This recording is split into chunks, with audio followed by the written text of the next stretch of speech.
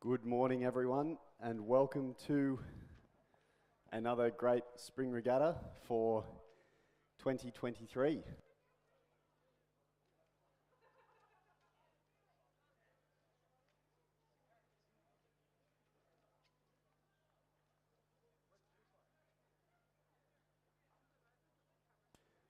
We are underway now in race one, the men's C-grade quad. We are ready for some good hammer and tongs racing this fine regatta season. This is the first proper spring regatta, or the first circ regatta that we've had for the season, and I think they've got some keen athletes ready to race. So very quickly, as I run through this crew coming down now, race one we have in lane 2, Mossman, in lane 3, St Augustine's, in lane 4, Canberra, in lane 5, St George, in lane 6, University of New South Wales, and in lane 7, Newcastle Grammar. And at this point, it looks like it will be the crew there, I believe in Mossman, coming first through the 500. No, I apologise, that's the crew from Canberra Rowing Club. At Canberra Rowing Club crew, Jackson Boyd, Thomas Wayne, Eamon Burke, and Jaden Peters, coached by Jeffrey Brown. Look like they're really making a mark on this race, although it is quite a close race there. You've got 2.38 seconds away is University of New South Wales, followed by third place in just 0.76 seconds is St George. We will get a little bit of a better picture as they come down the course now into the final 250 metre marks, but as we're waiting for them to come down, we can just point out how much of a beautiful day it is here at Sydney International Regatta Centre in Penrith.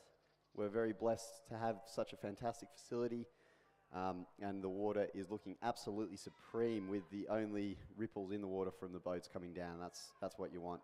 That's some good, honest rowing. As they come through to the last 100 metres, it looks like it is still Canberra, but they are being pushed by University of New South Wales as NSW raise their rate of striking to about 40, maybe the high 30s, as they try and push past this Canberra Rowing Club crew. Will it be too little too late? I'm not too sure, but as we come through to the final 100 metres, it is bow ball to bow ball. Very good bow ball to bow ball racing. It looks like it will still just be Canberra, but will UNSW get just that edge on them? They won't quite. It's Canberra Rowing Club, and 0.42 seconds away is University of New South Wales, making up 2.2 seconds over the last 500 metres, which is very impressive. Third place there is St George, followed by fourth Newcastle Grammar, and finally St Augustine's, doing great stuff in the rowing world now with their Junior 4 winning in 2022 and 2023. I believe they came fourth there for some good results on the world stage. We can hopefully see these young men competing at a similar level later down the track. Finally here, finalising the field is, I believe this is the Mossman crew in lane 2.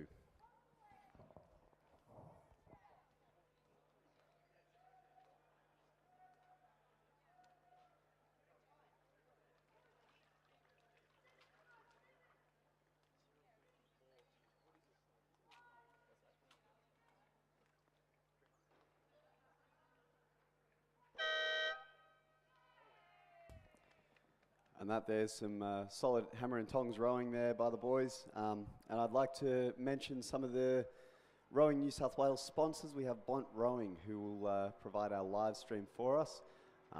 Feel free to go and have a chat to Istvan at the Bont Rowing tent. I believe I saw it just next to the grandstand there. He can help you out with any shoes you might need for your boat. Some fantastic Bont Rowing shoes, sponsored by Tara Rigney, I believe, was doing a little bit of administration work for them. Doing a great job there, displaying the fantastic shoes on offer by Istvan and the team at Bont Rowing.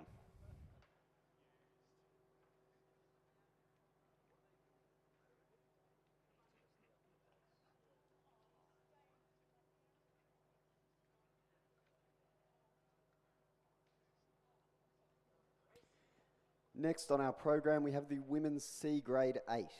This race will be raced over 3 lanes. In lane 4, we have Mossman Rowing Club, Sophie Hay, Scarlett Bradshaw, Tanya Hornby, Frida Kirkman, Eloise Stevens, Lottie Ravitch Stein, George Nitz, Elise Coates and Alexandra Pearson, coxed by Alexandra Pearson, sorry, and coached by Ben Whitewolf.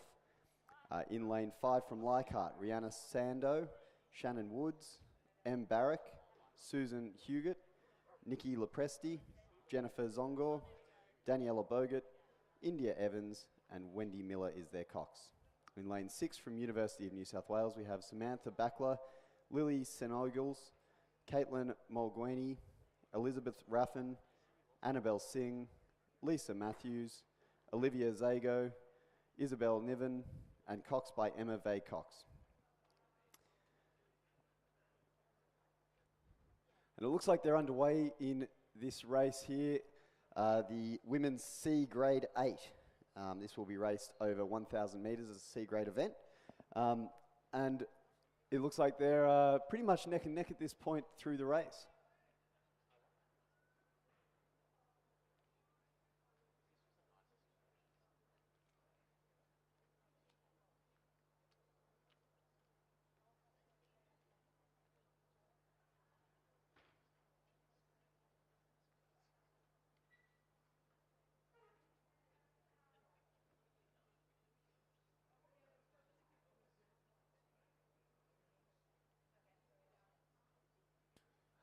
I'm joined now in the commentary box by the ever-experienced Mark Tejan, who will be helping me call this race.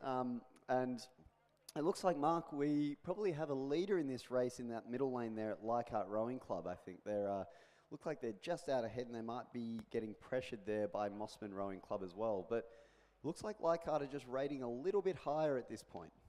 Yeah, I think it could still be anyone's, but certainly Leichhardt have got I reckon, about half length lead. What do you reckon from up here? It does. Oh, there we go. It's full length. We've just seen them come through the 1,000 metre mark. Or sorry, the 500. The last 500. Last 500. Everyone knows what I mean. Yep. And it looks like the race on there is really for second and third place there between University of New South Wales and Mossman Rowing Club, I think they're marked. But it does look like that Leichhardt crew has a pretty dominant lead on this race. Yeah, interesting the different styles there. You can see Leichhardt really rating much higher. Mossman going for a good push and let the boat run there.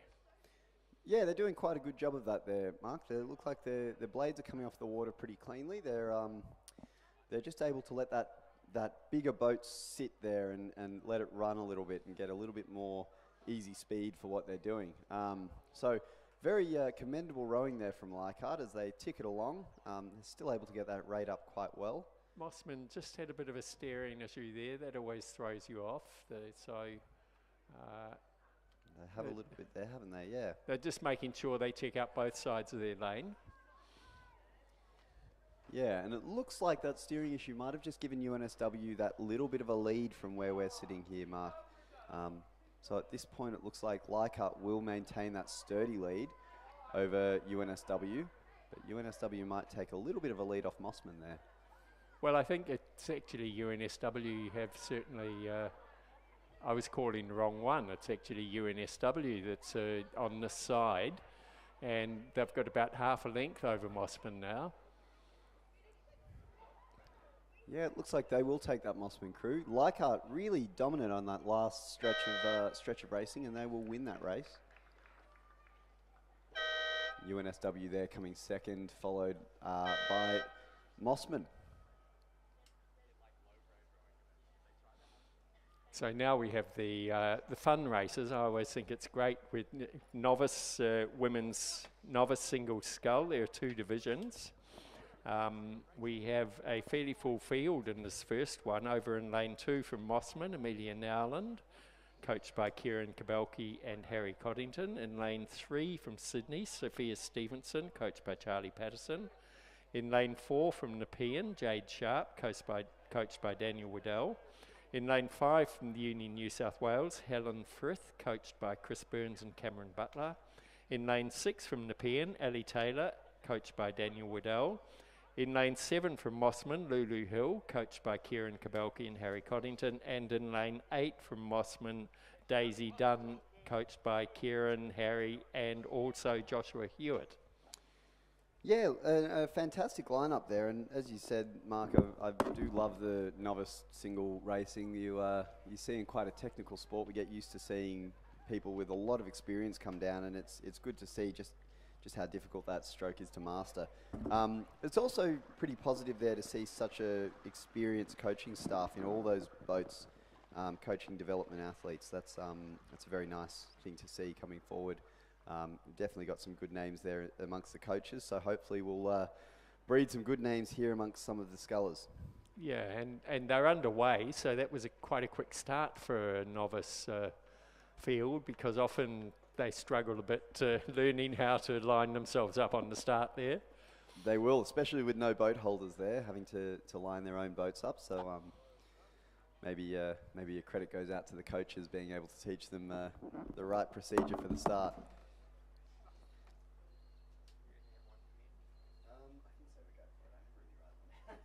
I never really write them down, so go for it. Well, it's more that if there's presentations. Oh, yeah. That's a good point. That's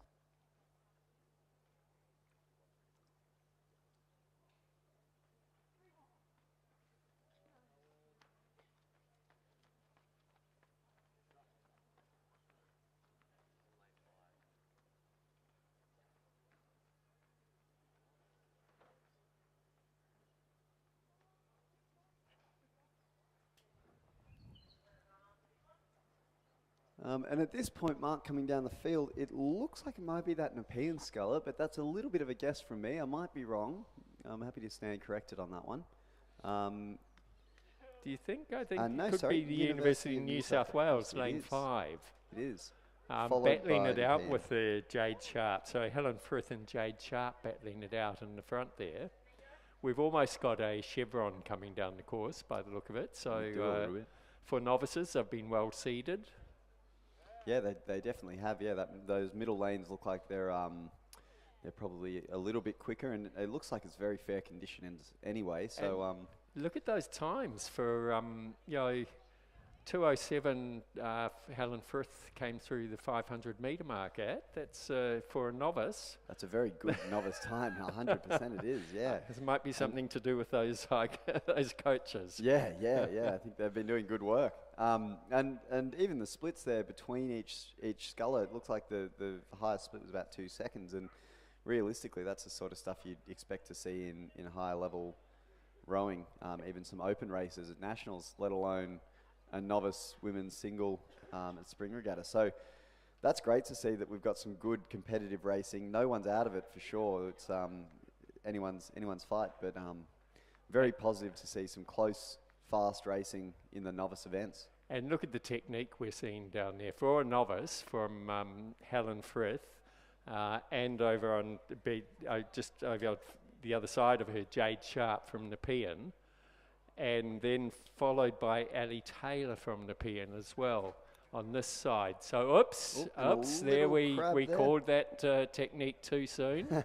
So we just saw Helen Frith catch a crab, and on the far side, Jade Sharp, I think, has managed to just put a nose in front.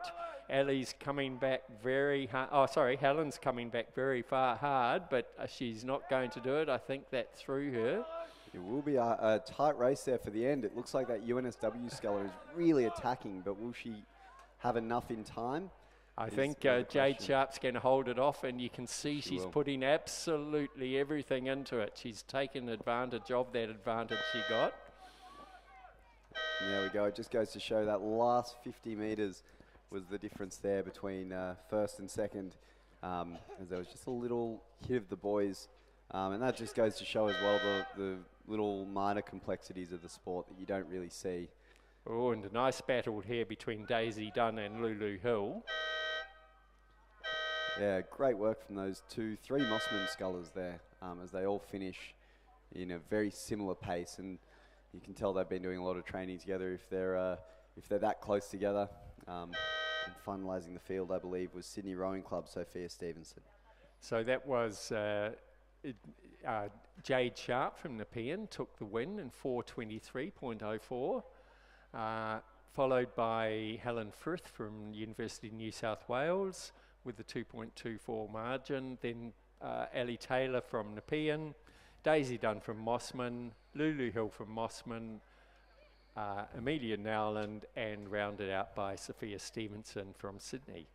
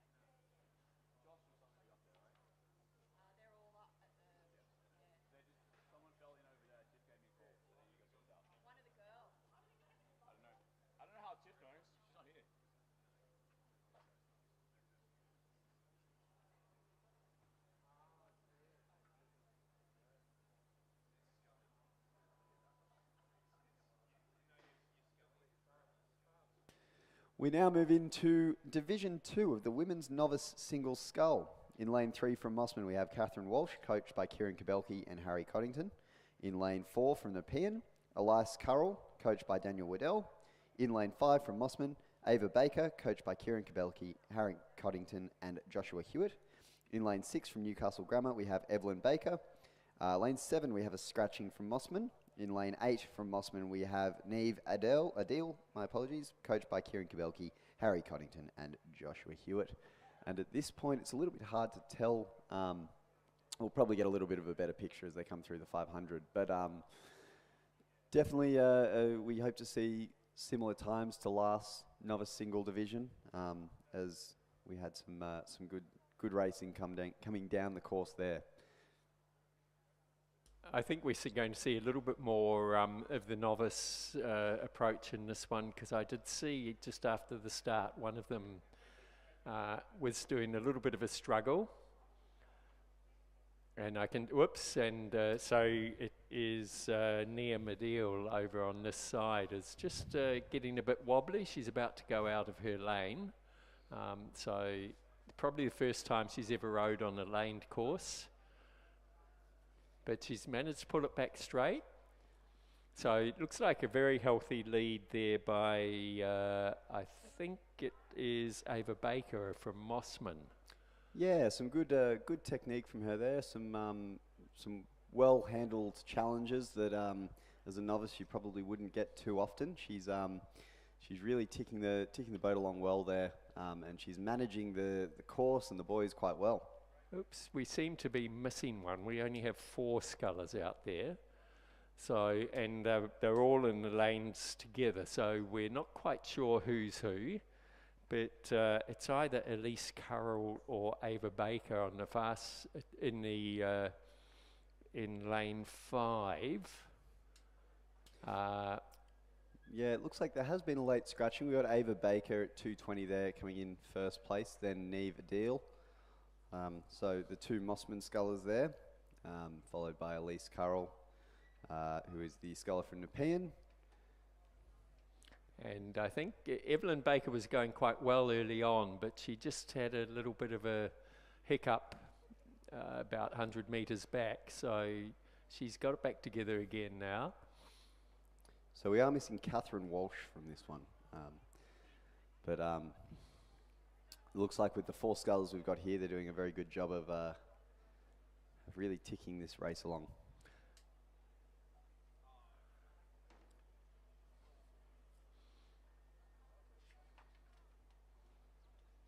So yeah, that's Ava Baker seems to be holding on to her lead, and followed by Nia Adil, who's struggling but still managing to keep the pace up. I think she's just about to experience what it's like when one of your blades hits a buoy, but we'll wait and see. She's had steering issues all the way down. She's doing quite a good job of maintaining that, I believe, second place there, despite the steering issues. She's just sort of stopped rowing and started tapping along, which she's determined. She came out. She was about to come out of a lane. She's headed back in, and now you can see her putting everything into it. She's probably wondering, where is that finish line? They're just in the last 250 metres now. As we've all experienced there, Mark, 100% she would be. You end up learning what those red boys look like, and they're a very nice sight. But it looks like that those two Mossman scullers will, at this point, retain first and second. And again, another little bit of steering issues there from the Mossman sculler in lane 8. She would be able to just keep rowing through these boys, even if she ends up in a different lane. But looks like she's just stopping to tap it around, and her boat looks like it might just be moving to bow side just a touch. So Ava Baker from Mossman with a very healthy lead. She's looking around to find that finish line. She's obviously put everything into it.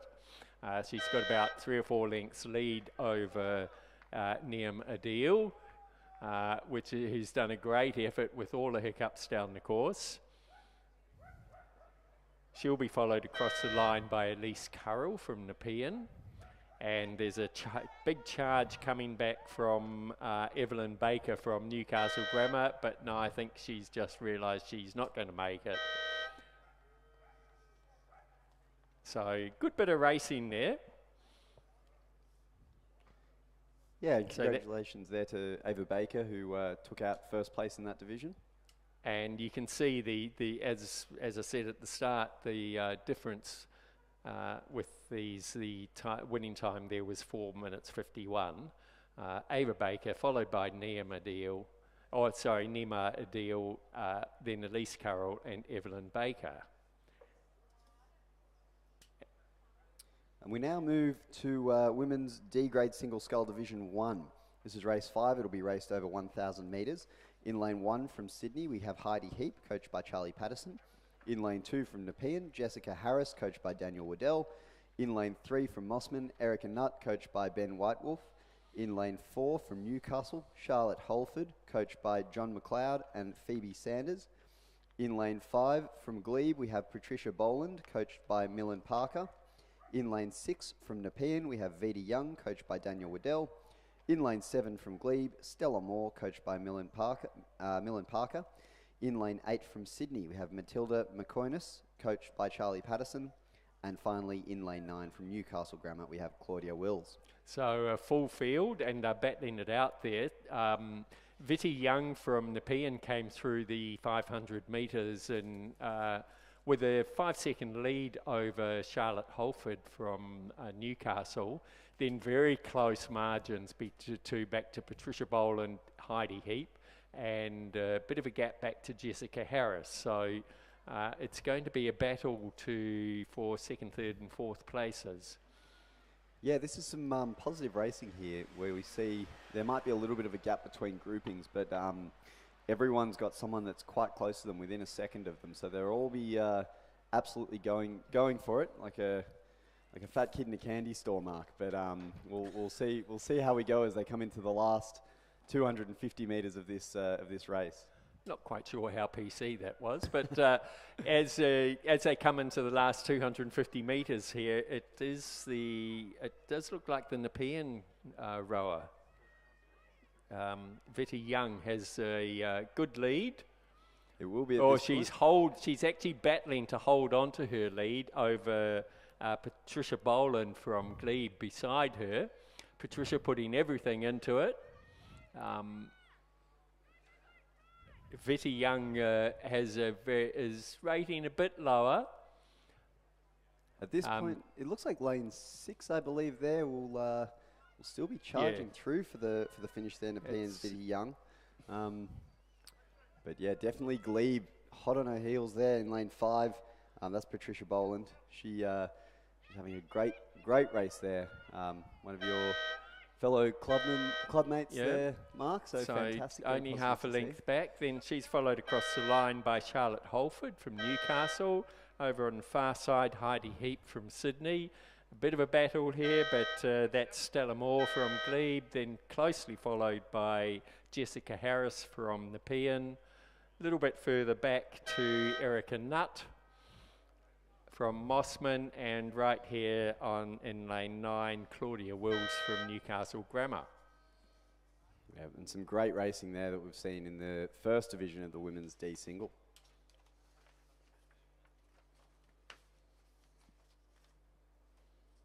And the winning time there was 4 minutes 12.83. So just goes to show that first novice race was very fast for considering they are novices. It was very, very quick, yeah. So that's positive to see, and hopefully we get them in the D grade single soon, and we can see how they go there, see how they compete against the experts. I'd say it won't be long before they're up into C grade, those girls. I think so. Hopefully we see them in A grade in no time at all.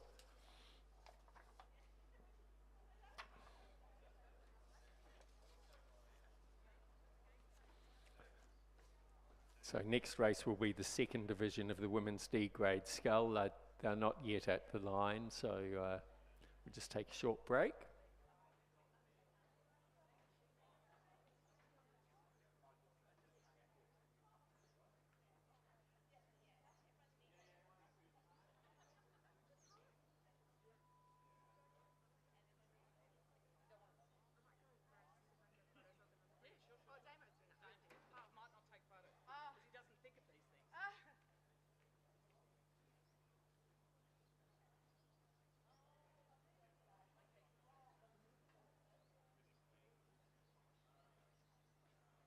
Yeah.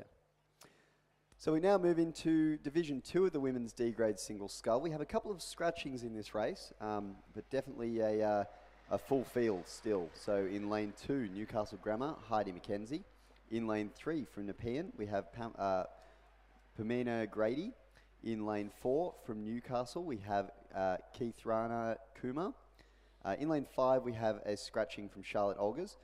In lane 6, from Canberra, we have T. Turnbull. In lane 7 from Nepean, we have Emily Boyles. And in lane 8 from Glebe, we have Emily Barrett. So the two Emilys on the extremity of the course, but at this point, it is a little bit hard to tell. Oh, racing stopped, awaiting restart. Never mind. So there would have been something happen there.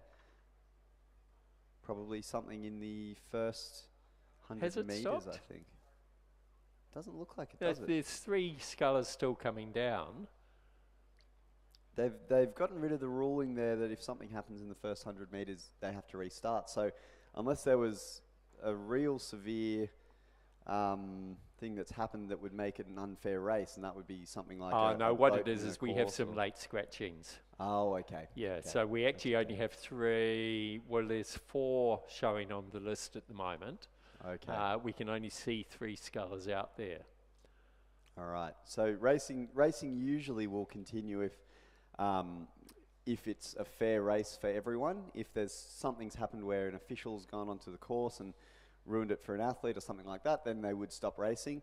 If there's a boat breakage, they continue racing. If there's an injury, they continue racing. So it doesn't look like anything too out of the ordinary's happened, and it looks like we have Emily Barrett from Glebe in lane 8, closest to us. A couple of lanes in T Turnbull from Canberra, and further across that would be, I think.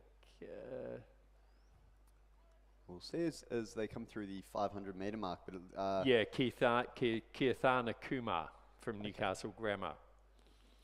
All right, so we have a three horse race here in this event.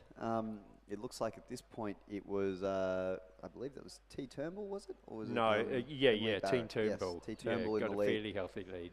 Yeah, in this women's D grade single scull. Now I wonder whether they're splitting this one up into 2 divisions for some reason, or whether we've just got a high number of scratchings. Either could be the case. We've got another division of the women's C grade single coming up after this anyway. So it'll be interesting to see what's going on there. Just a reminder for all athletes as well, if you aren't going to race an event, please come down to the tower within the hour of your race to do an official scratching. This will save you money because the seat fees, I believe, are wiped for that, and also save us You still time get charged if you scratch. Never mind. Never mind.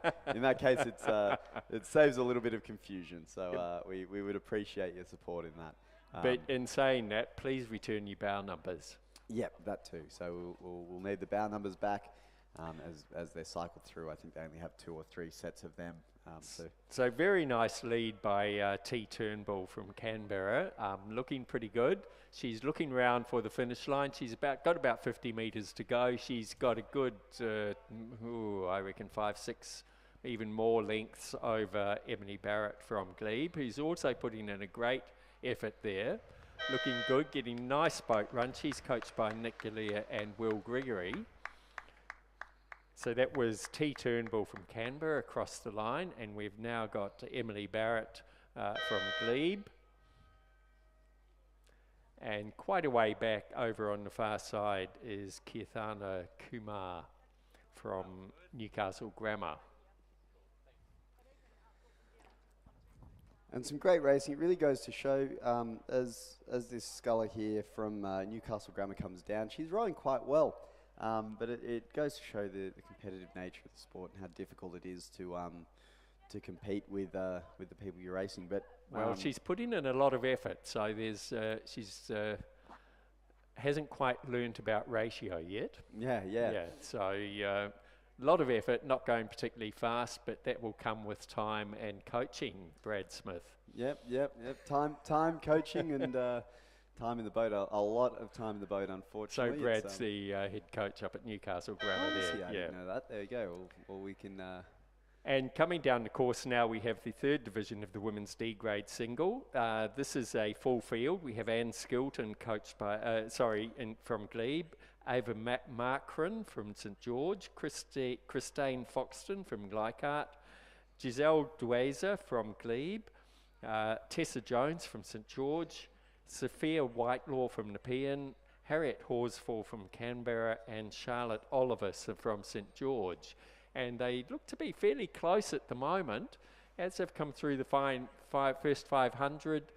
Charlotte Olivia, it is, from St George, was in the lead, but only by less than a second over Anne Skilton, followed by Giselle Dweiser, then Sophia Whitelaw, Ava Markran, Christine Foxton, and Harriet Horsfall, then Tessa Jones. So the real battle is going to be here between Charlotte Olivier and Anne Skilton. There was about a 3-second margin back to Giselle Dweiser as they came through that 500 metre mark. And then they were reasonably spread out. So whether they hold those placings until the last minute. Now, Anne Skilton just had a bit of a hiccup there. She's out there, no bias towards Glebe, of course, but she's in her brand new boat, so very excited about this, and is now just about to cross the lane again. So she's just had a bit of a steering issue there. Yeah. Can she catch Charlotte? That's the big one. I think she actually has overtaken her. So I think Anne Skilton has managed to take the lead. It is good to see the battle here for first and second. It's always nice to see that when you have, especially when they're on the each extremity of the course, it's quite difficult to race when your competitor is 8 lanes across, and this is sort of what's happening now. Yeah, sorry, I've been looking at the wrong side of the field. It's actually Charlotte Olivia from St George with the lead, but Anne Skilton right over the far side there, and there's been I think has managed to hold her lead. So it's Charlotte Olivia that's having the steering issues. Anne looking very comfortable over the far side. They're getting good boat run. The battle, then it's back to Giselle Dwayser from Glebe, who's probably going to take third place if Charlotte can hold her off, who's just probably about to hit one of the Finnish boys as she crosses the line. So that's Anne Skilton by a length, followed by Charlotte Olivier from St George, then Giselle Dwayser from Glebe. She'll be followed across by Sophia Whitelaw from Nepean. Then further back to Christine Foxton from Leichhardt. Over on the far side, it will be Ava Markrun from St George in a real battle here for the final position, and just taken by Harriet Horsfall from Canberra over Tessa Jones from St George. Yeah, good bit of racing there. Some good racing. Yeah. Even in those that last position, we had a .33 margin. Absolutely nothing. So, fantastic racing to watch there. So I just have to put a big shout out to our Anne. She was a little bit nervous before this race, and she'll be absolutely over the moon that her brand new boat has performed perfectly for her. It's fantastic. Yeah. What brand new boat has she got? I can't remember what. It's just off the top of my head. It's always good to have a boat you can set up for yourself. It's a Sykes. Oh, lovely. Yeah. Aussie but made. very hard to find good lightweight boats at the moment. Yeah. And she was looking for a second hand, and Sykes said, "Well, we've got a new one on the trailer." Fantastic. Fantastic. How good that. As we pass through Sydney.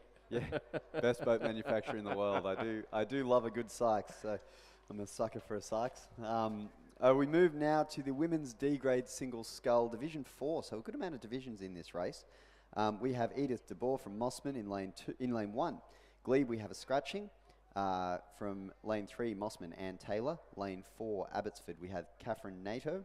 In lane 5, Nepean, Maya Edwards. In lane 6 from Abbotsford, Yenzi Rowe. In lane 7 from St George, we have Ava Green, and in lane 8 from Newcastle Grammar, Kensington Steele. And some good coaching staff here in this race as well, so we should expect to see a pretty competent bunch of scullers coming down the course. I think this is a far more experienced bunch here. Ann Taylor I think is now an H Masters, but she is a very fast and very competent rower.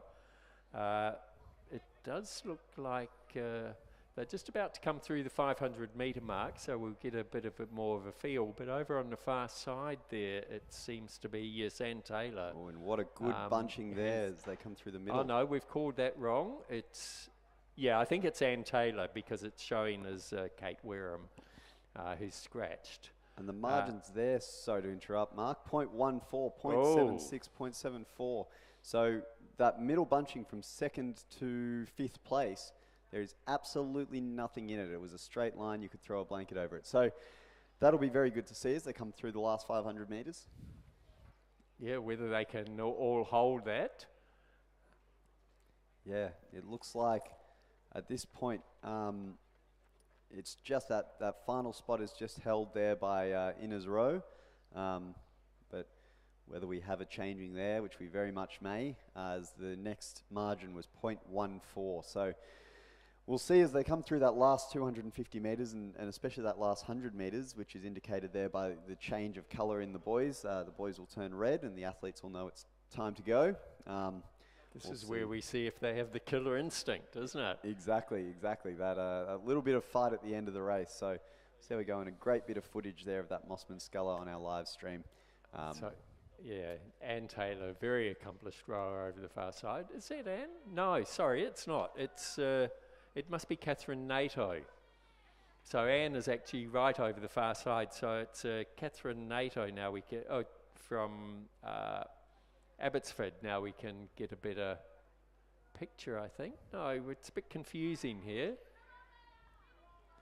Yeah, a little bit of a mix-up because yeah, the scratching was lane 2, but there's a rower out there in lane 2 who's in the lead, and the colours, it does look like Nepean to me. Yeah, now if you're in the grandstand, it might be Maya Edwards.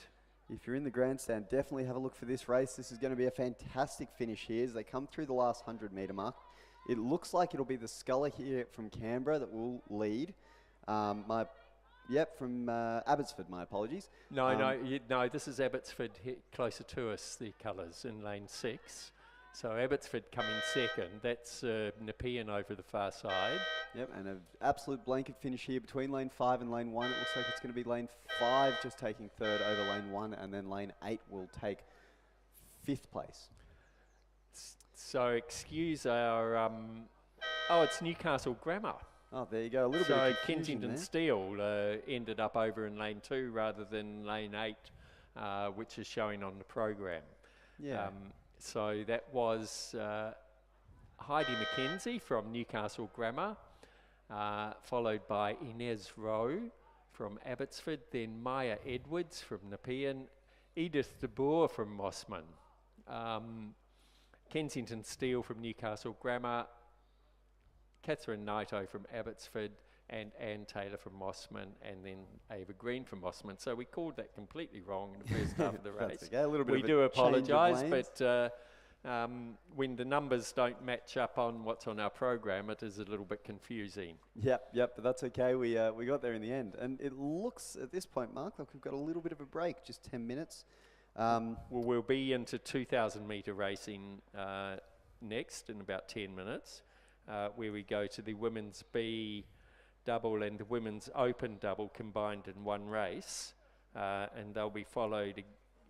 Okay, so we have 2 divisions of the women's B grade double, but they've chucked a couple of open doubles into the first division. So yeah, so they've mixed the 2 open scullers, the 2 open crews that we have here. The 2 women's open doubles from Sydney, Grace Cipher and Neve Tierney, as well as Liesl Page and Laura Cipher, both very accomplished athletes. All 4 are very accomplished athletes, into the B grade race. And I've been told to ensure everyone from the UTS B grade double that they're technically not racing the open doubles, but I think with the crews here from Sydney Rowing Club, UTS, Sydney University and Glebe, really is a battle for the best in the inner west, I think, here, Mark. So we'll see how we go as they line up at the start line.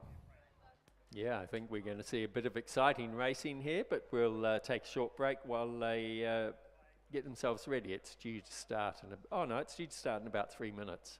So they might catch up the time here. We can see the doubles now just starting to pull into the starting blocks there. So I think it's Nepean Rowing Club is doing the boat holding today. I believe so, yeah. That's very good, and a good credit to Nepean Rowing Club, and thank you to all the volunteers who are helping today. The regatta couldn't happen without you, so we appreciate the assistance. And anyone floating around out there, we can never have enough volunteers to run these regattas, so and it's very rewarding work, isn't it, Peter? It is. Yeah. It's great fun. You get to meet good people and help a fantastic sport grow even further, so it was very good. Okay, so they're pulling into the starters blocks over on the far side in lane 2 from UTS. We have Sarah Berritree and Paige Critchlow. In lane 3 from Glebe, Heidi Lindahl and Jackie Harris. In lane 4 from UTS, Kiralee Schofield and Lila Anderton. In lane 5 from Sydney University, Ciara Ortoloni and Phoebe Teal, coached by Alan Bennett and Alpha Young. In lane 6 from UTS, Grace Burke and Annabelle Fuller. So all those are racing in the B double. Then we have the 2 open crews, Liesl Page and Laura Cypher, coached by Lachlan Carter and Felix Stew from Sydney in lane 7. And in lane 8, closest to the grandstand, Grace Cypher and Neve Tierney, coached by Lachlan Carter and Charlie Patterson. Yeah, and those 2 Sydney Rowing Club doubles indicated there with the yellow alpacas will be very, very competitive boats to watch. Both crews are absolutely world of experience, so they'll be fantastic to watch as they come through. It'll be interesting to see who gets up between those 2. The UTS crew there, Grace Burke, of course, the sister of the ever-accomplished Pat Burke, who has been doing fantastic things and is the world sprinting champion as decreed at Nationals.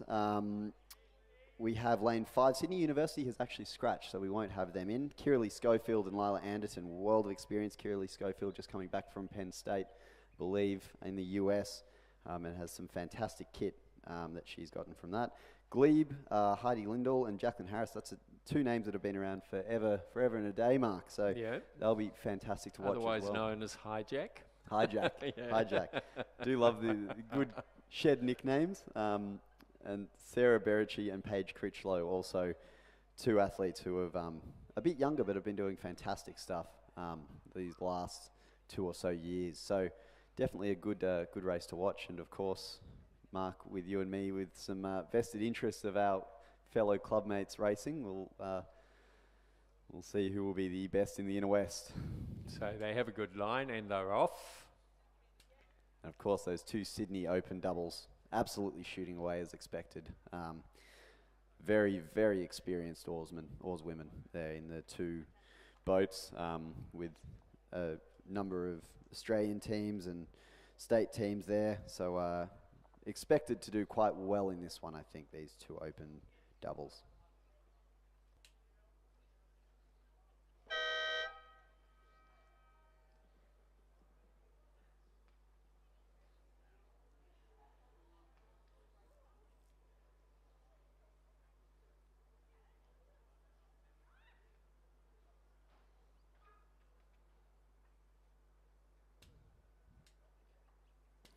And a good picture here of this double here of Grace Burke and Annabelle Fuller, I believe.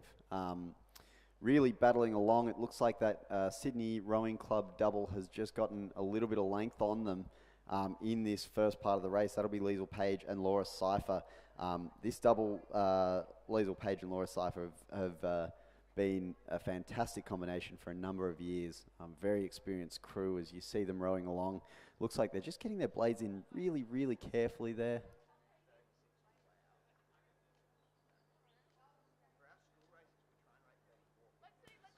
And it looks like they're just trailed by this other double of Grace Cypher and Neve Tierney. So Grace Cypher, Laura's sister, a fantastic lightweight at the Sydney Rowing Club program. Again, has been in the sport and doing good stuff in the sport for a number of years. And it looks like, as we come through, it will be Kiralee Schofield and Lila Anderton are really pushing that first women's double, which is quite an impressive effort from them.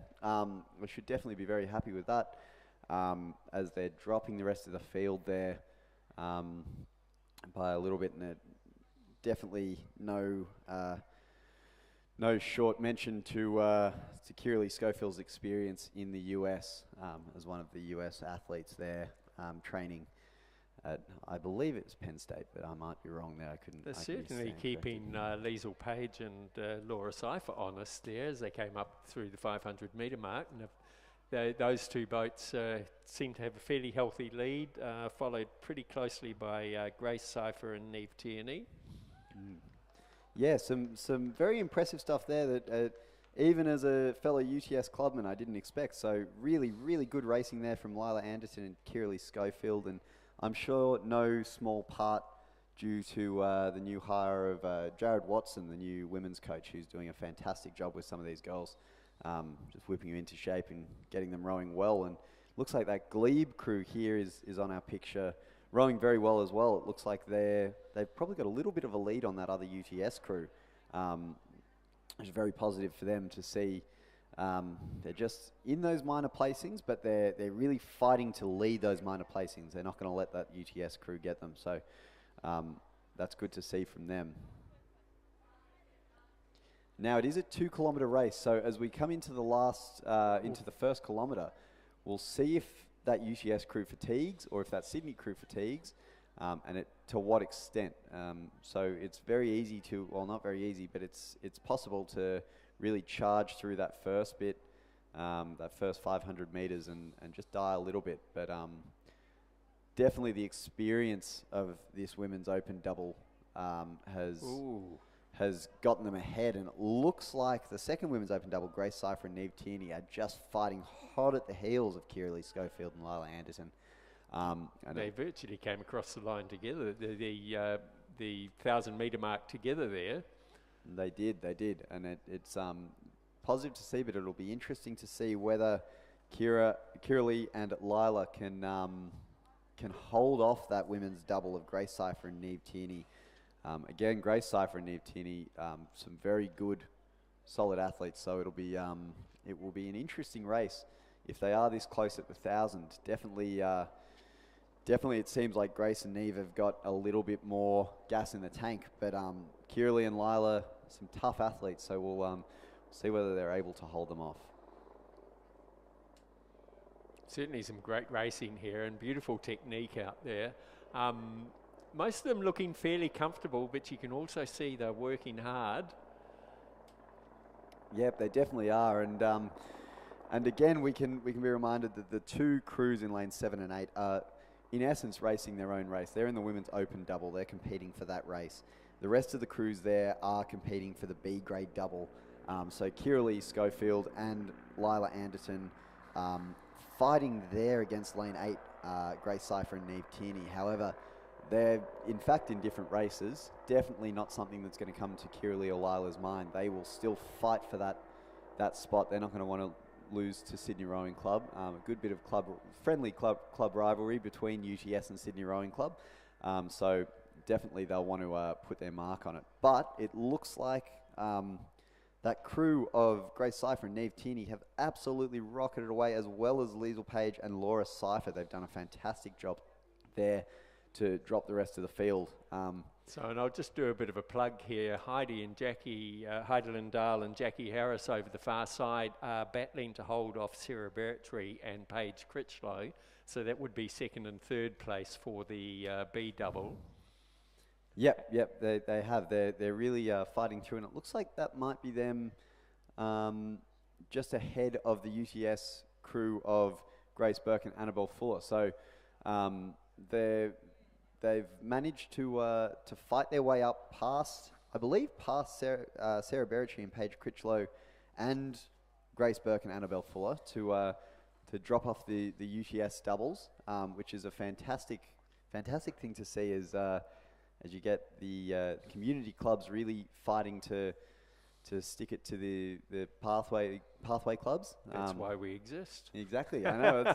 we need people to keep us honest, Mark. So this is good to see. Yeah, perfect conditions out there. Look, if you can see the video footage, you can see all the flagpoles reflecting in the glassy conditions out here. So we couldn't ask for a better day. Yeah, it is. It's a fantastic day for racing. As we come into the last 100 metres here of at least the women's open double race, definitely Liesl Page and Laura Cypher, a commanding race from start to finish in this open double. They will take out first place, barring a disaster, which I don't think will happen. A very experienced crew, rowing absolutely fantastically under the tutelage there of the great Lachlan Carter, and of course Felix Diu taking some fantastic photos as he goes through and as he coaches there at Sydney Rowing Club. They will take first place, followed there by Grace Cipher and Neve Tierney, another fantastically experienced double in lane 8, rowing very well in those beautiful alpacas. And a brave race there, plugging my club mates here, but a brave race here from Kiralee Schofield and Lila Anderton, not letting those Sydney Rowing Club doubles go without a fight, and they will win their division quite commandingly. And how good's this from Glebe? Heidi Lindell and Jacqueline Harris. Yeah, very nice bit of race racing there. Sticking it to the UTS doubles. That's what we like. Unfortunately for me, but it's very good to see. It's very positive. And again, a very experienced crew there.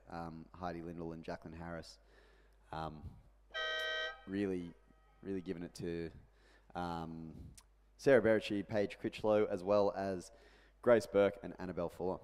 So roaring down the course now, we have race 10, which is the second division of the women's B-grade double scull. In lane 2 from Newcastle Grammar, Sadie Smart, coached by Jemima McKenzie. In lane 3 from Leichhardt, Sabrina Koskar. Not coached by, this is doubles. Sadie Smart and Jemima McKenzie. In lane 3 from Leichhardt, Sabrina Koskar and Grace Conry. In lane 4 from Newcastle Grammar, Roxana Brown and Annabelle McKenzie. In lane 5 from St George, Beth Jacobs and Lily Featherston. In lane 6 from Sydney, Georgina Stevenson and Amelia de Villiers. In lane, that's it. So we have 6 boats in this race, and it does look to be the Sydney crew, which has a pretty healthy lead over the rest of the field. Yep, they really do, don't they? They've absolutely shot away here, and that's the Sydney crew of Georgina Stevenson and Amelia de Villiers, coached by Charlie Patterson, who's been doing fantastic stuff for a number of years at Sydney Rowing Club. Really a staple of the shed and part of the furniture. So, and further back, then we have the Leichhardt crew of Sabrina Koskar and Grace Conry. So the field does look to be fairly well spread out. We'll get more of a feel for it as they come through the last 500 metre mark here. Well, they've gone through the 1,000 metres. So, yep. And Grace Conry there, the niece of Angela Conry, who the lady that got me into rowing actually is a old teacher of mine. So a fantastic athlete still. I believe she's still rowing at Leichhardt, and it's good to see that the rowing generations have been passed down, and to see her nephew Grace Conry here racing well, as her auntie did, or it still does. And so definitely Sydney Rowing Club in first place there with a fantastic lead through the 1500. 5:49 is the time there, quite a good time in the double. And a fair, healthy margin back through to, I believe, that Leichhardt crew with a 20-second lead. And again, another healthy margin back from that Leichhardt crew. So some spread out racing here for race 10.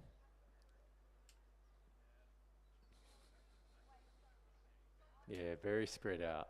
As the camera zooms out to catch the rest of the field.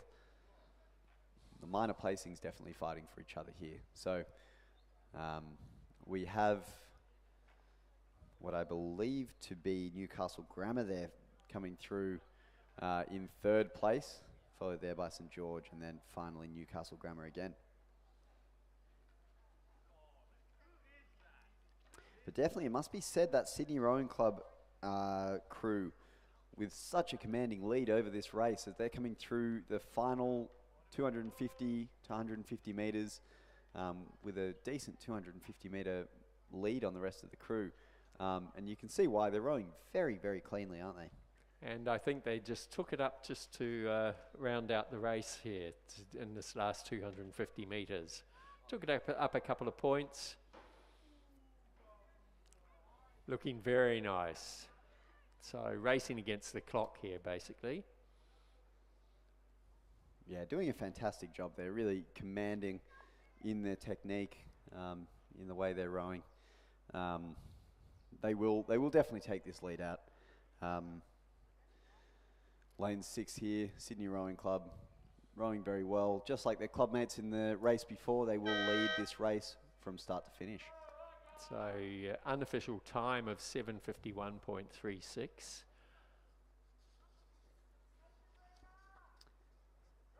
So the previous race, the open winning time was 7:38.4, and then a 14-second back to the winning time for the for the B grade race. So that was the Leichhardt crew that just crossed the line of Sabrina Coscart and Grace Conry. We have Roxana Brown and Annabelle McKenzie from Newcastle, just with about 50 odd metres to go. They're going to be followed across by Beth Jacobs and Lily Featherston from St George.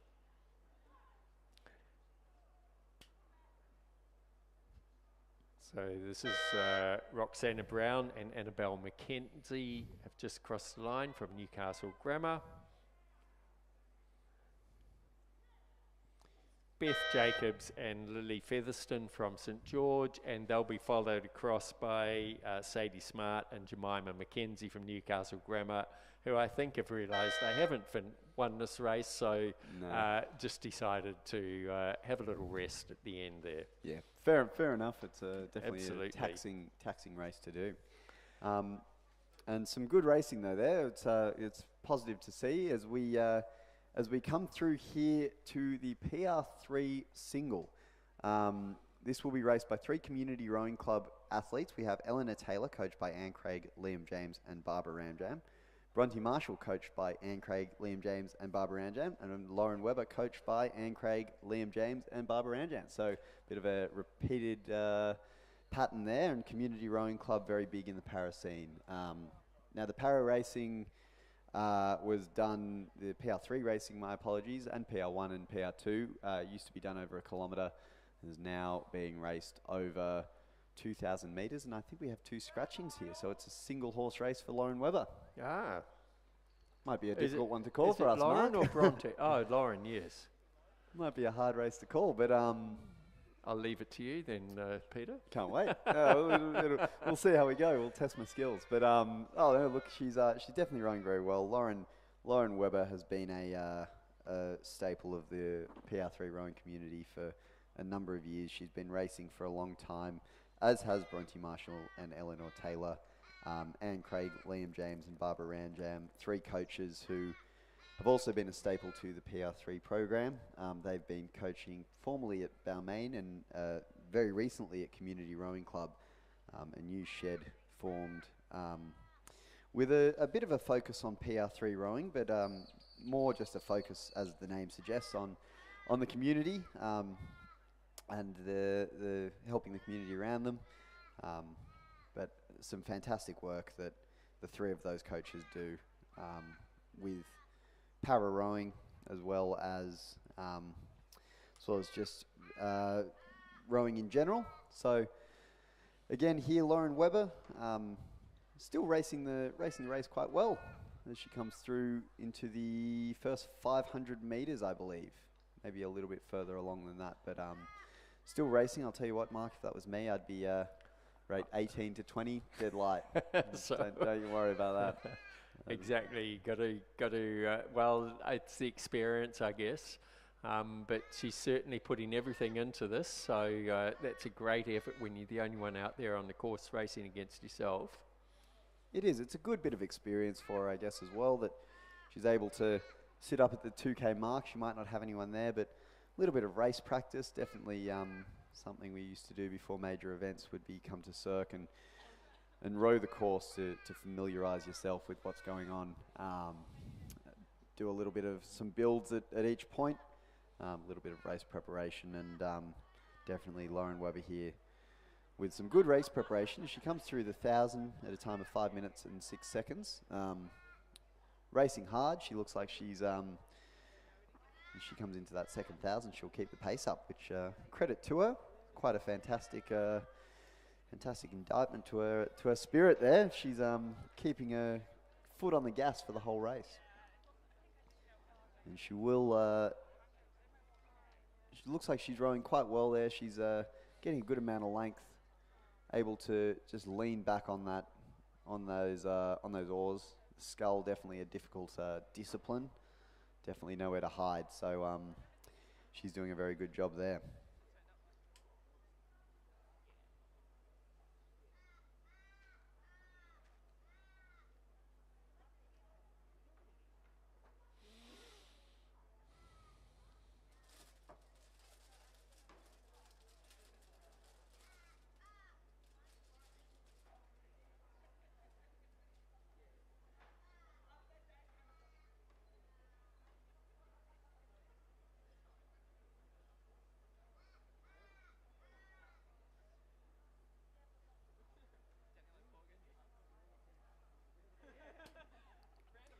As Lauren does come into the last 750 metres here, it would be a good time to mention the growth in para rowing in the last 5 or so years, with a pretty healthy, I believe, 4th place medal in the Paralympics last cycle. Of course, assisted by the great Thomas Birtwistle, as well as others. Thomas Birtwistle, very competitive rower back in the day until he had an accident, hit off his car, and is able to race in para rowing today. I don't think he'll be here at this regatta, but he definitely is around. If you see him, you can say hi, a very friendly man. But Community Rowing Club here again, Lauren Webber, she'll be coming through the 500 metre mark, 500 metres to go, that is. Again, a single horse race in lane 6. She's is really doing a commanding job at still keeping her foot on the gas. She's probably there at rate 26, I would say. It's very impressive, Peter, that she's still really putting everything into it. She's probably dropped her rating down, but she's certainly putting the power on. Yeah, she definitely is. She's still leaning back on it, still able to give it a good fight. So she'll probably be here getting a time, I think, for herself.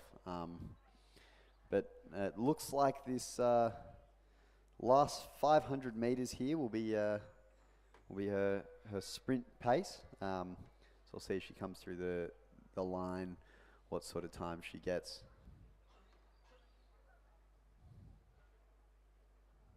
After this, it looks like we will have a bit more 1,000 metre racing with some C-grade events. Definitely. So, yeah, 3 divisions of the men's C-grade double scull.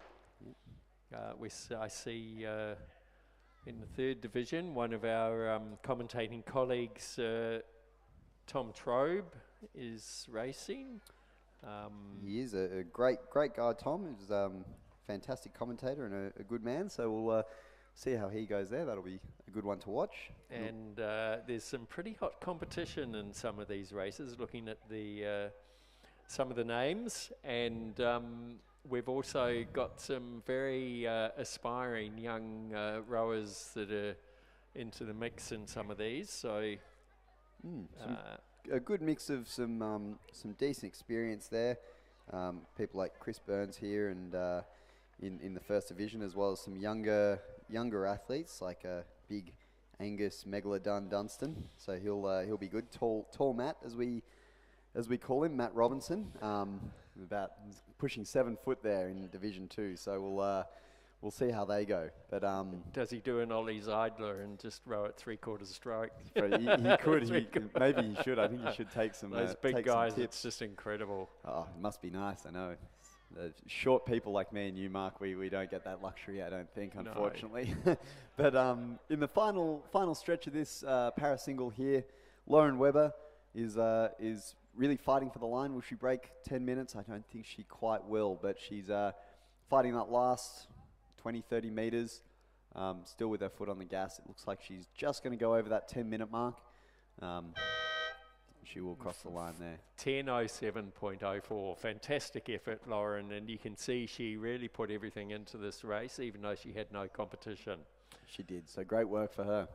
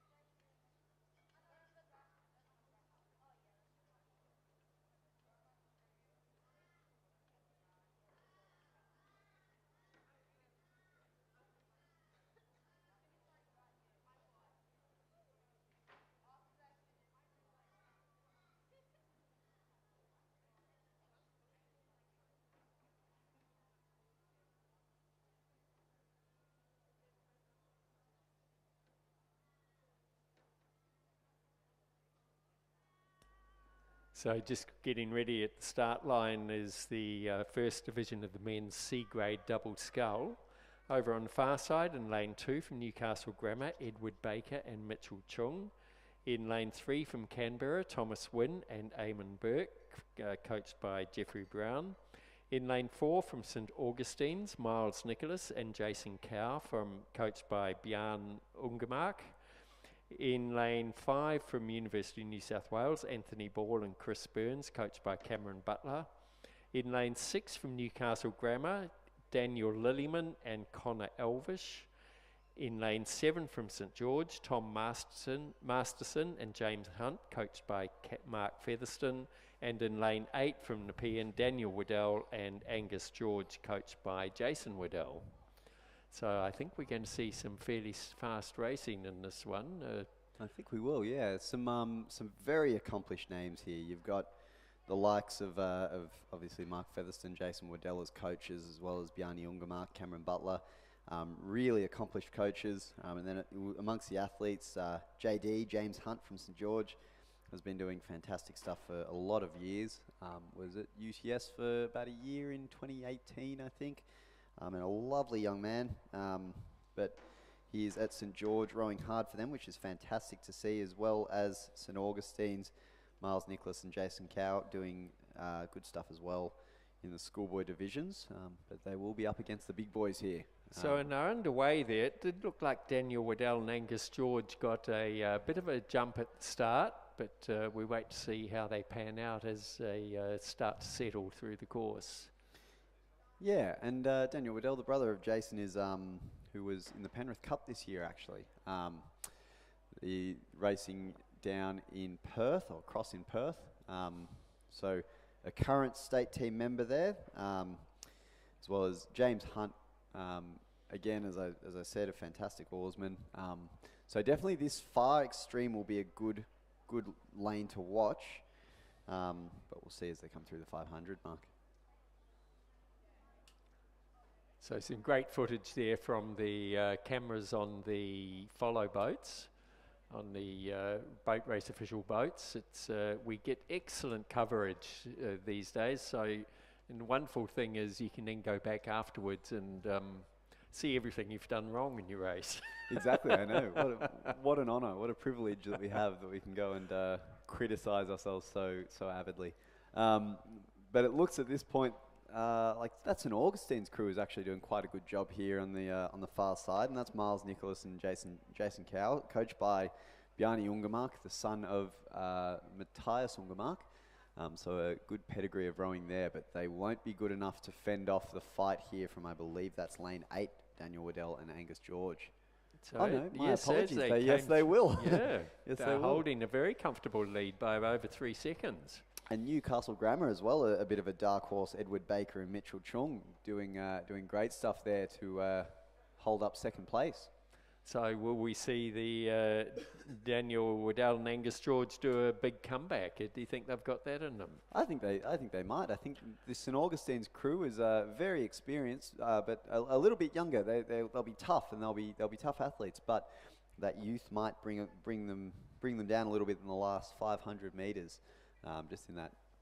Inexperience in racing a little bit. I think you can see Daniel Waddell and Angus George now pushing pretty hard. They've got about 300 metres to go, but that St Augustine's crew is going really well. Miles Nicholas and Jason Cow.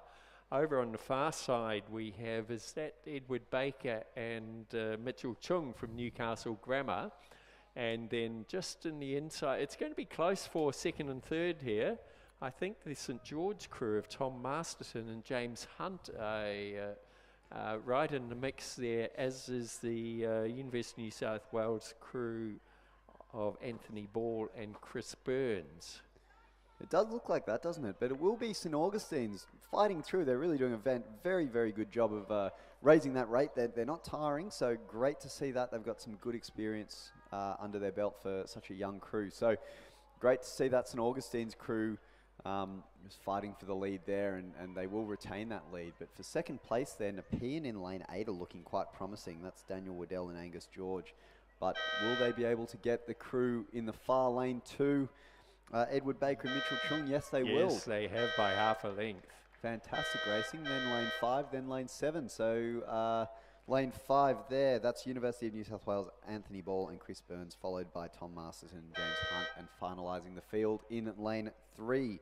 We have Canberra, Thomas Wynne and Eamon Burke. So roaring down the course is the second division of the men's C-grade double scull. Over in lane 2 from Canberra, Jackson Boyd and Jaden Peters. In lane 3 from St Augustine's, Rory Parker and Hamish Wise. In lane 4 from St George, Alan Robertson and Ayrton Granger Ramos. In lane 5 from Mossman, Jack Hilliard and Tobias Elias. In lane 6 from St George, Rory Cole and Lachlan Dunn.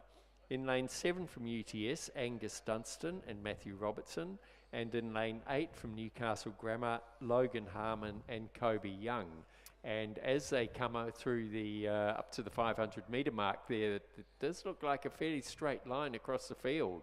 It does, some great racing there, and it looks like at the 500 metre mark it will be Canberra 2, followed by St George, and a very tight race there for third place. It looks like UTS there, the Beauty and the Beast double will be spat out the back with big Megalodon and Tall Matt. So definitely those Canberra Rowing Club, fantastic work. 144 through the first 500. Jackson Boyd and Jaden Peters. So they're coached by Jeffrey Brown. They must be doing some good stuff there if they're leading that race so demandingly. And Alan Robertson and Ayrton Granger Ramos are very accomplished masters rowers. So they are. They've been around for a million years. Those guys have been around, I think, longer than I have. So, well, that's not very long. No, well, might have to do a little bit more time, I think, Mark. But it looks at this point definitely like it will be the Canberra double, doing a fantastic job coming through the last 250 metres. But it is quite tight there still. They're very tight. It's all pretty neck and neck. Some good racing happening. So this is going to be a very close finish, I think. Yeah. Well, it looks like St George, so Ayrton and Alan really pushing hard there to see if they can catch that Canberra double over on the far side of Jackson Boyd and Jaden Peters. They are. They're definitely putting the hammer down, and it looks like they're going to be able to get the rest of the field here with this push. But I don't think they're quite going to catch up to that far Canberra double. Definitely St George looking like they might solidify second and third here, though, which is quite a good regatta that St George is having this week. Definitely Canberra Rowing Club from start to finish. Looks like they've lost a bow number, but they've done a great job at racing there. Second and third will be the two St George doubles. Big Megalodon crossing the line there in lane 7. Fourth place. St Augustine's there in 5th place. And then finalising our field, Newcastle Grammar doing fantastic work there. 2.49. Pretty even margins between all crews. So very fast time there. 3 minutes 33.78 with a margin of 2.35, then further margin of nearly 4 seconds, and fairly spread out as the rest of them cross the line there. So now we're just waiting for the start for the third and final division of the men's C-grade double scull. Over on the far side from Glebe, Luke Martin and Josh Dallimore, coached by Nicholas Galea and Robin Mackney. In lane 3 from Canberra, Tom Trobe and Ashley Carr, coached by Jeffrey Brown. In lane 4, Northern Beaches Secondary, coached by, Anton Andrews and Jelly Spiker, coached by Kieran Kabelki.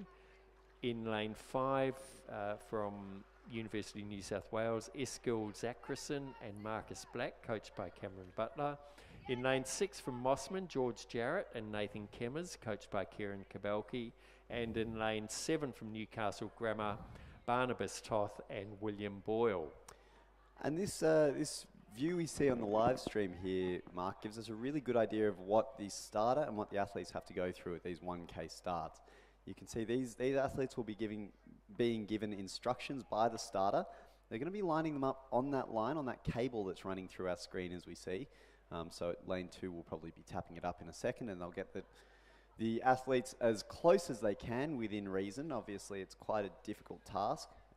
Lane 6 will not want to go any further forward, and they'll get them underway. And you can see there from lane 6, sometimes the athletes aren't quite ready. Usually, it's a bit of a quicker start, so they'll have to make up that little mishap. Definitely doable, but that's 1K racing for you.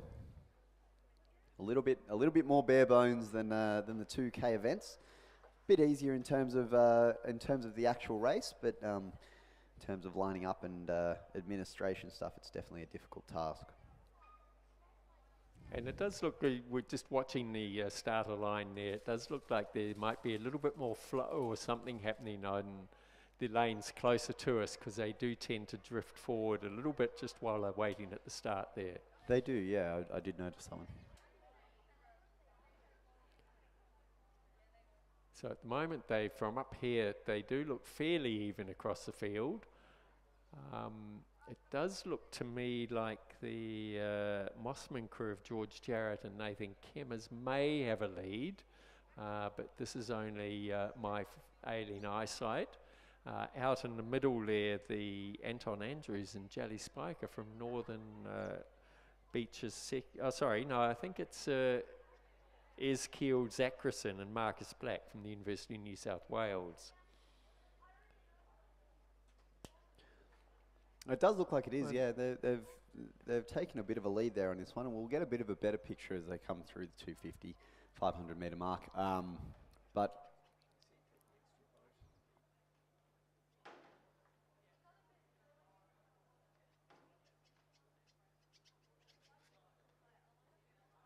so we're just a little bit confused here. We've got 7 boats coming down the course and 6 boats on our program. So excuse us if we call the incorrect. We'll be looking at the club colours as they come closer. We may have a couple of mishaps, but that's okay. I'm sure we'll be forgiven. But it looks at this point there like there's a gap there in our progression. So there'll be a boat somewhere there that's in but aren't being judged. And they look like they're coming 4th at this point. So I believe... So nice to see Glebe out in front. Young Luke Martin and Josh Dallimore. Glebe having quite a good regatta this regatta so far as well. There's only been a few races, but they've been up front and centre.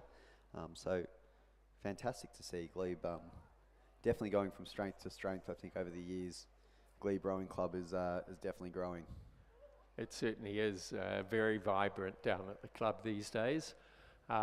So will Josh and Luke be able to hold off that crew out there in the middle, the University of New South Wales crew of Ezekiel Zachrison and Marcus Black? They're looking very nice there. Yeah, they've raised their rate quite a bit there. They're going for it. They've noticed that there's that UNSW crew in the middle that's fighting back at them. They're not going to let them take it. They're really having a crack. It will be close through the last 100 or so metres. It's anyone's call. I think they've. I think the Glebe crew of Luke Martin and Josh Dallimore are holding their lead. They're out by about a boat length in front. So the Uni New South Wales crew looking a little bit tidier, but just haven't quite got it in them. And that's a very nice win to Glebe, Luke Martin and Josh Dallimore. I think we'll see Josh's father, Rob, in the grandstand jumping for joy. And they were followed across by Ezekiel Zachrison and Marcus Black from the University of New South Wales. And that UNSW crew did look a little tidier and a little bigger as well. You can see sometimes in these doubles, in these smaller boats, bigger's not always better. Sometimes that athletic ability really comes into its own. So lane 4 here, really doing a good job, a nice fight here between lane 4 and lane 6. Oh no, and a crab right at the line. It will still just be lane 4, I think, but what a finish that was from the 4 Northern Beaches secondary rowers. Yeah, so a great time there by those young guys. 3:38. It just popped off our screen, so because we've got another race roaring down the course here, the women's C grade coxed 4. There's just 2 boats in the race. In lane 4 from Leichhardt, Belinda Brigham, Jane Hutchinson, Amy van den Nieuwenhof, and Rhiannon Sandow, coxed by Sebastian Kladnig. And from the University of New South Wales, Annabelle Singh, Elizabeth Raffin, Olivia Zago, and Lisa Matthews, coxed by Emma Vay Cox. Yeah, and Leichhardt really, really commanding this race here. You know, time of 1:54 in this Cox 4.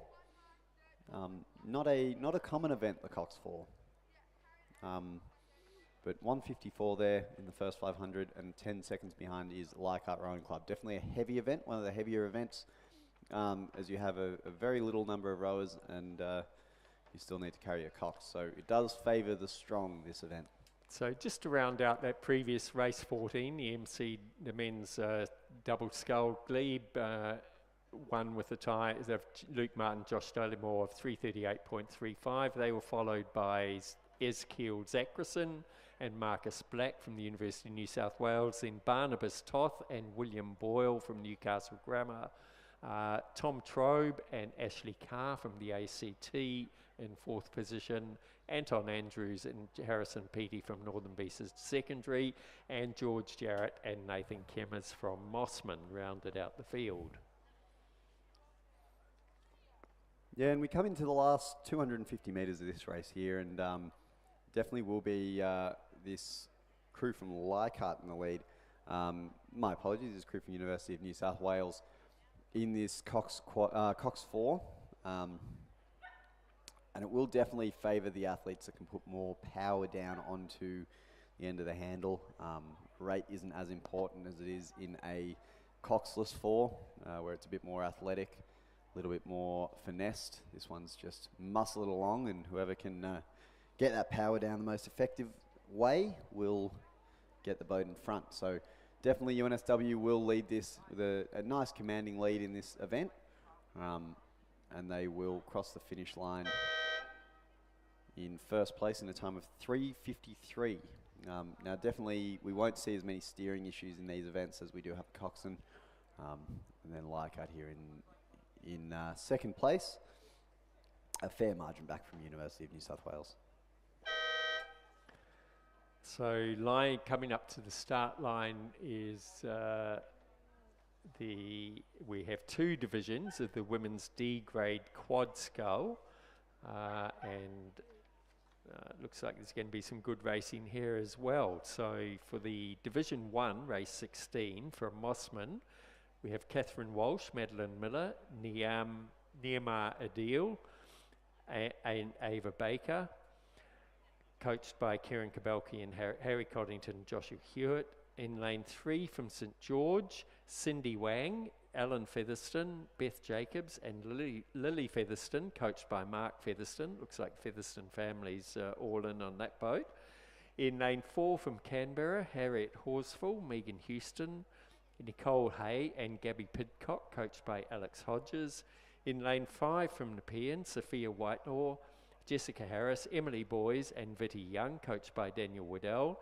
In lane 6 from Leichhardt, Christine Foxton, Suzanne Huggett, M. Barrack and Shannon Woods, coached by Steve Sherry. And in lane 7 from University of New South Wales, Helen Frith, Samantha Backler, Lily Sinogles, Caitlin Mulquinny, and coached by Chris Burns and Cameron Butler. And quite a few of these girls we've actually seen already come down the course in single sculls a bit earlier on. We have race 16 and we're already seeing a double up of athletes, which is very positive. But we've seen them come down a little bit earlier, so a lot of racing before 9:30.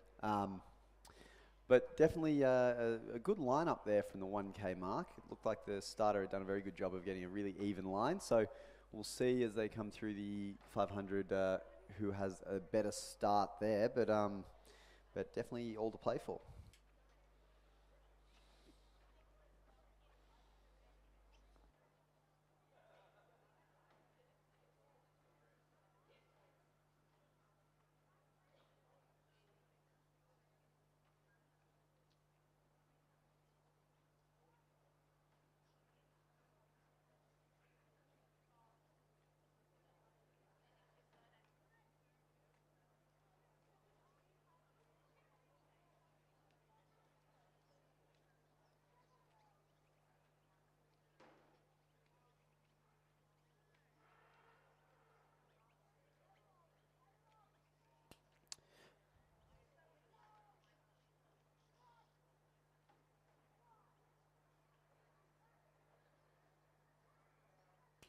Coming through the 500 metre mark, it will be University of New South Wales in first place.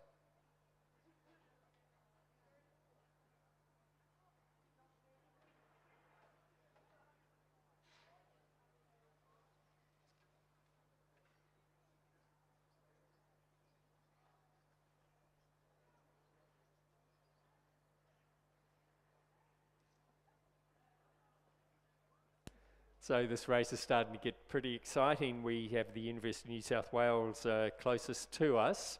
Helen Frith, Samantha Backler, Linny Sinogles, Caitlin Mulquinny, battling it out with the Nepean crew over in the middle left, Sophia Whitelaw, Jessica Harris, Emily Boys and Vitty Young. And they are being pushed pretty hard also by the Leichhardt crew of Christine Foxton, Susan Huggett, M. Barrack and Shannon Woods.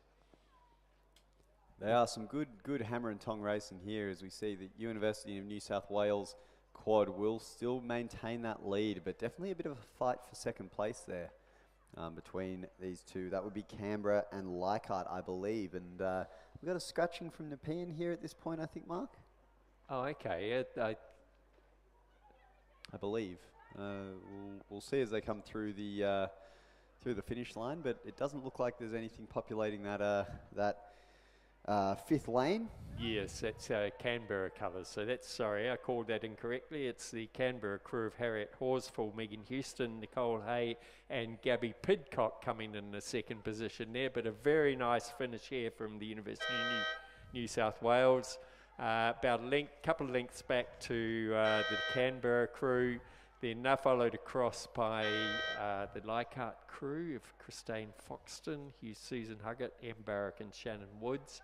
Quite a distance back there to the next two crews, so it's going to be the St George crew of Cindy Wang, Ellen Featherston, Beth Jacobs, Lily Featherston, and then it will be the Mossman crew over the far side of Catherine Walsh, Madeline Miller, Nehemiah Adil and Ava Baker. And a reminder to the winning crews, come and pick up your silverware after you've won. It looks like they might have the ever sought after mugs, I believe, for today. So add it to the collection. Add it to the cupboards full of them. Cupboards full of mugs. Don't put them in the dishwasher. It'll rub off the writing. I've learned that one the hard way. I've just got a couple of mugs at home that no one knows what they're for. So hand wash them. It's a mugs game. It is a mugs game.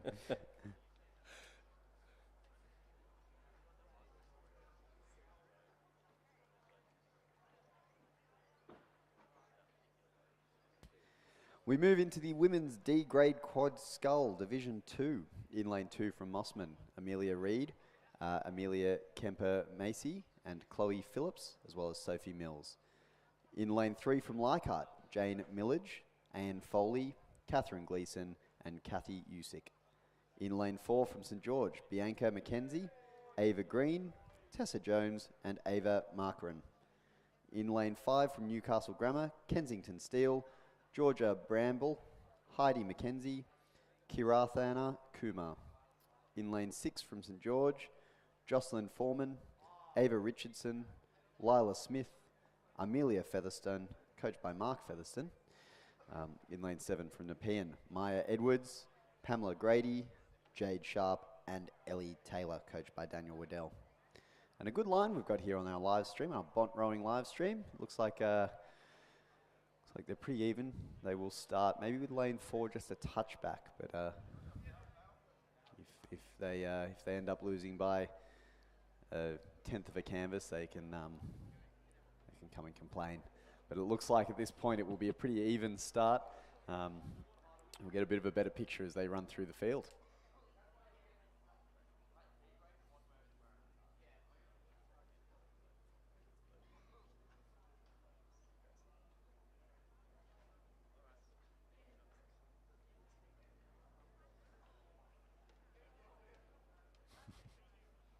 It's perfect conditions out here still today, so we hope this lasts for the rest of the day. There's basically no wind at the moment. The forecast was for a light nor'wester, which would give us a little bit of a headwind a little bit later in the day, but we'll see how it develops. Keep your fingers crossed.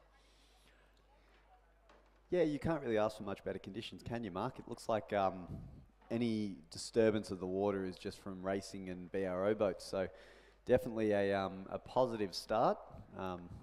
Well, it's great to be able to benchmark yourself on a day like today as well, because these are the most accurate times you're likely to get. Yeah, 100% it is. It is.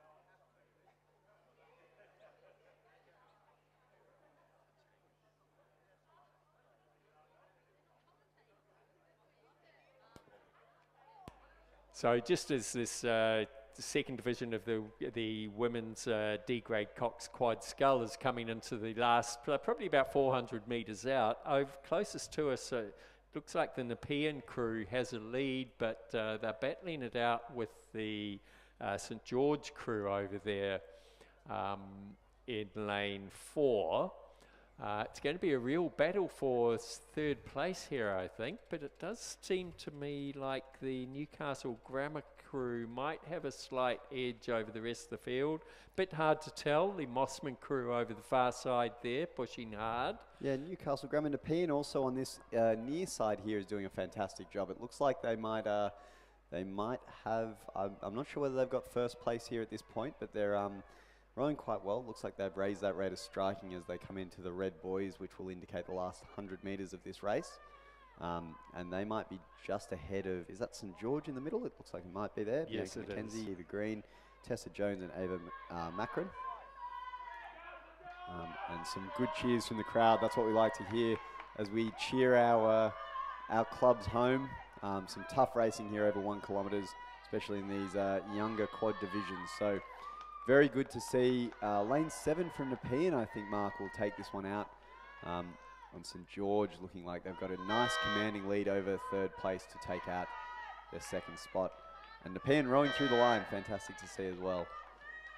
So in third place over on the far side, it will be the Mossman crew, followed very closely by the Newcastle Grammar crew, then further across the Leichhardt and rounded out by the other St George crew of Jocelyn Foreman, Ava Richardson, Leela Smith and Amelia Featherston.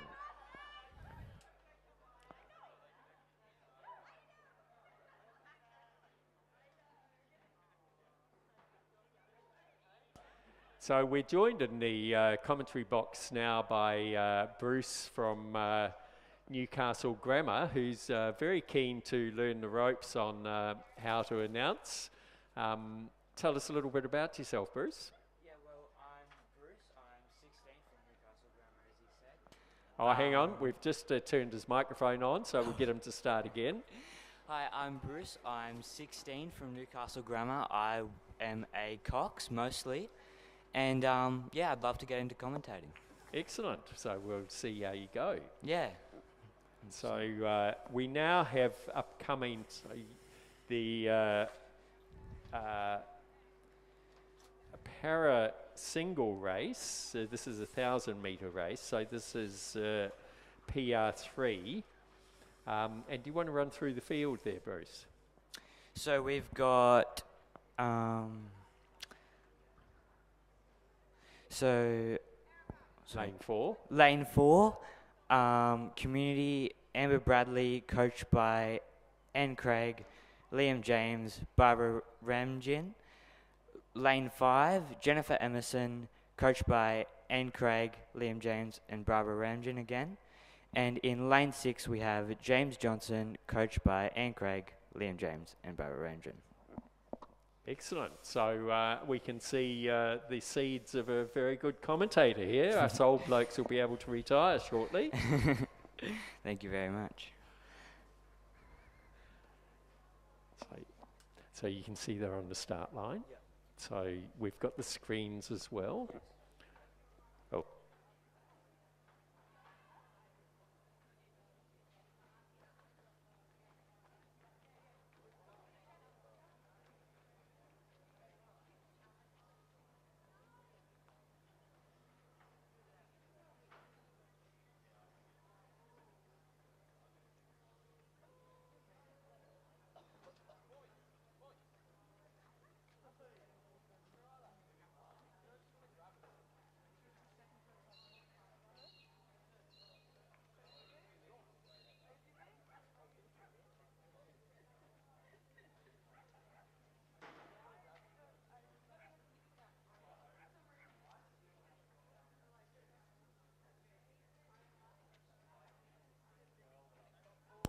So fantastic that we have Bruce joining us.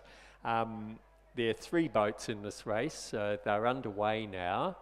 A bit hard to tell what's happening at this stage, but Bruce, what do you reckon? You're looking down the course there. Well, it looks like lane 5 is slightly ahead of lane 6, and then followed by lane 3, Amber Bradley. Yeah, so that would be Jennifer Emerson in lane 5, and James Johnson in lane 6. James, very experienced PR3 rower.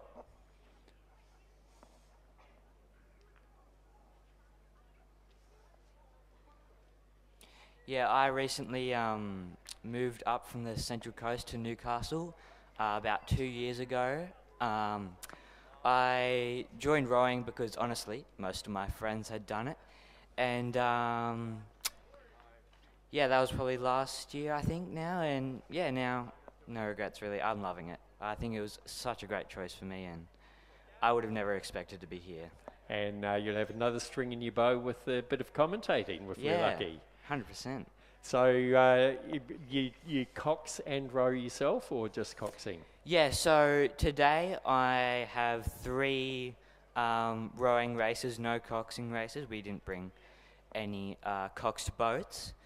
But yeah, I love both, honestly. Like, it's such a great mix, yeah. Yeah, and what races are you doing? So I have a single scull, I have a double, and a quad. Ah, good. Cover the field. Yeah. Excellent.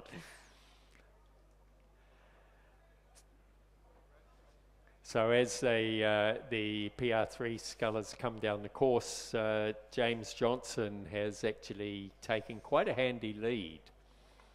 Quite a bit further back to Jennifer Emerson, and then further back to Amber Bradley.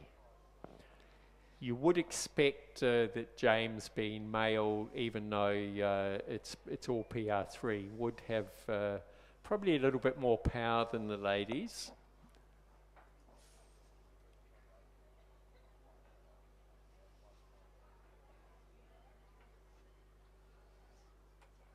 So great to see the Community Rowing Club really starting to make their mark on the rowing scene here in Sydney.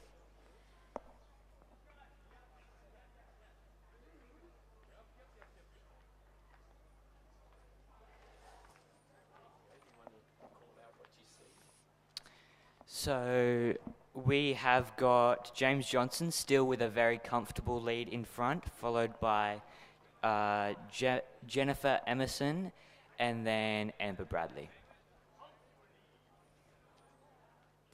And James is just coming into the last 250 metres. Looking very polished there. He's fairly relaxed, but putting the power on. Further back, Jennifer Emerson, also looking very nice, but just not quite with the speed of James.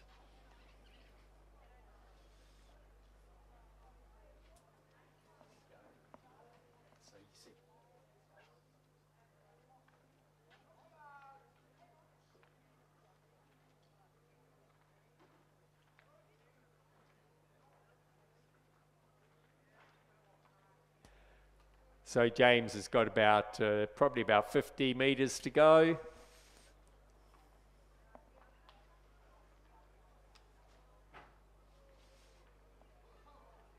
Coming up to a very nice finish.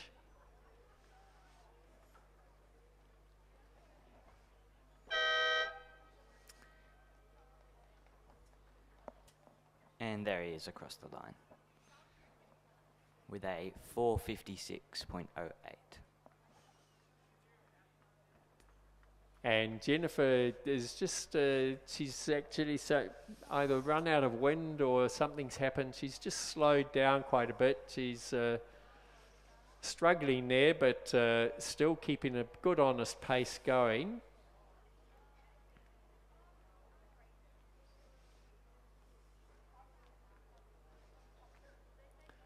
No, not far to go yet, Jennifer.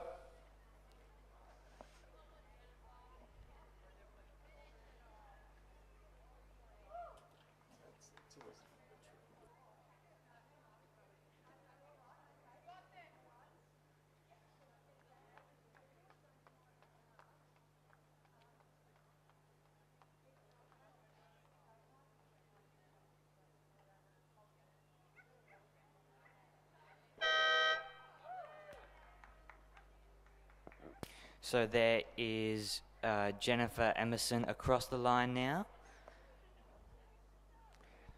And we just had Amber Brandley just sort of pause for a little bit to look around to see where the line was. She's realised she's got about 50 metres to go, and now she's giving it everything she's got to make a good solid finish there.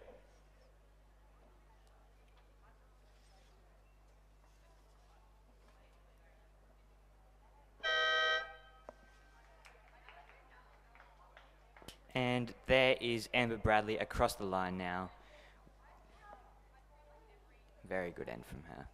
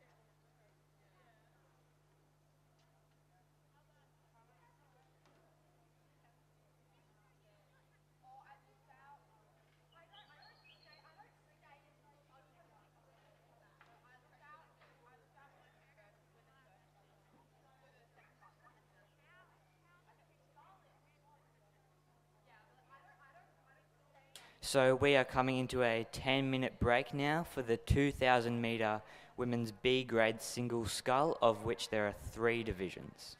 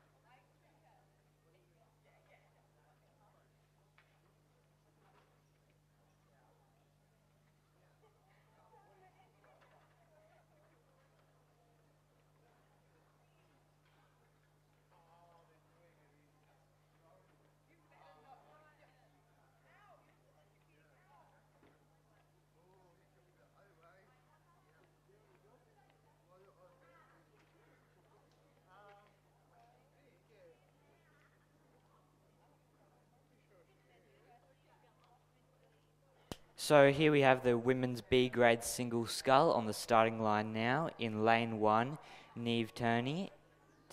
In lane 2, Grace Burke. Lane 3, Lila Anderton. Lane 4, Nikki Loperezzi. Lane 5, Paige Critchlow. Lane 6, Lucy Yabelsi. Lane 7, Kirali Schofield. Lane 8, Olivia Harris.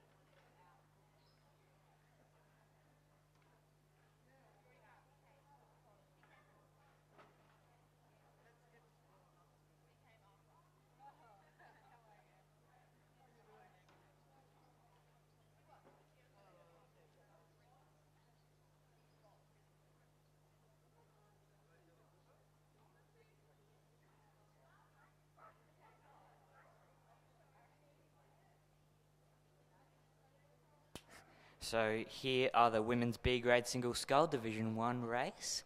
They have a nice line, and here they go. They're off, and it looks like a very even start from all girls.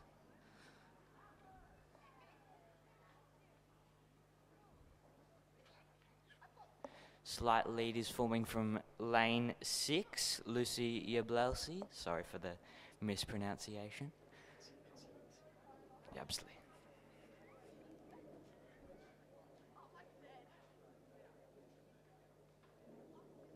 Of course, I don't have any bias, but nice to see Lucy Yabsley from Glebe taking a healthy lead from the start. It's a matter of whether she can hold that all the way down the course.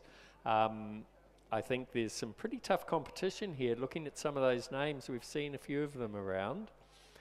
Lucy Yabsley is coached by Milan Parker, who's, I don't know that he'd be like me saying this, but he's into his 80s. He's a living legend at Glebe. A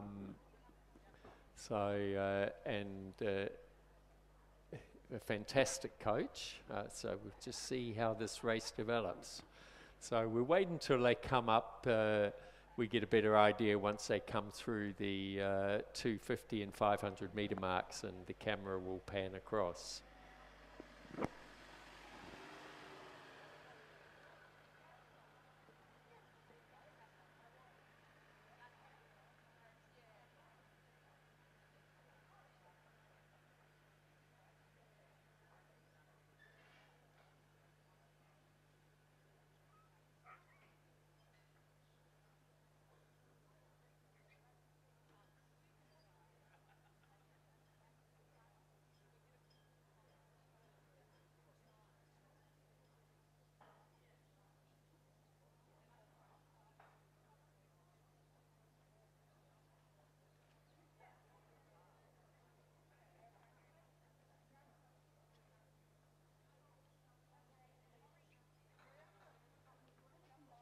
So they've come through the 500 metre mark. It's a bit hard to call who was out in front, and unfortunately it would be great to have lots of volunteers so we could have all the timing huts manned, but we don't have splits at the 500 metres today. But some great footage there coming off the boat race official boats, and these girls looking very solid as they come down the course.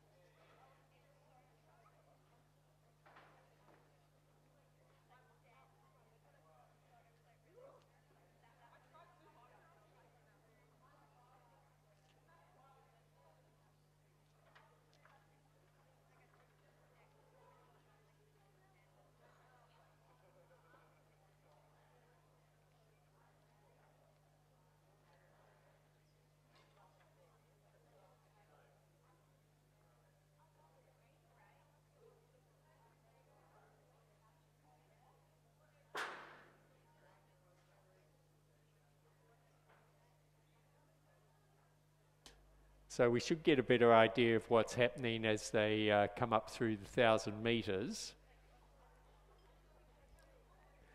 And it does look to be Lucy Yabsley from Glebe in the lead. You can see she's in the yellow M-Packer. She's followed across on the far side, I think, by Neve Tierney. Then it did seem to be, I was looking away, so I can't quite tell you who looked. So Lila Anderton from UTS in lane 3.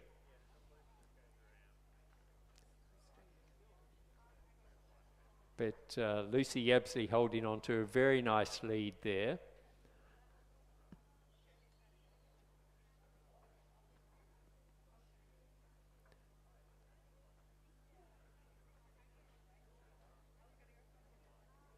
So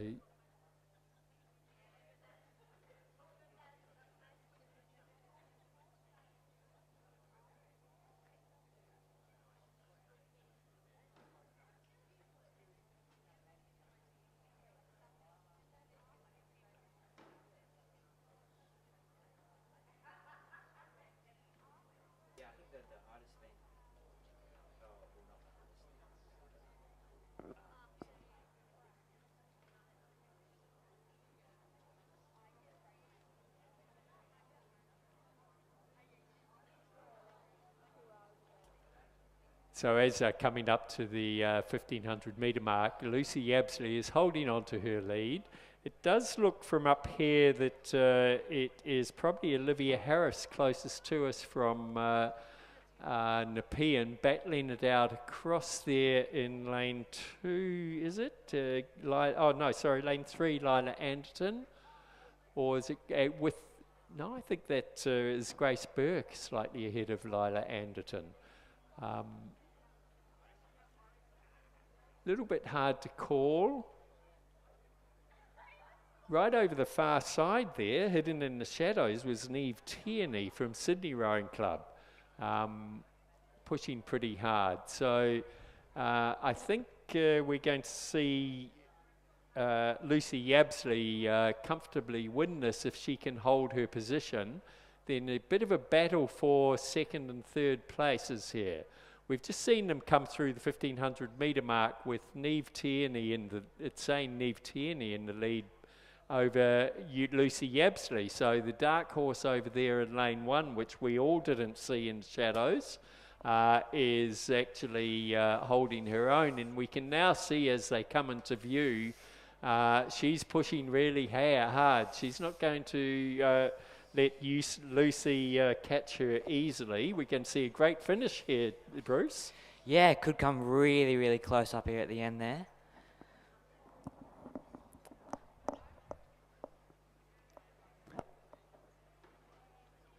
So some fantastic video footage here. Perfect conditions out there, no wind. I can see the glebe chair crew down there on the front, ready to start yelling at Lucy. But over on the far side there, Neve Tierney is really putting on a fantastic performance, looking very solid. She's just taken up her rating a couple of points as she comes into the last 250 metres. Lucy pushing hard. I'm not sure if she's necessarily aware of Neve Tierney over there on the far side. Yeah, often when you... Oh, sorry. Looks like Neve Tierney is extending this lead over Lucy, as she is still yet to rate up. And here she comes, about 50 metres left for Neve Tierney.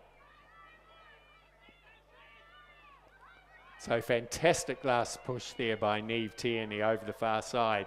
Lucy may not have been aware of her out there over her shoulder. You often get caught out as we did when they're coming down the course. Third position is going to go to Olivia Harris over here in lane 8 from Nepean Rowing Club. Very closely followed across the line by Lila Anderton from UTS. Then it will be Kiralee Schofield from UTS, and followed across by Grace Burke from UTS. Nikki Lepreski from Leichhardt, and Paige Critchlow from UTS. The finish time there, 8 minutes 22.94 with a margin of 5.76 back to Lucy, then 11.3 back to Olivia.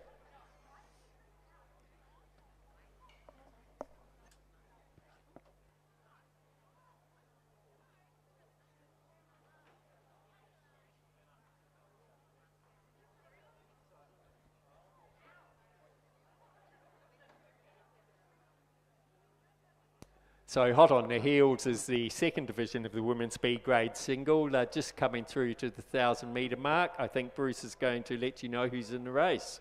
So we have in lane 2, Amelia De Villas. Lane 3, Elise Coates. Oh, sorry, wrong race. My mistake. So, sorry, lane 1, Holly Wardlaw. Lane 2, Grace Corney. Lane 3, Georgia Stevenson. Lane 4, Madison Joins. Lane 5, Wendy Miller. Lane 6, Annabelle McKenzie. Lane 7, Sierra... No, lane 7's been scratched. Oh, sorry, yes, my mistake. And lane 8, Abby Richards. So they've just come through the 1,500 metre mark with Holly Wardlaw the lead over Georgina Stevenson. She's followed through by Abby Richards from Canberra, then Madison Joins. Field is fairly well spread out. Whether Georgina Stevenson can catch Holly Wardlaw is going to be the exciting part as they come up to the last 250 metres.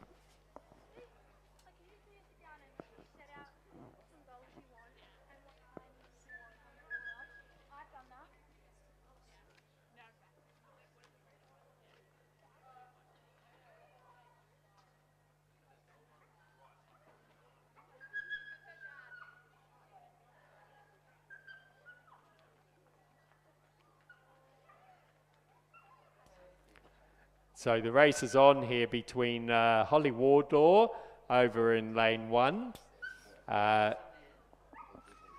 Georgina Stevenson in lane 3, and closest to us in lane 8 here, Abby Richards.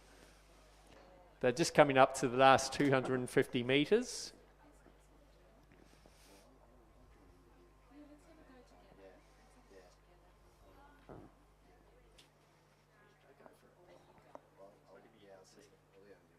So it looks like now we have first place Holly Wardlaw, followed very closely by Georgina Stevenson, and then maybe even Abby Richards. It appears to be that Abby Richards and Georgina Stevenson. Oh, actually no, sorry. Georgina Stevenson has got now Abby Richards with Holly Wardlaw coming into the 50-metre mark left. She goes, really picking up the pace now.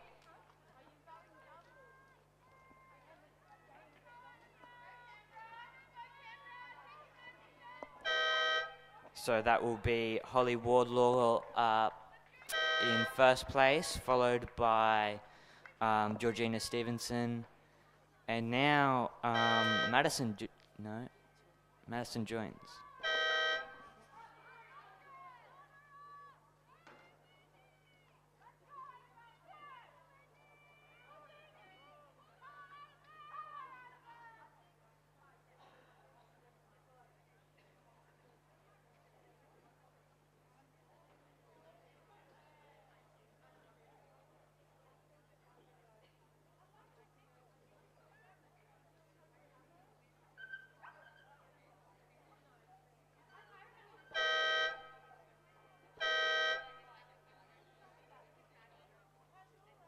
So that was Wendy Miller across the line, followed by Annabelle McKenzie from Leichhardt, and then over on the far side, the Grace Connery from Leichhardt. So the final placings there were Holly Wardlaw in the time of 8 minutes 26.46. She was followed across by Georgina Stevenson with a margin of 4.47 seconds. Then Abby Richards, followed by Madison Joins, Wendy Miller, Annabelle McKenzie, Grace Connery, and Ciara Ortoloni was actually scratched from the race.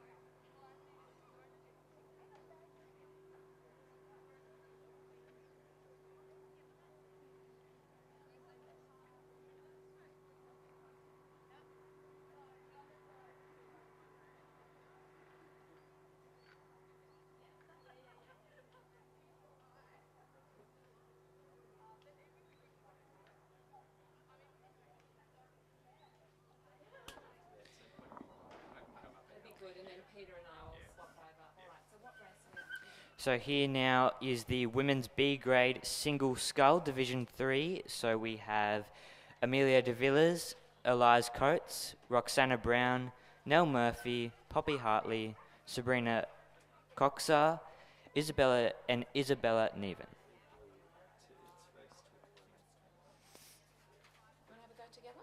Yep.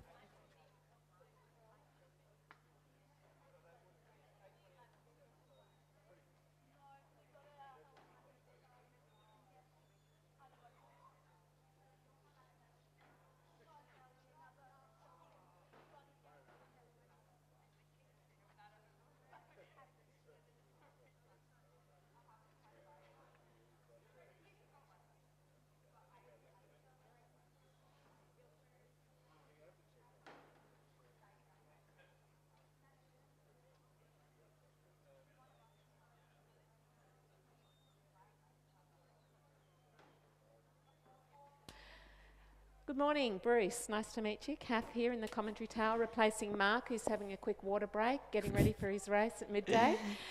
Great to join you up here, coming to you on the live stream and up here in the viewing floor of the finish tower. So we're just adjacent to the presentation pontoon, and just behind me we've got the function centre and the pavilion and grandstand. Starting to fill up. There are a few more visitors coming to watch the racing this morning.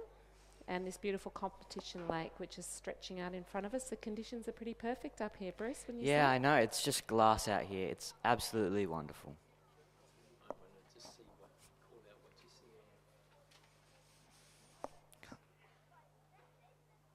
Now we have first Nell Murphy, second Isabella Neven. Oh, yes. As we see them through the 1,500 metres, we have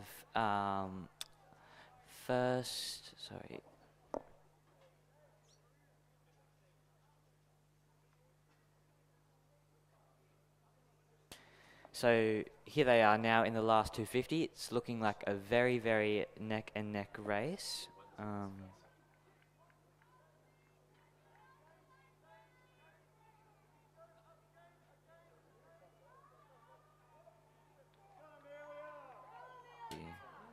So that will be Nell Murphy now taking the lead,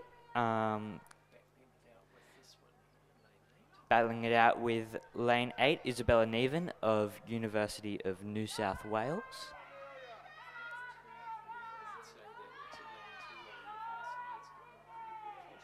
Looks like lane 2, Amelia de Villiers, is having quite a good push now. Really making some ground up on Isabella Neven. But it looks like All Hallows Nell Murphy is going to be coming in to take this race. I think, Bruce, we're going to look for a big push down here. In lane 7, Leichhardt, Sabrina Kocher.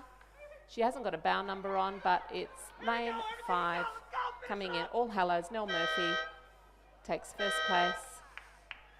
No bow number on this boat. I think it must be. It is Isabella Neven. Isabella Neven, followed by Amelia de Villiers and Elise Coates.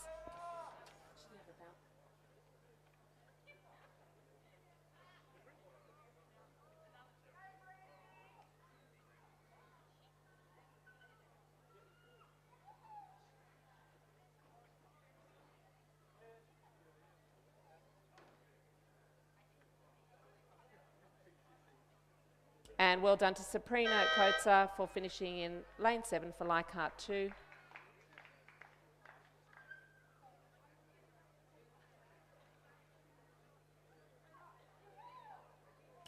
And finishing strong in lane 6 is Poppy Hartley, coached by Nicholas Galea and Robin McNay from Glebe.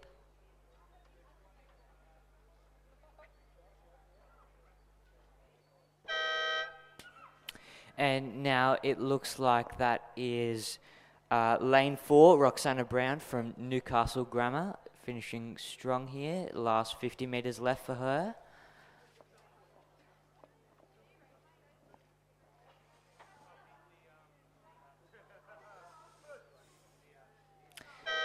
And there she is across the line now. So we have first place, Nell Murphy. Second place, Isabella Neven. Third place, Amelia de Villiers. Third place, Amelia Coates. And then fifth place, Sabrina Koskar. Sixth place, Poppy Hartley. And seventh, Roxana Brown.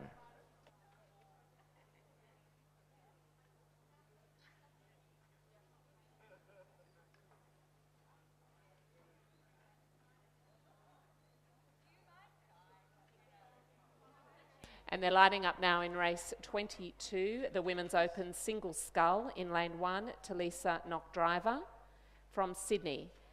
Lane 2 is scratched. Lane 3, Sydney, Lauren Seifer, coached by Lachlan Carter. In lane 4, Sydney University 3, Phoebe Teal. Lane 5, Sydney, Grace Seifer, looks like a sister set there. Lane 6 will be empty, UTS having a scratch there with Leela Anderton. Lane 7, Sydney University 1, Taylor Caudle. Lane 8 will be Sydney, Liesl Page. And lane 9, closest to the grandstand, will be UTS, Sarah Betchery.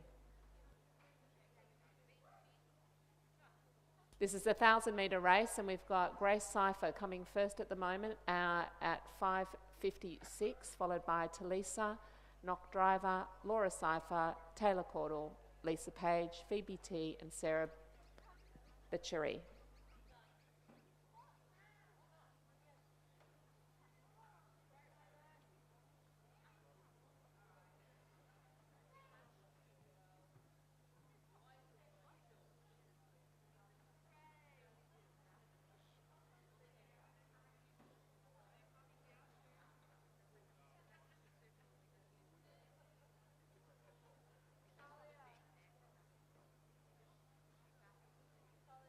So it looks like now lane 5, Grace Seifer will be taking the lead strongly now, followed by what's looking like lane 1, Talisa Knock.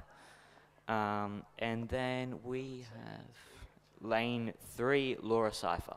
Yes, I think lane 3 is really picking up the field here and making some hay right there in the centre of the course, flying down the course, coming in the lead now, making no mistake of her intention here to take that out.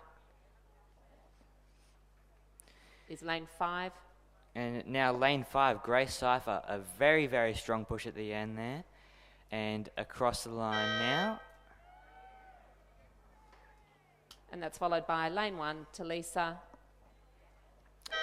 And lane 3, Sydney University, Laura Cypher. Lane 7, Taylor Caudle is crossing the finish line now. And lane 8, Liesl Page.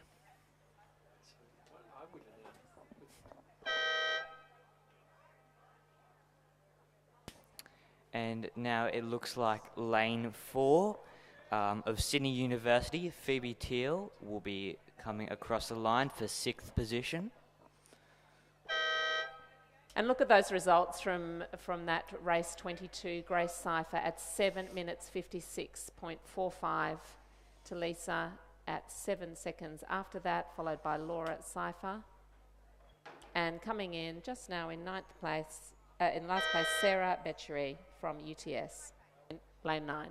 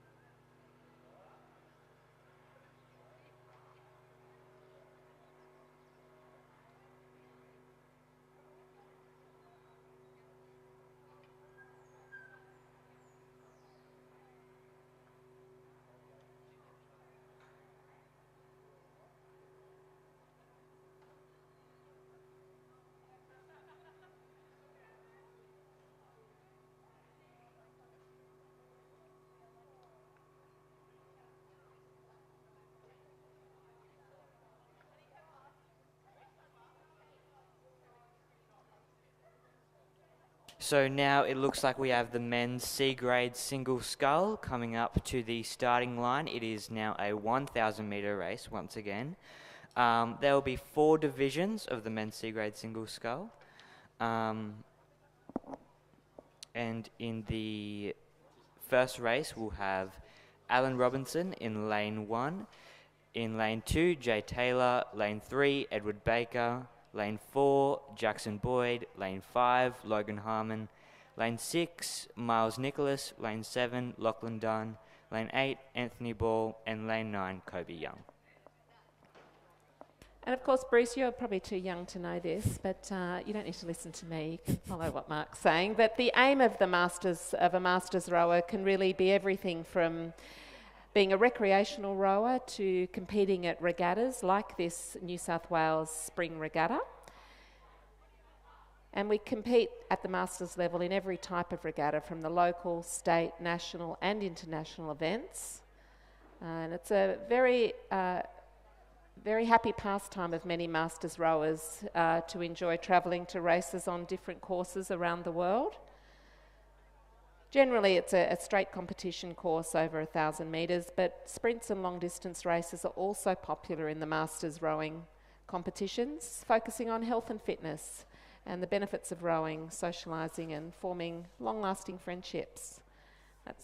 That's what we come to love about these Masters regattas. So that's the men's C-grade single scull Division 1 race off now, and it looks like Kobe Young is taking the lead in the first couple of strokes.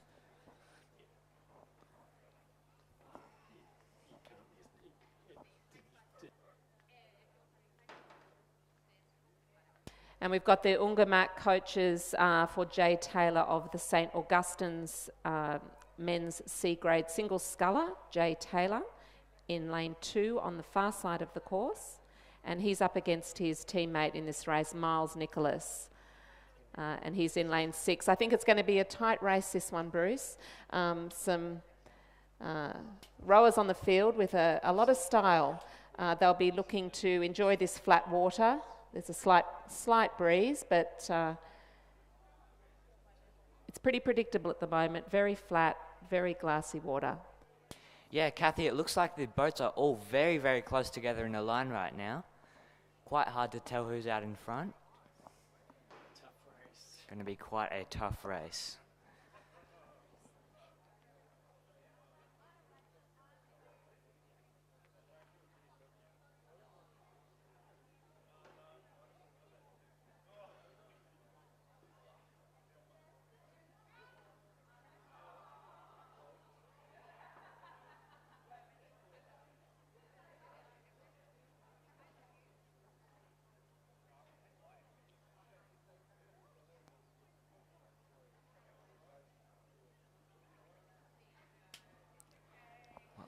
So there are cameras all over the course here at a circ. We've got cameras at the start line, the 500, the 1000 and the 1500, and they've just come across the 500 metre line. We've got coming up at the front of the pack is Jackson Boyd, followed by Lachlan Dunn, Miles Nicholas, Anthony Ball, Alan Robertson, Jay Taylor, Edward Baker, Kobe Young and Logan.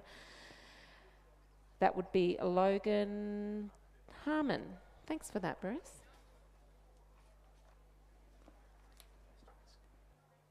Ah, you go to school together. Now I've got it. Tell us a bit about Newcastle Grammar Rowing Program, Bruce. That's where you are. Tell us a bit about that program. Who's the coach there? Yeah, I love it. So that's been coached by Brad Smith, who I know is also a lifetime member of Glebe Rowing Club. We have, I know Year 10, so the under 16 division will be the largest group of kids there. Yeah. It's fantastic to see young rowers and rowing alongside the masters in these competitions. This looks like a very tight race in the middle of the pack there, Bruce, behind the front runners, and there's not that long to go now. They're coming into the last 500. Yeah, this looks like that will be lane... 5. We've got St Augustine, you've got Miles and Logan.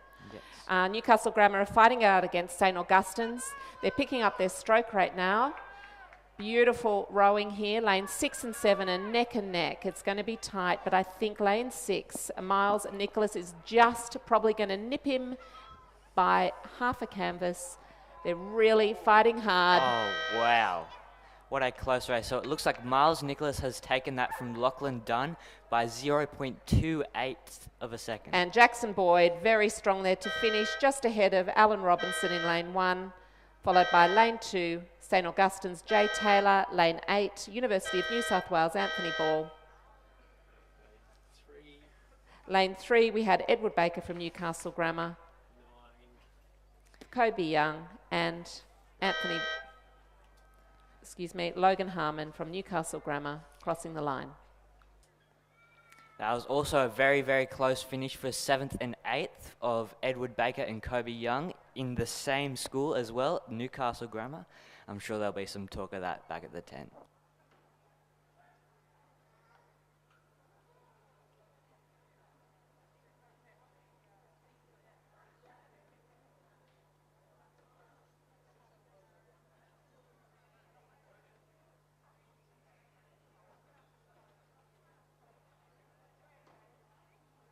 So they haven't called it yet for race 23. Now it's become official. There we are. First, congratulations to St Augustine's Miles Nicholas at 3 minutes 41.11, followed by St George Lachlan Dunn. This is a fast race.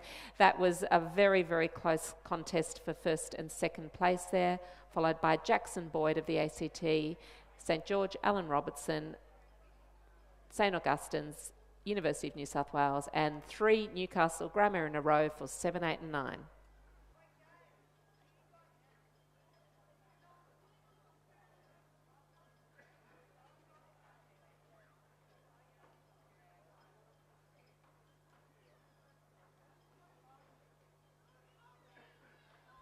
So now that is the men's C-grade single scull Division 2 coming up the course now. So lane 1, Terry Bridges. And then lane 2, Lake Martin. Lane 3, Dan Lilliman of Newcastle Grammar. Lane 4, Nepean Angus George. Lane 5, St George, Ayrton Granger Ramos. Lane 6, University of New South Wales, James Halliday. Lane 7, Leichhardt 2, Charles Buzzacott. Lane 8, North Shore, Samuel Hay.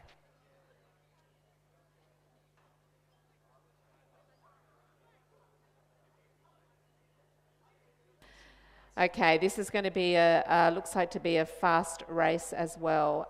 What a field that must be to be at the front of the field. Looking back at the rest of the field like that, it looks like there's one of two advancing spots with them coming up to the 1250. Yeah, Kath, it looks like they're getting a bit of tailwind too now, coming along the course. So this should be quite a strong finish from them. So I would say lane 7 is in the lead. It's looking like lane 7, Charles Buzzacott of Leichhardt 2 is in the lead. He'll be crossing the 500 metre mark now. And then followed by, that looks to me like lane 1, Leichhardt 2, oh, sorry. Yes, Terry Bridges of Leichhardt 2, 3. Yeah, they're definitely having a good, making a good effort to move forward now, Bruce. They'll be starting to think about their race plans, and they'll be starting to think about how they're going to push through this last part of the course, making their moves so they can. He really has a very strong lead out the front there. That's James Buzzacott. Charles Buzzacott, excuse me. Looks like he's winding up to have a really strong finish here and making his move. He's making his intention very clear this morning.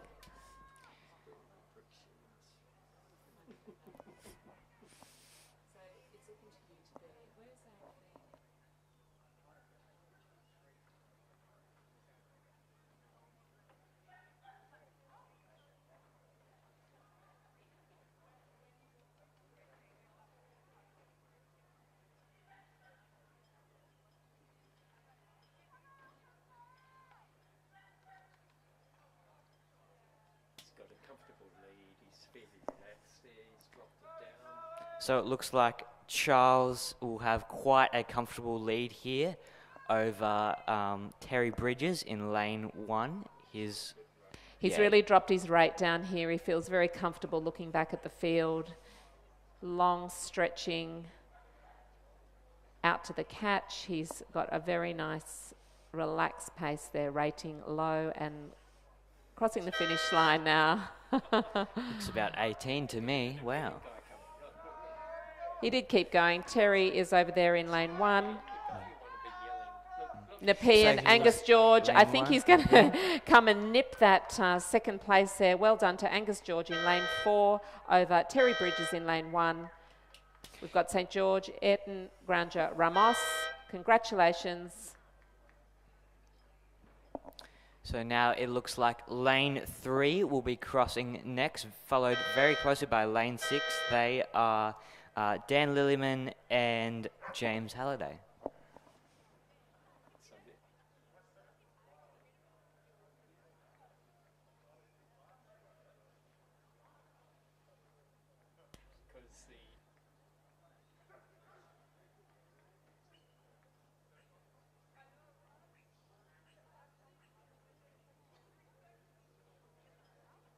And the conditions out here today are, by all accounts, very sunny and clear.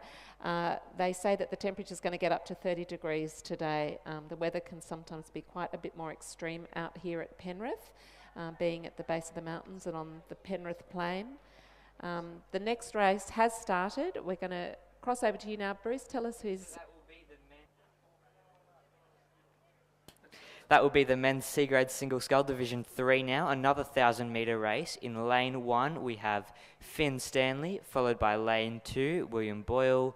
Lane 3, Christopher Vlahos. Lane 4, Julian Lemaitre. Lane 5, Canberra 1, Garvin Hayes, lane 6 of Mosman, Jake Paul, lane 7 of UTS, Matthew Robertson, and lane 8, Canberra Grammar 3, Riley Elliott. Thanks, Bruce. It looks like lane 5 is really pushing out in front now. That's Garvin Hayes, and very closely followed by Matthew Robertson of UTS in lane 7. So it's a contest at the moment between lane 5 and 7.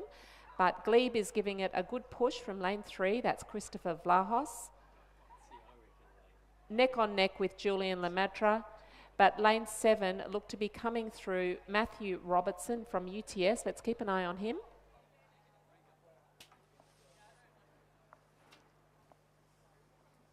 So you see, although that's coming through, they're already 250 metres past it, and it's changed.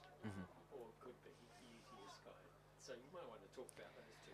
So it looks like lane 7 and lane 5 are in a very, very close race now. That will be Matthew Robertson and Garvin Hayes. It looks like they're neck and neck almost. It's certainly high intensity racing here to make sure that they walk through to those top places, and the rate is lifting to pick them up into the front positions, putting in a great effort in this quarter, keeping their positions strong. It looks to be lane 7. Matthew Robertson taking the lead right now, and then followed very closely by lane 5, who is Garvin Hayes.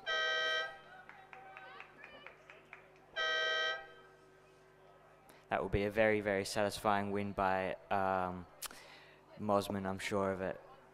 Very close race. Lane 3, Christopher Vlaus. Well done to Glebe. Julian Lemaitre from Mosman in 4th. Riley Elliott, visiting from the ACT, followed by William Boyle, Newcastle Grammar, and Mosman's Jack Paul.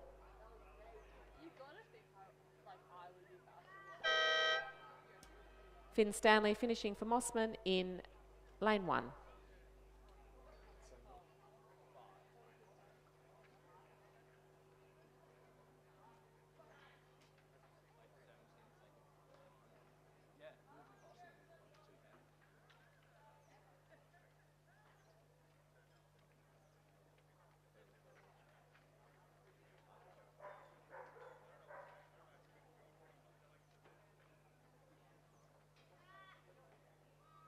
And just a reminder about the key locations on the island at the moment. You've got the medical tent. If anyone needs any medical assistance, our friends are down there on the grass ready to help you out with any medical needs you may have.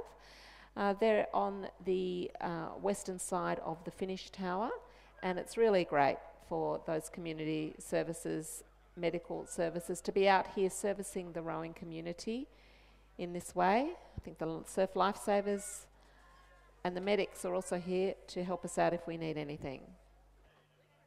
Yeah, now it looks like the men's C-grade single scull Division 4 right on time, coming up to the start line. In lane 1, we have Mosman's Rico Griffiths.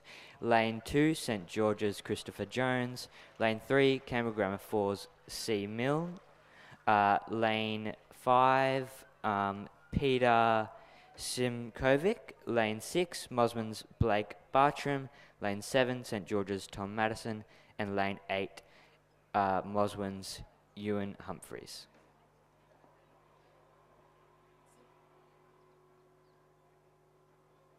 And they're racing now. There was a bit of an uneven start, I'd have to say, about that one. The Sterns didn't look to be lined up on the start line together for that one. Yeah, it didn't look like the best line to me.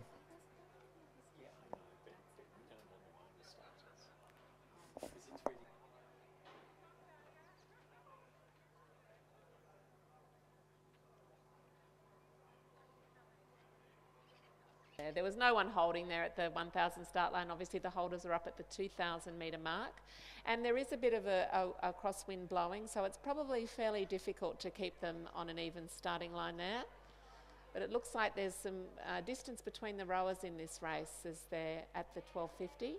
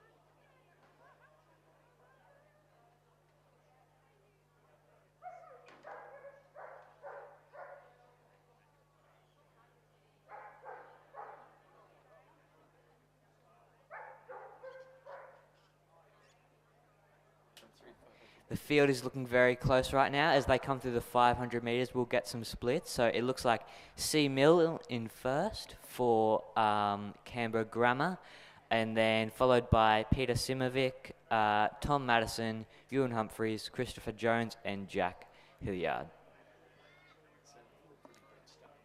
It looks to be a pretty fast field at this stage, and at 1:46.90 at the 500 metres, they look to be very tight. There's not much time or space between them. It would be... Yeah, the battle for third is quite strong.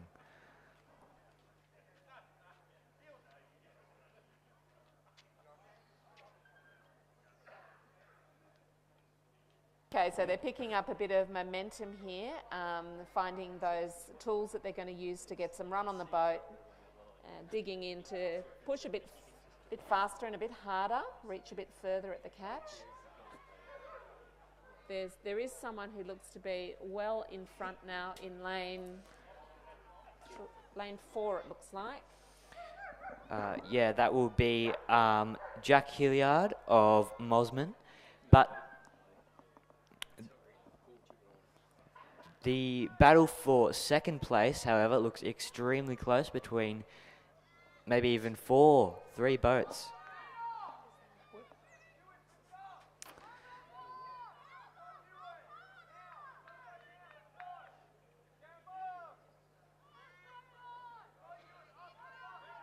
So C. Milne from Canberra in lane 3 for this Division 4 of the men's C grade single scull is going to take that out in style.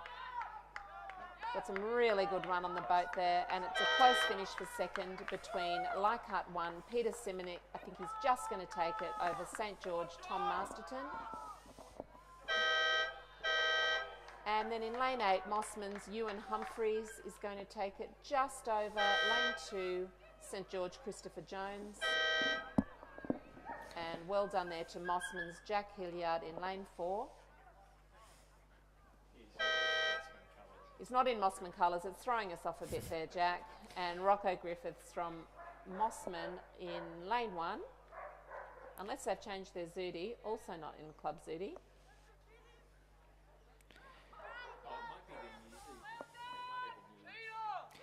So that looks like it'll be C. Milne taking out first place, followed by Peter Simkovic, and then Tom Masterton, Ewan Humphreys, Christopher Jones, Jack Hilliard, and Rocco Griffiths just crossing the line now. And we'll take a wave to the BRO boat on the course, number 3. We've got Steve Sherry, Pat Boland, and John Childs in the driver's seat.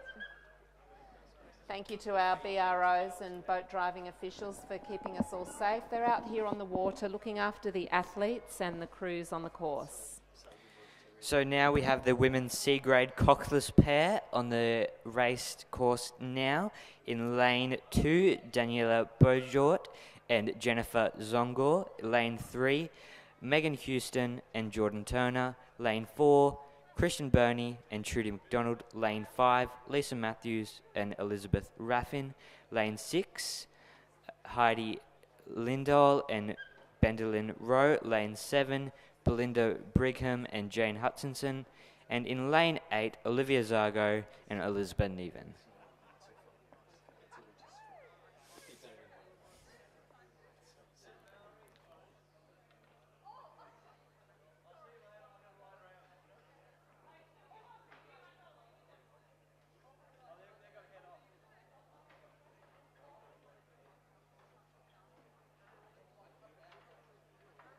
This will be a pretty high intensity race, I think, Bruce. There are some fantastic pairs racing in this women's C grade race 27.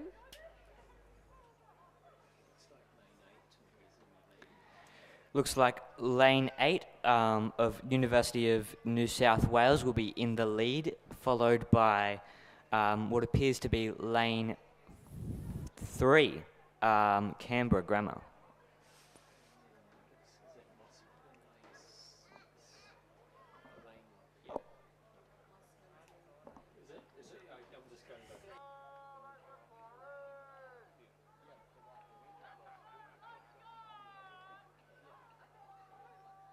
they've just taken their rating up. You're sort of looking out for that. So lane 8 will be going for a push now to further secure the lead for University of New South Wales.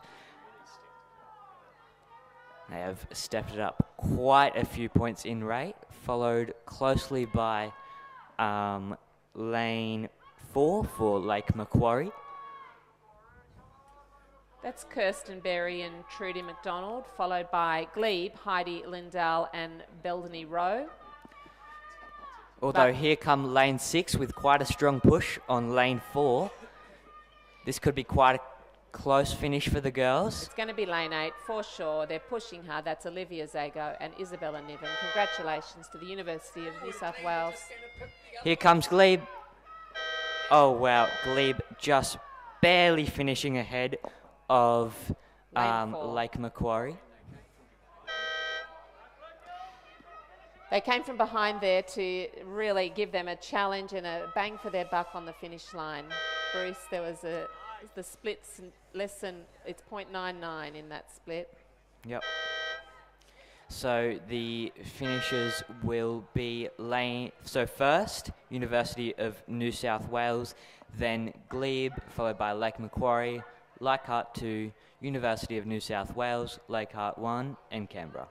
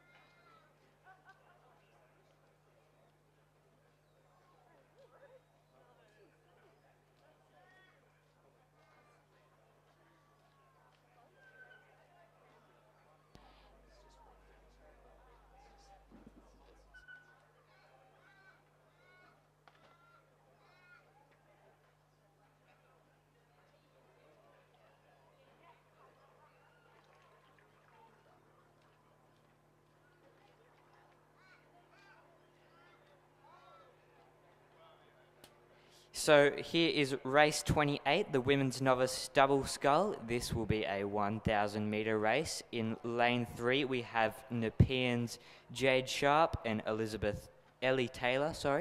Lane 4, St George, Bianca McKenzie and Ava Richardson. Lane 5, Glebe, Stella Lagan and Ava Picklum. Lane 6, St George, Jocelyn Foreman and Layla Smith. And lane 7, Moslems, Lula Hill and Amelia Noland.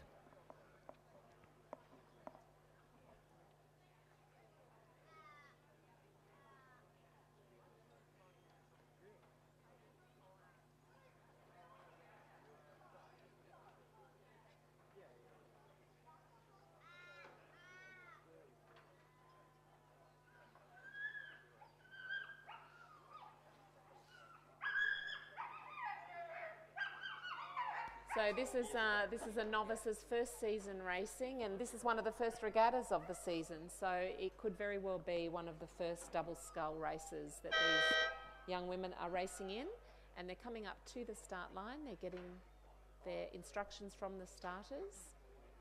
Tap up a few. How was it for you, Bruce, in your first season as a novice? My first season as a novice, I was incredibly nervous, both coxing and on the water. But hey, I got through it. It wasn't too bad. And yeah, honestly, if you're nervous, just don't worry. Like, it's going to be fine. In like less than 10 minutes, the race will be over anyways.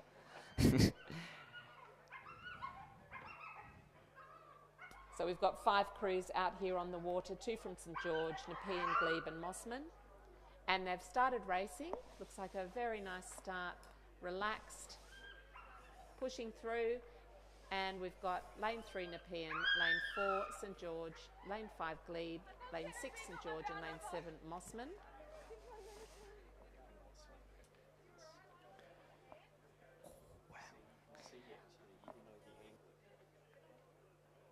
It appears to be lane 7 Mosman crew will be taking quite a strong lead off the start.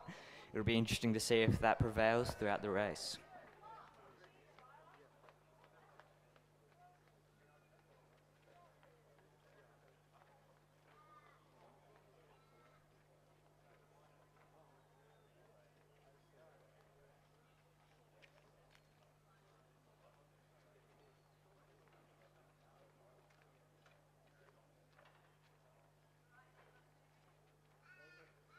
I want to give a bit of a shout out to Bruce up here. He's a young guy. He's doing a fantastic job on the commentary. This is your first time up here.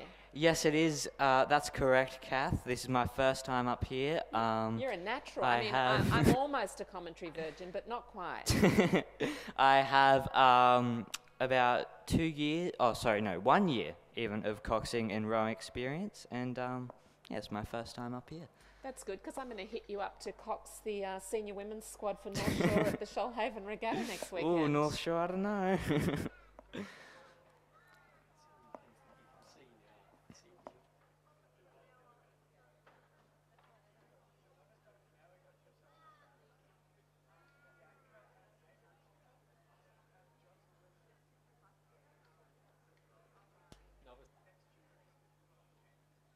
It looks like there might be a little hiccup with one of our crews out there as they get some experience under their belt racing. They look to have come to a stop and started up again.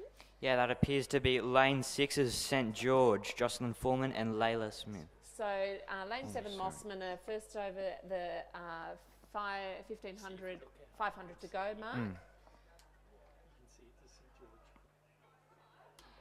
And following by Nepean, just with 2 seconds following Lula Hill and Amelia Noland, we have Jade Sharp and Ellie Taylor, with St George coming in third at the moment, followed by Stella Largan and Ava Picklum.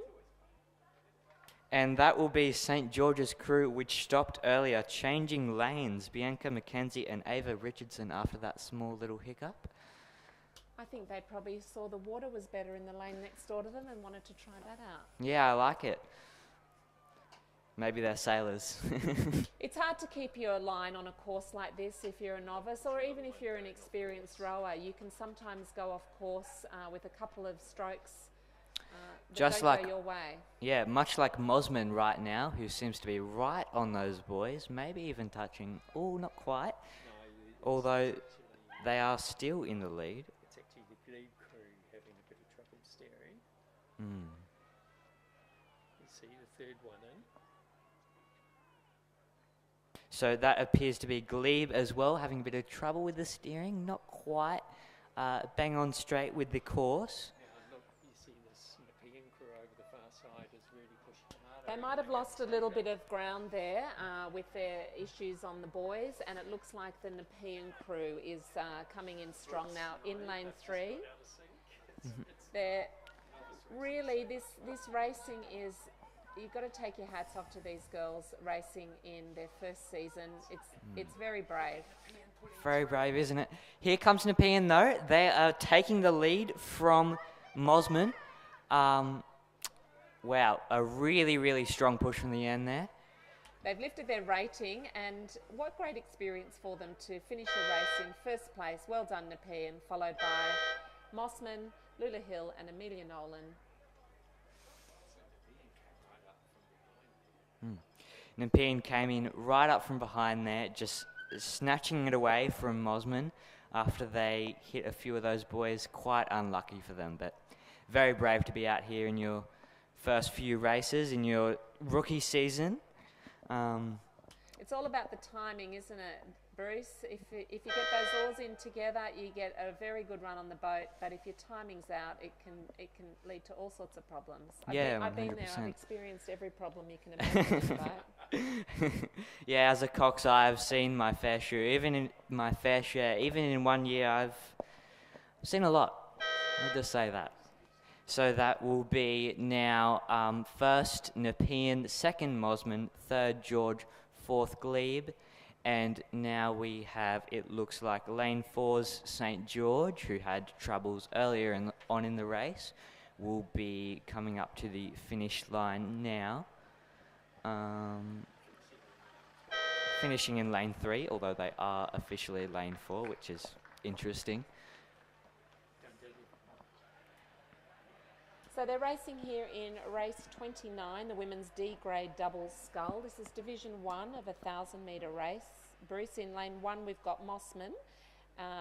It looks like, I'll have to come back to you on whether that's lane 1 Mossman crew, because it looks like Abigail Walsh and Amelia Reid replacing Chloe Phillips. Lane 2 St George is Cindy Wang and Ellen Featherstone. Lane 3 Nepean, Emily Boys and Vitti Young.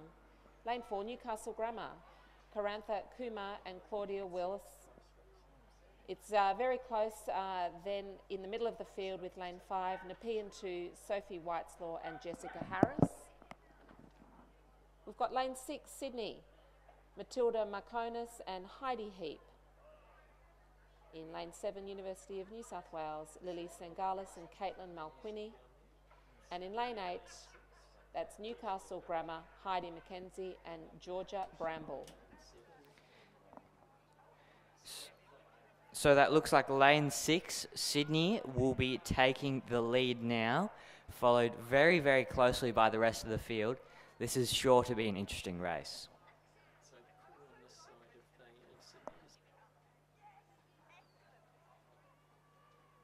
So they're definitely having a good move forward now. The race plans are being executed in this 500 metres to go. And this is where fitness really comes in for these rowers. They're fighting hard to push up on the crew in front, pushing up their rating as they try to move up in the field.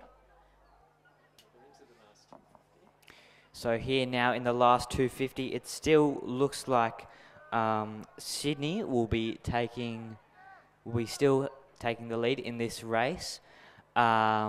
Followed very closely by Nepean 2 crew and University of New South Wales. It's going to be a real battle in the middle of the field for 2nd and 3rd in lanes 4, 5 and 6, Newcastle Grammar, Nepean 2 and Sydney Uni. But it looks like Sydney have the lead at the moment, and that's maybe quite comfortable as they're lengthening out a bit here in the last 20 metres or so of the race. It's lane 6. Sydney, Matilda McConus and Heidi Heap. Lanes 5 and 7 are really pushing a battle here between Sophie Whiteslaw and Jessica Harris, but it looks like a photo finish to me. I can't call that. Wow. Wow. Lane 7 might have just pipped them at the post, University of New South Wales over Nepean 2, but we'll have to wait for the official result on that one. Followed by Mossman, lane 1. In 4th place, Newcastle Grammar and Newcastle Grammar 5 and 6, followed by St George, Cindy Wang and Ellen Featherstone. Congratulations, what a great race. That was the women's D grade double scull Division 1. As we move into race 30, the women's D grade double scull Division 2, also a 1,000-metre race. Over to you, Bruce. So we have Nepean 3, Maya Edwards and Georgia Yuen starting in lane 2. And then lane 3, St George, Charlotte Oliver and Ava McCrum. In lane 4, Mosman's Madeline Miller and Anna McLean. And then we have lane 5's Glebe, Emily Barrett and Giselle Dueza. In lane 6, we have Mosman's Ann Taylor and Edith Dubois. In lane 7, we have Glebe's Audrey Lejeune and Nicola Smiles. In lane 8, we have St George's Beth Jacobs and Lily Featherstone. I love doing this with you, Bruce. You've got a beautiful energy. So are you in year 10 at school, are you? Yeah, so I'm in year 10 right now. Very exciting time, picking all my subjects for big year 11 and 12, and yeah. And do you think that you might like to follow rowing through in your senior years? Oh, 100%. I could see myself following rowing even into after school, maybe with Newcastle. You're certainly very long and lanky. I mean, I think you've got legs that go on till Christmas. Yeah, indeed. You're a hugely perfect form for rowing. Yeah, what a compliment. 100%. If you were a racehorse, you'd be in lots of the state cups. Yeah.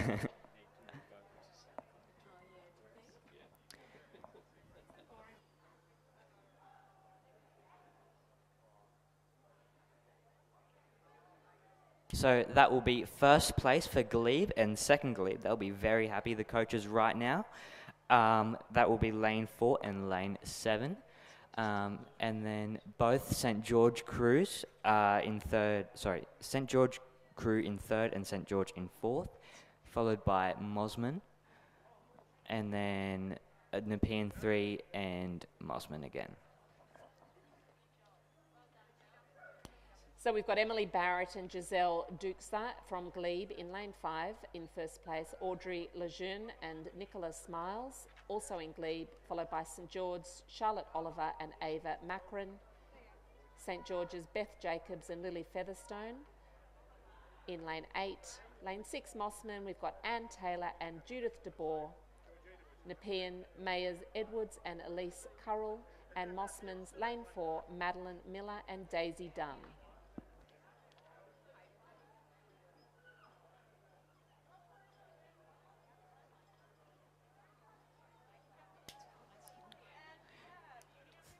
So that looks like, is that Glebe taking the lead very strongly? Emily Barrett and Giselle Dueza.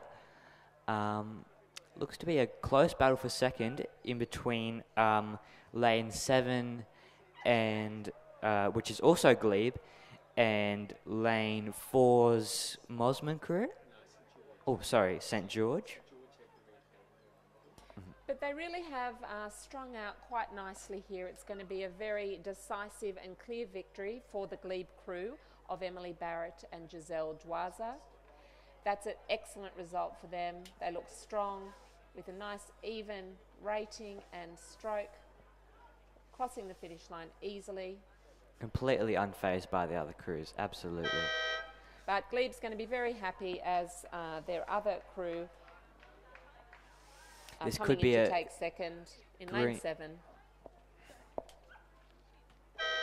Followed by lane 3's St. George crew in third place.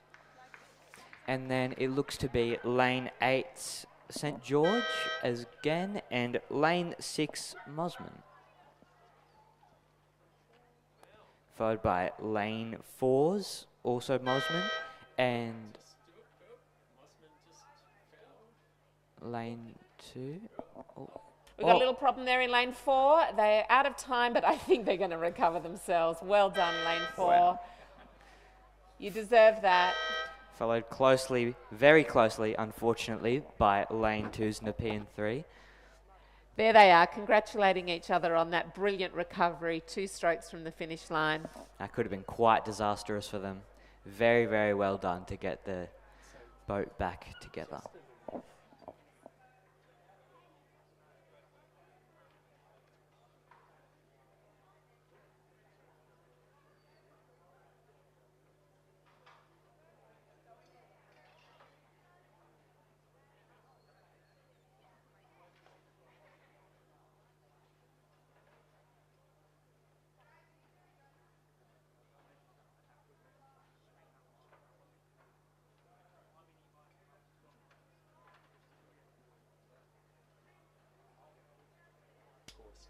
And we've got the race 31 on the course now.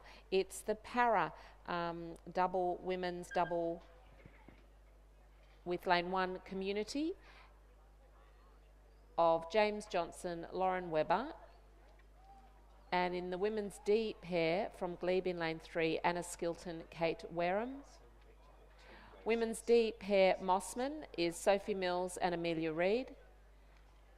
And the rest of the race in lane 5, 6, 7, 8 are also part of the women's D pair. So the para rowers from community in lane 1, there are 2 races in this race 31. It's a 1,000-metre race, and we've got St. George in lane 6, Ava Green and Tessa Jones. Lane 7 is the University of New South Wales, Helen Frith and Annabelle Singh. And Abbotsford in the lane closest to the grandstand, Catherine Nato and Inez Rowe. Looks like University of New South Wales will be taking quite a decent lead over what appears to be lane 3's Glebe. So para rowing events are included at most age and open regattas and most grade regattas in New South Wales. provides fantastic opportunity for a wide range of athletes with physical and intellectual impairments to compete in a very inclusive environment. And it's great that James Johnson and Lauren Webber, coached by Anne Craig, Liam James and Barbara Ramjan in lane 1.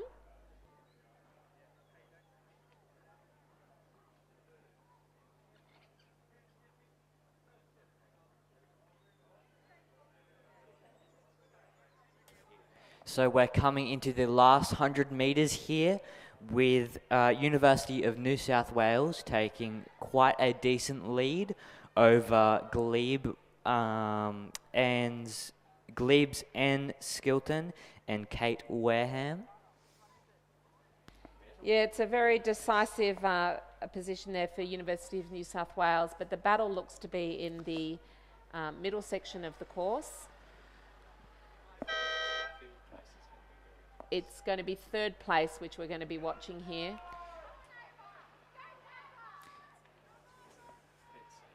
And that will be lane 8, 6 and...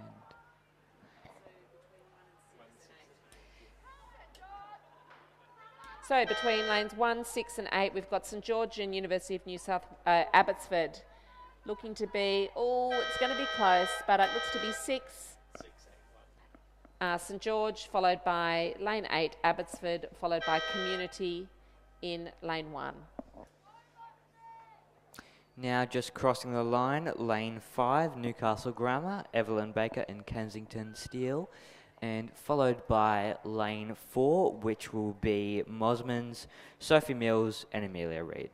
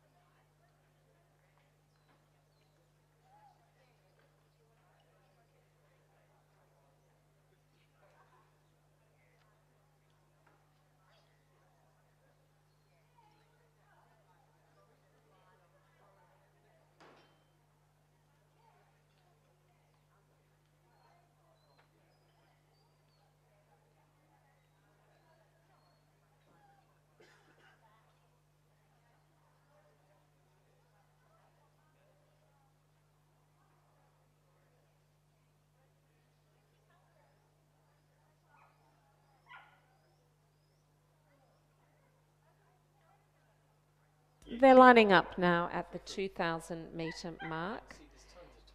They're getting prepared for a race that's kicking off at 11:15. And it gives us a chance to talk about the boat holders up there on the pontoon at the 2,000 metre mark. Certainly lying on your stomach on a floating pontoon holding these boats is no easy feat. But those boat holders also have to adjust the small metal fingers on the end of each of those starting blocks, and each of those fingers have to be set at a certain level according to each race type. So depending on the boat class, be it an 8 or a scull, the fingers will need to change length, and that's a manual job. The boat holders that are lying there at the start line have to move those metal fingers in or out, adjusting some clamps on the end of the concrete blocks and adjusting the length of those fingers to the boat class. It's a pretty tricky business. And the starters are up there to help them adjust those fingers to the correct length. And you might think that doing the commentary is hard, but believe me, I'm totally winging it up here with Bruce by my side. We've got Mark Tujan here giving us a few tips and pointers, but I have to say I think the boat holders have the toughest gig out there. Yeah, so this race will be 2 races in one. We have the women's B grade quads and the women's open quads. There will be only one women's open crew in this race. In the women's B grade race, however, there will be two C grade quads along with 2 B grade quads. So over to you, Kathy. Who Remember, are they? I said I was going to slap you if you called me Kathy. Remember that, Bruce? Not your real name. I do. Oh, very good. Yep, so we've got a C grade women's quad in lane 3. That's Georgina Stevenson, Amelia de Villiers, Sarah Bebbington and Olivia Kelly, coached by Charlie Patterson. And the other C grade women's quad is the Glebe crew in lane 4. That's Josephine Duncan Nagy, Bellady Rowe, Heidi Lindahl and Jacqueline Harris. And the B grade women's are Sydney's Neve Tierney, Eliza Dunlop, Liesl Page and Talisa Knock-Driver, coached by Lachlan Carter and Charlie Patterson. And the UTS quad B grade of Sarah Betchery, April Draney, Kiralee Schofield and Lila Anderton. Lila's had a few big races out here this morning. They'll be up against lane 7, the women's open 4. That's Grace Cipher, Samantha Morton, Isabel Farah and Laura Cipher, coached by Lachlan Carter and Felix Dure. I think I'm saying goodbye to Bruce. He's going to go off and do some hammy stretches for your race. Is that right? Yeah, so we're getting ready, checking the boat over, and maybe get a little bit of a warm-up in before. Well, you are completely adorable, I will say that. Having 2 school leavers of my own, you are just gorgeous, Bruce, a.k.a. Zane, and we'll see you up here after your race. Yes, see you then. My race is at 12:50, by the way, for anyone wanting to watch, so, you know, I want to hear some cheering. Zane. I want to see you crossing that finish line. Very good. All right, see yous.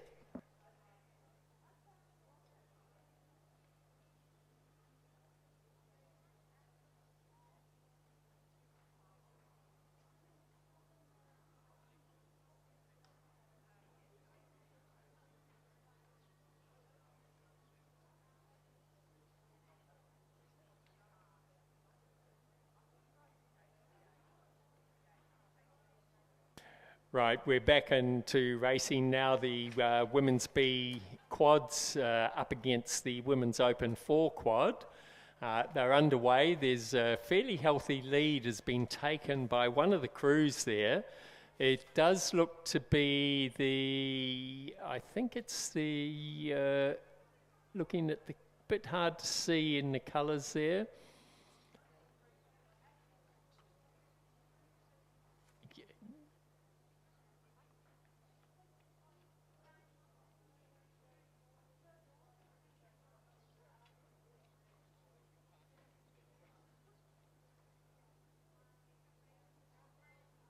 expect. So as expected, we have the women's open crew from Sydney of the Cyphers sisters, Samantha Morton and Isabel Farrer, with quite a handy lead over the other Sydney crew of Neve Tierney, Eliza Dunlop, Liesl Page and Talisa Knock Driver. A bit further back there, I think that's the Glebe crew of Joe Duncan Nagy, Belindy Rowe, Heidi Lindahl and Jackie Harris. And we seem to, I've just missed out on the UTS crew, which we're seeing now on the big screen with the follow boat. But look at you can see the healthy lead there if you are watching on screen of the open crew, Grace Cypher, Samantha Morton, Isabel Farrer and Laura Cypher. So they'll be coming up to the 1,000 metre mark shortly and we'll get a better idea of how they're going. Great camera views there from the umpire's boat. So that's the second Sydney crew we're looking at on screen at the moment of Neve Tierney, Eliza Dunlop, Liesl Page and Talisa Knock Driver. Looking very tidy there.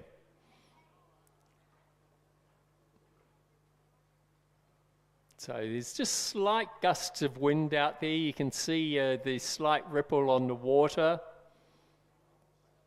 Some very nice rowing here from these Sydney girls.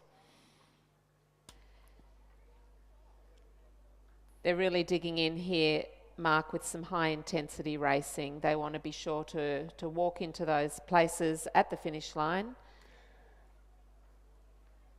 And they're definitely winding up here for the finish. The open crew has just come through the 1,500 metre mark.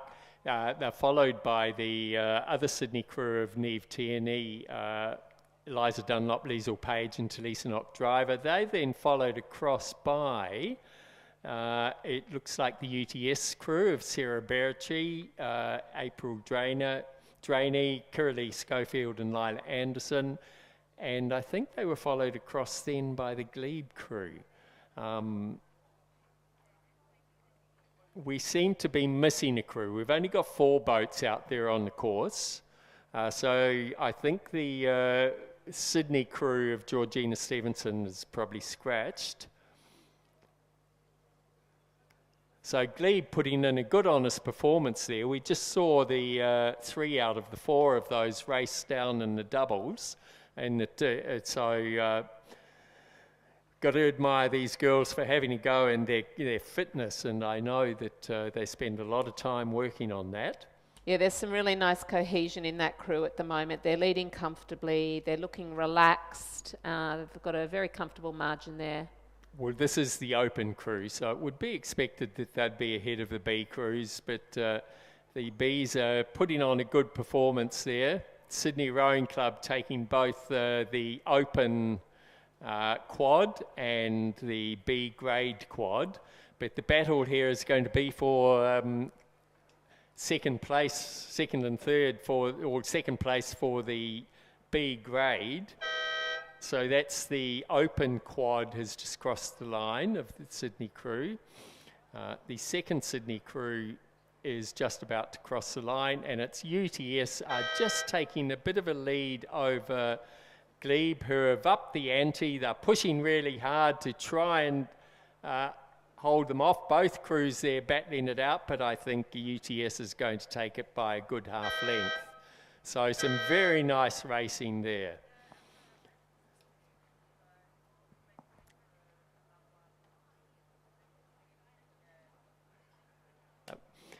Okay, so then very fast time there. The Sydney crew finished in, the open crew in 7 minutes 02. Add about 11 seconds on to that for the winners of the B crew, which was the Sydney crew of Neve Tierney, Eliza Dunlop, Liesl Page, Talisa Knock Driver. They were followed across by Georgina Stevenson, Neve Tierney, UTS, Sarah Bertree, April Drainey, Kiralee Schofield and Lila Anderson from UTS. Only half a length in front of Joe Duncan Nagy, Belindy Rowe, Heidi Lindahl and Jackie Harris from Glebe. A great bit of racing. Yeah, that Sydney Women's Open crew, they really rocketed up the course then, and they really had the pace on the other boats. They finished out really good racing. I think we're off for a lunch break now. Yes, Mark, so now we have the lunch break. As you can see, everybody, all the umpire boats are coming back in. Couldn't get back fast enough. So racing will resume in an hour at 12:15. Over and out. We'll see you then, Mark. Thanks. Good luck in your race.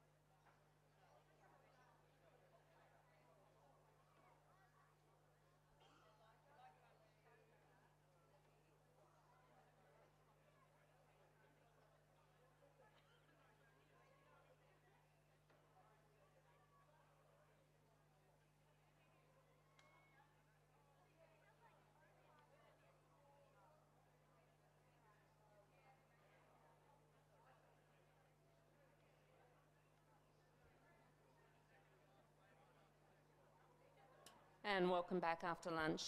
This is a 1,000 metre women's C-grade quad scull. We've got Leichhardt 2, Glebe, University of New South Wales and Mossman in the first 4 places. This is race 33. They look like they're already at the 500 metre, coming up to the 500 metre mark. It's Kath James here joining you in the commentary box in the finishing tower at the New South Wales Spring Regatta. Sorry I missed the start of that race. Now, I'm in the commentary box by myself at the moment, so you'll have to bear with me in the event of any stuff-ups, but at the moment it looks like lane 1, University of New South Wales, followed by lane 3, that's a scratch actually, so it must be lane 4. The glebe rowers of Clifton, Hartley, Harris and Barnard are really pushing hard to come up into possibly second spot, vying against Leichhardt team of Barrick, Lepresi, Bogart and Zonga, who look to have a very strong lead coming into the finish. It looks to be a close contest between lanes 4, Mossman and Leichhardt. It looks like a photo finish, possibly Leichhardt got that. The unofficial results would be Leichhardt, Glebe and the University of New South Wales, followed by the 2 Mossman crews of Hay,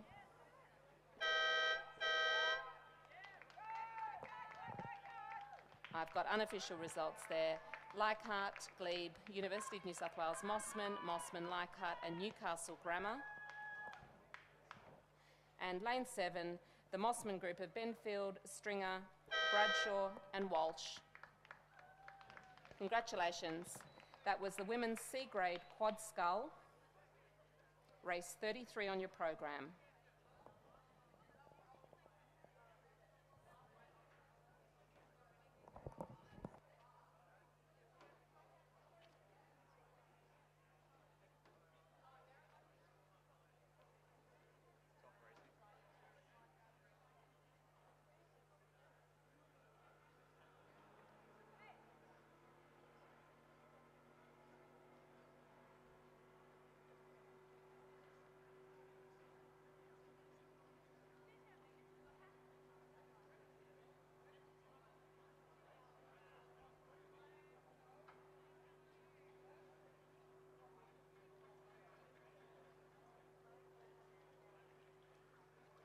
And we're joining you now for race 34, the men's C grade 8. They are already racing. This is a 1,000 metre race with lane 4 Leichhardt, lane 5 Canberra and lane 6 is St Augustine's. The Leichhardt, all 3 are grade C crews. Leichhardt of the crew Terry Bridges, Michael Roberts, Alexander Kempson, Marcus Wilson, Thomas Newsom, Tom Allen, Rob Crozer, Charles Buzzacott, with the Cox Ruth Kelly. The Canberra crew of Riley Elliott, Jackson Boyd, Ashley Carr, Austin Benny, Tom Trobe, Thomas Wynne, Jaden Peters, Eamon Burke, with the Cox Nicole Hay, coached by Jeffrey Brown. And the St Augustine's C crew, in lane 6, Jay Taylor, Jason Cow, Hamish Wise, Rory Parker, Will Dawson, Miles Nicholas, William Pender, Max Tancred, Ryder Taylor as the Cox, which the coaches Barge and Judith Ungama. And they're at the starting line now for race 34. They're all forward at the catch, waiting for the starter's call.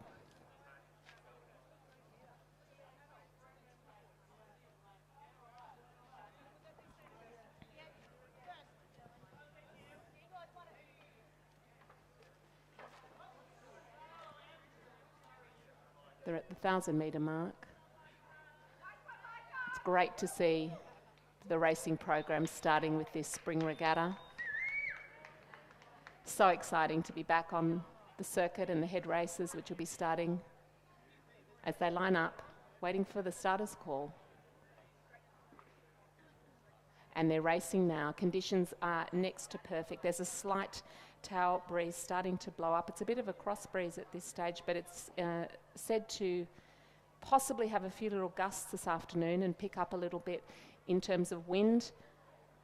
Right now the conditions are pretty glassy and pretty perfect. They look to have a really great start. 3 of the centre lanes. got Leichhardt on the far side, Canberra and St Augustine's. Canberra in the middle.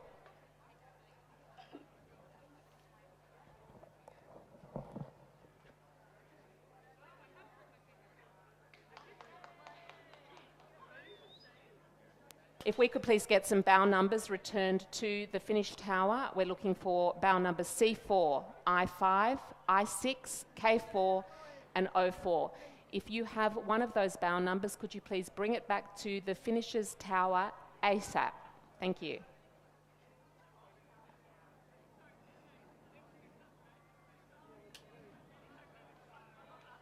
Okay, they're lifting their rating here. It looks to be Leichhardt and St Augustine's competing hard up against each other, looking back at the Canberra Grammar boat.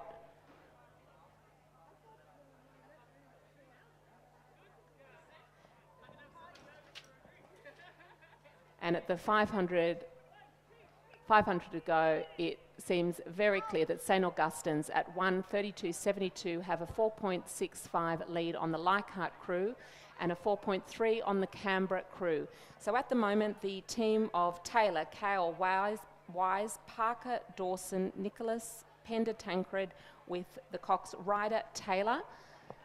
That's the Ungermarks coached. Men's C grade 8 is out in front.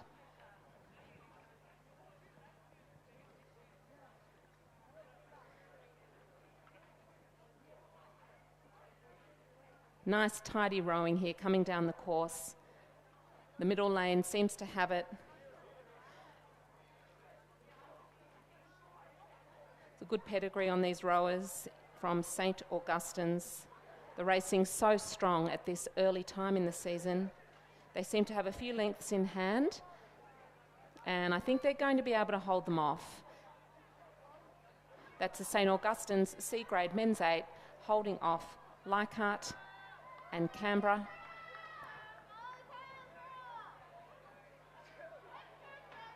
They're picking up their rating a little bit right now as they're coming into the final 20 metres of the course, and it's going to be a very comfortable win for St Augustine's crew.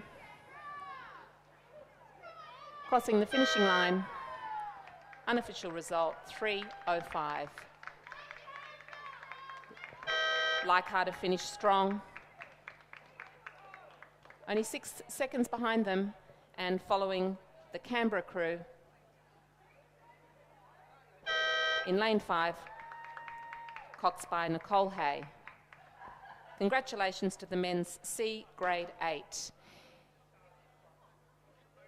If you've placed in this regatta, please make your way to the Rowing New South Wales tent in front of the grandstand to collect your trophy and or medal, or just say hi to Melissa Ashton Garrard, CEO of Rowing New South Wales.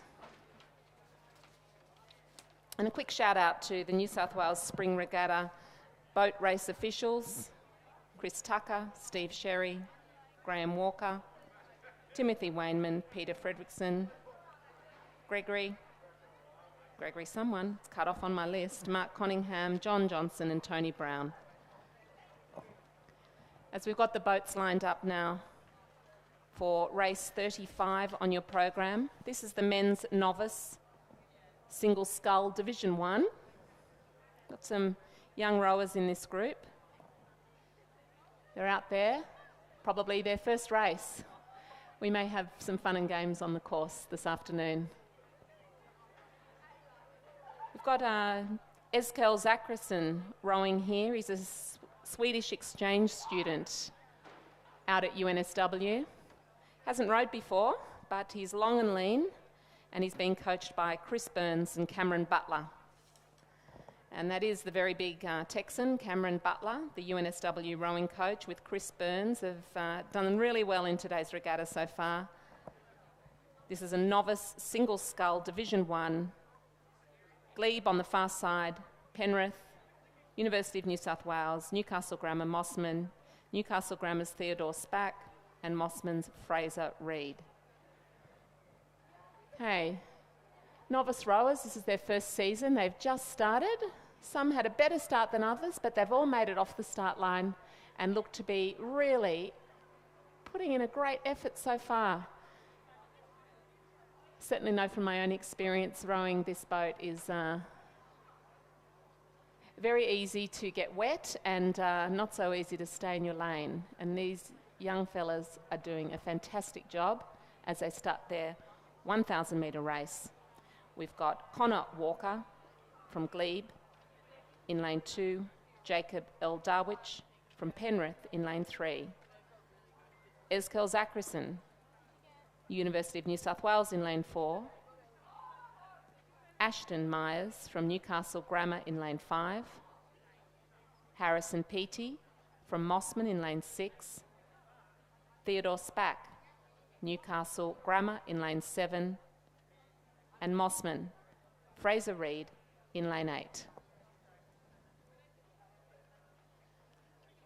They're very lightweight rowers in lightweight boats, and even though the conditions are close to pitch perfect here on the course for this New South Wales Spring Regatta, it's still a long distance to stay in your lane when you're a novice rower, having to look over your shoulder, stay on course, and try to keep your form over a long distance.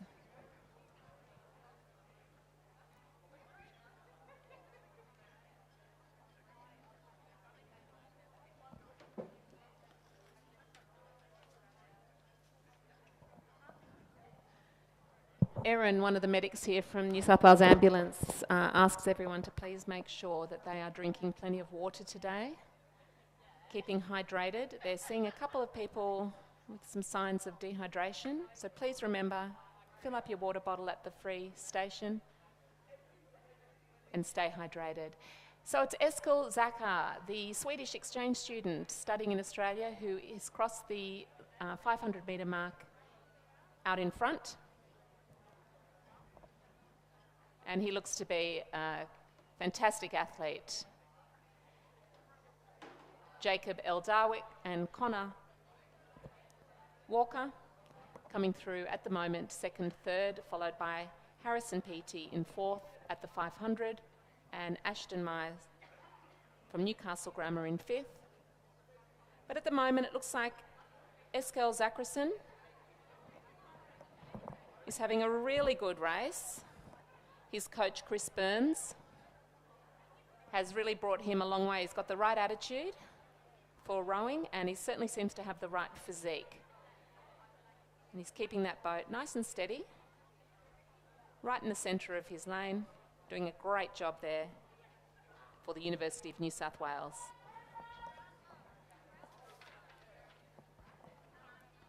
He's opened up quite an ocean of clear water there between the boats. And he looks very comfortable, dropping his rate now, taking long, strong strokes through the water. Clean catches, looks very comfortable there.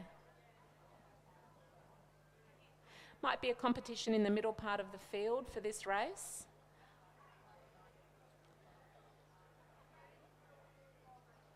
Looks like Jacob L. Darwich and Connor Walker having a right royal battle over there. Though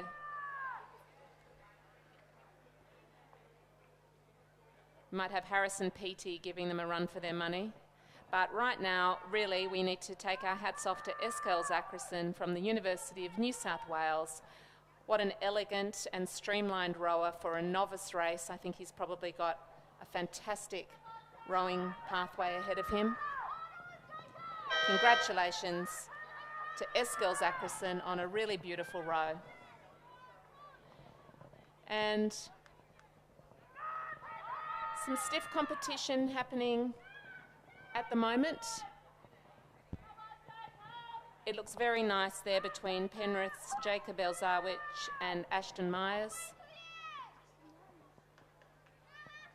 My eyesight's failing me a bit, but it certainly looks like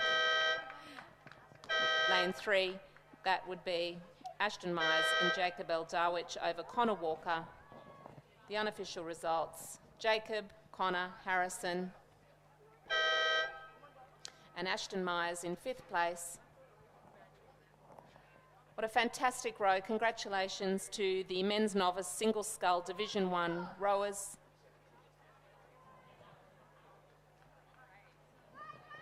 Really fantastic, and we're going to welcome Newcastle Grammar's Theodore Spack.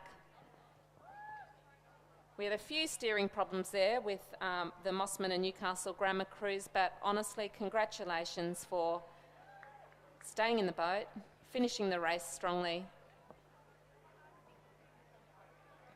Well done, Theodore. That's a finish for you.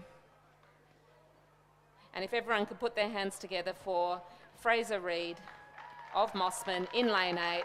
What an awesome job. Go, Fraser. We want to see you out here a lot more often. Good on you, kiddo. Well done.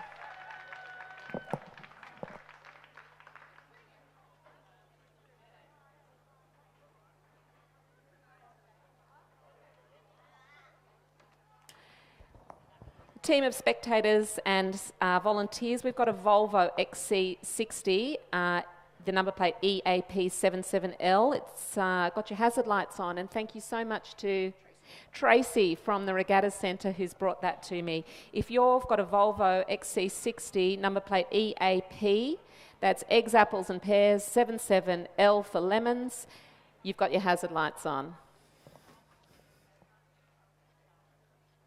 Okay, we're going to be enjoying race 36, the men's novice single scull Division 2. In the far lane, Abbotsford's Andreas Roman, coached by Steve Sherry and Charles Lloyd-Jones. In lane 3, Mossman Anton Andrews, coached by Kieran Colby and Ashley Fitch. Sydney, Frederick Way, coached by Charlie Patterson. In lane 5, Newcastle Grammar, right in the middle of the field, Andre Fiorentino. We have Glebe's Josh Dallimore. In lane 6, University of New South Wales, Marcus Black, coached by Chris Burns and Cameron Butler. And lane 8, Mossman, Gabrielle Inakai, coached by Kieran Colby. It's a pretty exciting race with Marcus Black at the 500 at 1.58.15. And of course, Marcus comes from a pedigree of rowers. This is his first novice single season with his mum and dad, both world champs and Olympian rowers. His mum, really, he couldn't have a finer pedigree than that. That's Marcus Black, followed by Andreas Roman from Abbotsford, Josh Dallimore in 3rd, Sydney Frederick Way, followed by the 2 Mossman crews in 5 and 6. And this is a pretty awesome, relaxed row here. Although there's a fair bit of tightness in the first 3 places. So I'm looking forward what happens here. In lane 7, Marcus Black. Looks very comfortable, out in front, long, lean strokes. Good run on the boat. I mean, that's just a beautiful thing to watch. As Marcus Black comes in for the University of New South Wales, followed by Sydney's Frederick Way. And in lane 2, Abbotsford, Andreas Roman. 3 seconds behind him, Josh Dallimore from Glebe. Congratulations. Conditions are beautiful out here. Slight wind picking up. Blowing westerly at the moment, and that's forecast to increase over the afternoon. So I've just noticed a change in the conditions here. We've got some strong ripples on the water, rowers rowing into that westerly.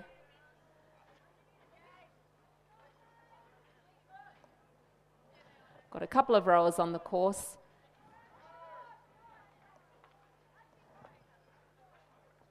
Lane 3 coming in to the finish line now is the Mossman Anton Andrews. And give a round of applause to Gabrielle Inakai from Mossman. What a fantastic little rower there, giving his best shot. Pushing hard. Well done to you, Gabrielle. I love your form. Well rowed. Congratulations to all the rowers in the Mossman, in the men's novice single scull Division 2. We're already halfway down the course in Division 1 of the men's D grade single scull. That's race 37. At the moment, it looks like Ezekiel Pratt from Nepean is having a really good race at 1 minute 52 at the 500, although it could have changed by now, but we had at the 500 Nepean, Canberra, St George, Glebe, University of New South Wales, St George, and the 2 Mossman rowers. We've got a bit of a course correction issue. The BROs are onto it in the middle of the course there. They seem to have corrected course.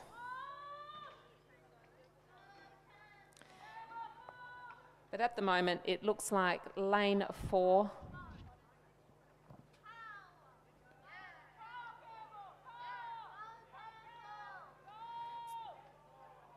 It's a little bit hard for me to see from here. My eyesight is catching up with me. It could actually be I would love to say lane 5. Yes, I think it is lane 5. And that would be the Nepean of Ezekiel Pratt, coached by Daniel Waddell. He's got his green bucket hat on there, looking really strong. Congratulations. But lane 8, what a fantastic finish. Lane 8, St George. Well done to Robert Oliver, coached by Mark Featherston. What an awesome finish, lane 8. Congratulations, I love that. We had C. Milne from the ACT in 3rd, followed by St George's Christopher Jones, Mark Tajan from Glebe. Looking very snappy out there in your red boat, Mark. University of New South Wales, Fraser Wilson. Might have a little problem for number 5. Just check that he's okay. 7 is going to pip it at the post. Well done to Mossman's Liam Ligard, who just took it by a nose over Mossman's Phila Horampoulos. There was a little bit of inter-club competition. And we'll just check there that lane 5 is okay. I think the safety boat might be visiting.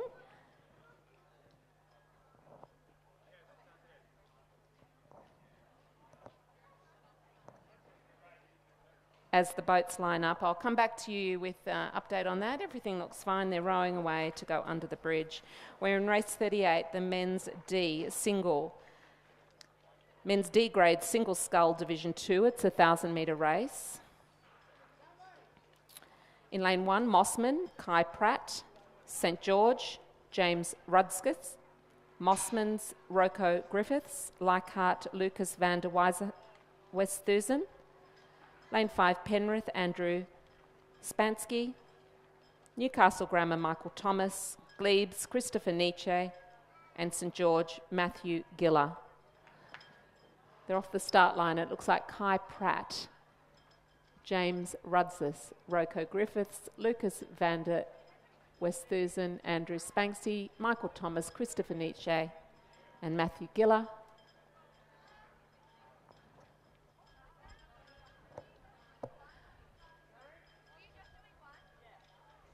And it's a close 1, 2, 3 on this one. At the 500, Matthew Giller is just out by the merest of margins over Michael Thomas and Lucas van der Westhuizen. There's nothing in this race. All 5 are very tightly bunched, and they're definitely going to have to make a move to distinguish themselves in this race, as momentum is likely going to pick up through the last 500 as they get their race plans into action, make their move. And I'd definitely say there's a westerly that's picking up now. It's going to make it just a bit harder to push through the water and make those clearances. But at the moment, these boats look to be neck and neck, you'd have to say. There's nothing in it from where I'm sitting.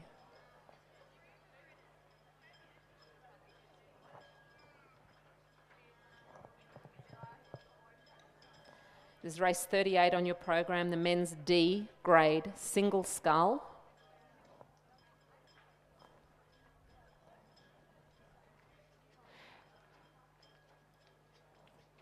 And it looks like St George's Matthew Giller is putting it up against Penrith's Andrew Spansky and James Rudkus in St George. Maybe just a nose in front of the Penrith crew. This is going to be a close one to call. And given that's not my strong suit, I'm sure all of those on the live stream might be possibly thinking they could join us in the commentary box, which would be welcomed given that I'm up here by myself. But really, I'd have to say, Leichhardt's Lucas van der Weizhuizen has put on his skates, has got some beautiful, long, strong strokes. In lane 4, that's Leichhardt's Lucas van der Weizhuizen. He's going to take out this race. It opened up in the last 50 metres from lane 2, St George, James Rudkus. Lane 6, Newcastle Grammar, Michael Thomas finishing in 3rd, although the push from lane 8, St George's, Matthew Giller, probably just ran out of water there, I think, Matt. Great work. Good job. Lane 7's pushing through, that's Glebe's Christopher Nietzsche. Keep going, Chris, we're barracking for you up here. Good job. Well done. 3 more strokes will see you through. Congratulations. Well done.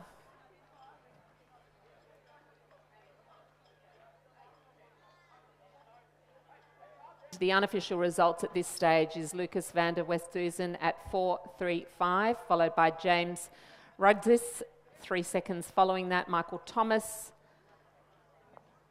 Matthew Giller, and Christopher Nietzsche.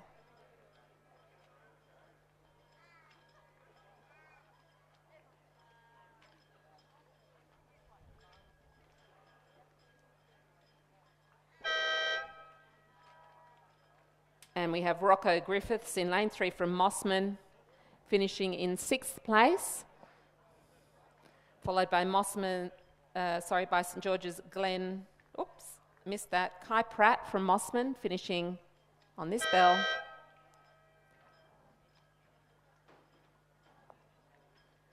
And come in spinner, it's Andrew Spanksty from Penrith.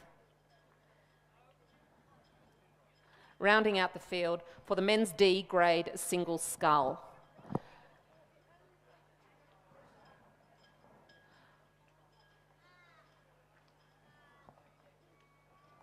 Congratulations to all the rowers in Division 2 of Race 38 and Andrew Sapansky from Penrith. Congratulations, well done. If you've placed in a position here at this spring regatta, could you please go to the Rowing New South Wales tent and meet with the CEO, Melissa Ashton-Garrard. Give her a shout out for the fantastic job that she's doing in her position to lead Rowing New South Wales this season. And a quick welcome to EB, Elliot Bertonetti, who's Rowing New South Wales new participation manager. How lucky they are to have his expertise, his enthusiasm and his love of rowing, coastal rowing, and seeing athletes meet their potential. I had the pleasure of seeing Melissa rowing recently at North Shore Rowing Club's Team Development Day, and she's a natural athlete, great attitude. I'd be happy to have her in my crew any day of the week. You hear that, Melissa? We'd like to have you rowing on a regular basis.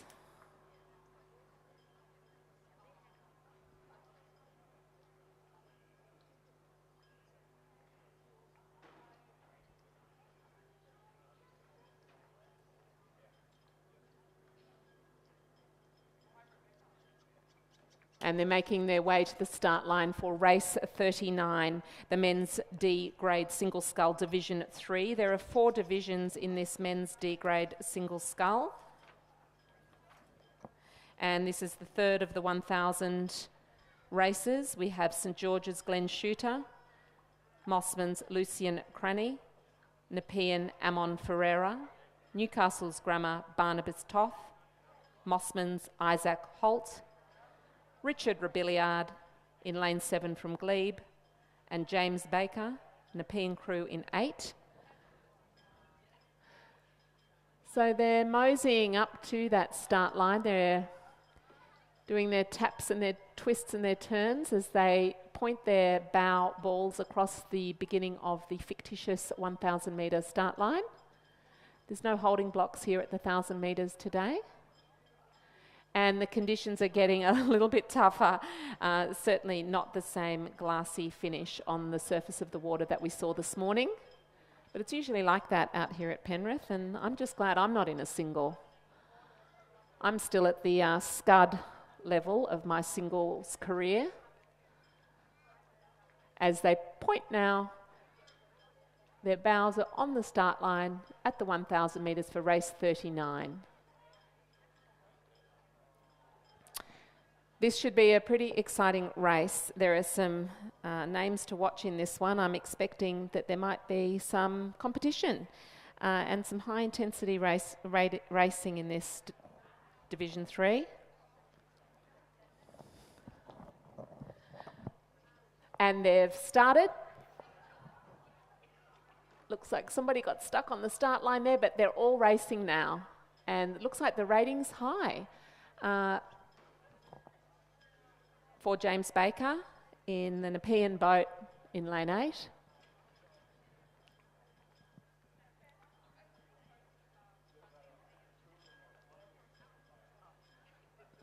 Welcome to all of you listening on the live stream this afternoon. I'll apologise that I'm not a very seasoned commentator. This is probably my second or third shift, not this season, but in my life. I've got a lot to learn, definitely. Although I am a rower myself, I think that helps. Seems to be a few course issues staying in the lanes for this race so far. I think there was nearly a bit of a mishap. The BROs are right there to ensure the safety of the athletes and the crews. But certainly I've been known to cross a few lanes myself. It seems, a couple of strokes and you're in somebody else's lane.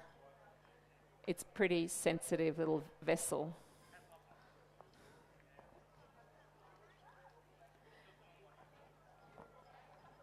They're 1 minute and 26 seconds into this race, 39, of the Division 3 Men's D grade single scull.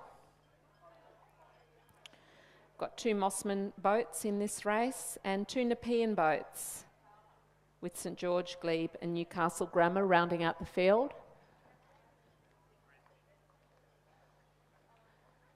And we're very lucky to have the cameramen and camera persons on various points around Cirque, which give us all a fantastic opportunity to watch this spectator sport along the whole course.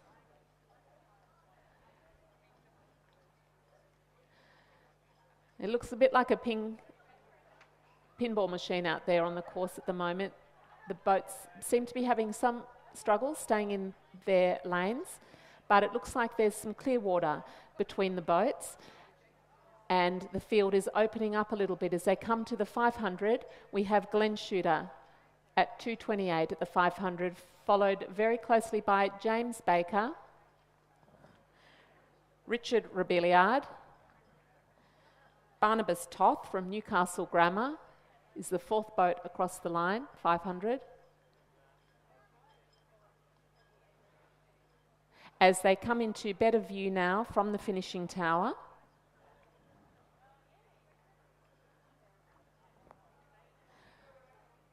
it looks like we've only had 4 rowers past the 500. The race may be split into 2 halves. It could seem, it's a little bit unclear to me at the moment. Here we go.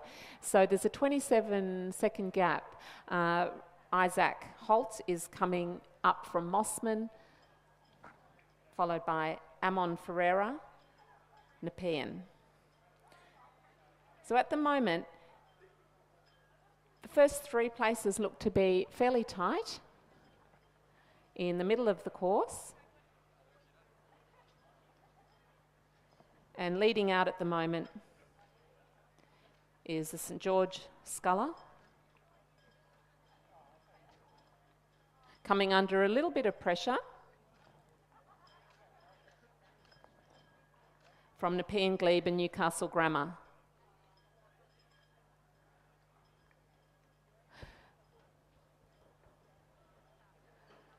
Really having to dig in here. This is where the fitness of these rowers starts to show. And for this point in the season, it's pretty impressive to see the times that are being done at this regatta. It looks like Glenn Shooter has maybe a bow rope lead on the other competitors in this race.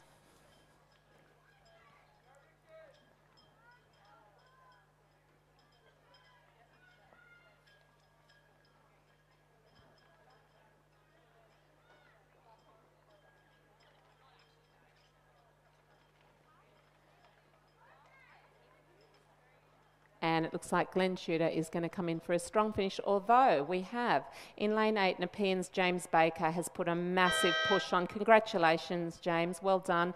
You have taken that over Glebe's Richard Rebillard in 3, and coming in Barnabas Tooth from Newcastle Grammar, crossing the line.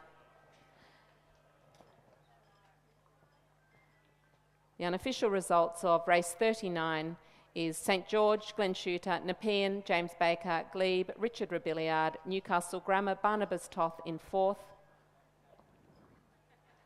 As the other rowers finish strongly on the back of race 40, the men's D grade single scull Division 4.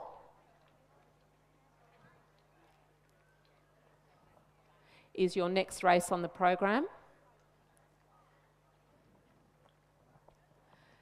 And well done to Mossman's Isaac Holt as he crosses the finish line. And if we can give a round of applause to Amon Ferreira from Nepean, finishing race 39 for Nepean. Thank you for being such great supporters. It's not easy to row these boats, and the conditions are certainly picking up a little bit if you look at those flags. Which remind me, don't forget to vote today in that referendum that we have. So we're underway with race 40.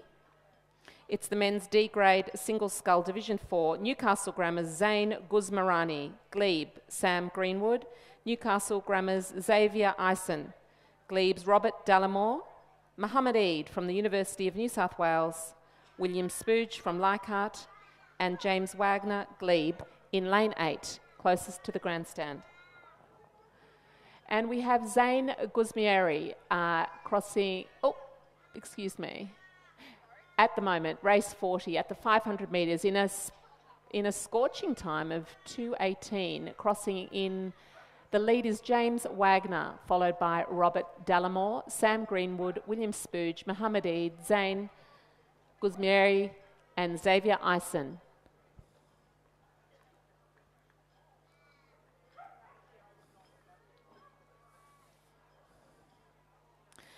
And behind those front runners that we have there, there's a bit of work to do for those boats to catch up as they're dominating the crews from Glebe and Leichhardt.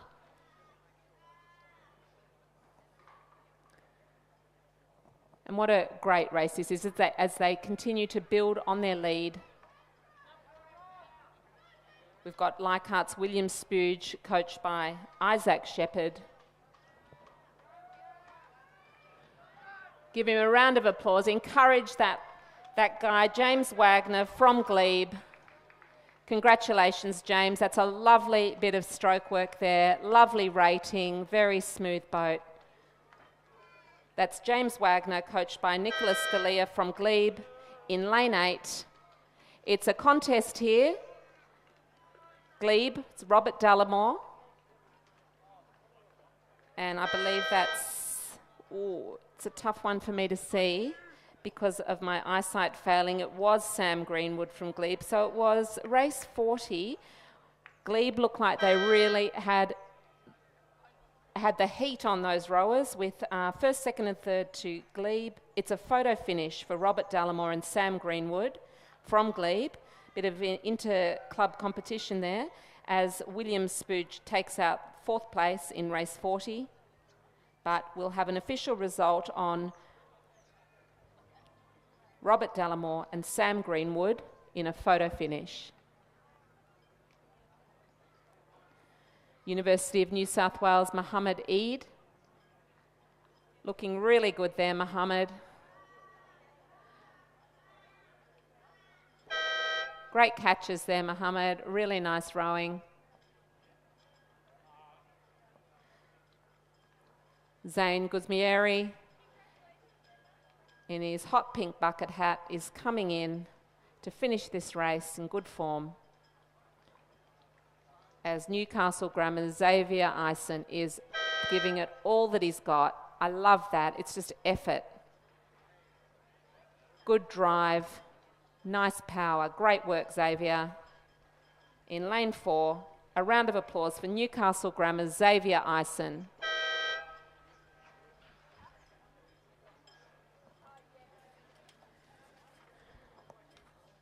Got a little break in the program now for a couple of minutes. Might be a good time to go get an ice block from the kiosk. I'd also encourage you to pop onto a website, Rowing History -Oz, AUS, and I really got lost in that website last night, the enormous contribution that Andrew Guerin and Steve Roll have put into that website and creating a very historically important record together. That's Rowing History -AUS. I was digging around in that website last night. I got sent down a rabbit warren, I'm afraid. And my normal bedtime's about 7:30 at night because as a rower, you would fully understand getting up at 4 o'clock most mornings is a real punish. But what I really, really loved about that website and information that Andrew Guerin has put up is the important and long history of many, many hundreds, if not thousands, of very talented athletes who were also hardworking volunteers, cooks, boat handy people, and the myriad of people and skills that make a club successful. I'm really so proud to be a member of the rowing community, and I've been really lucky to meet some of the legends of the past few decades who still have their skin in the game. And I would definitely encourage you to have a look at Rowing History -AUS. It's well worth a look. So I'll give you a break from the commentary for a moment. There are some rowers starting to line up. The water looks pretty bumpy up there at the 2,000 metres, which is going to take us into our next set of races. Race 41. They've got party hats on in race 41. This is a big race. It's the men's pairs and men's open. It's a B grade race. We've got UTS's Sam Green and Thomas Birthwhistle, Mossman's Harry Coddington and William Robertson.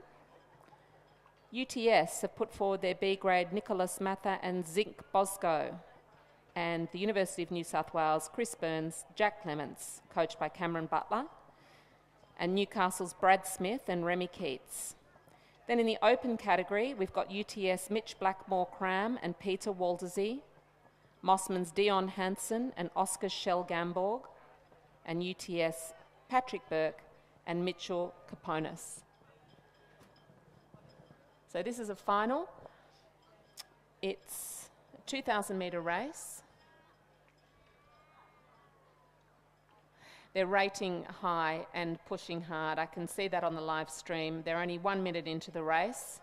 It's a bit of a punish, these 2,000 metre races. You have to be super cardio fit for these and have some good endurance.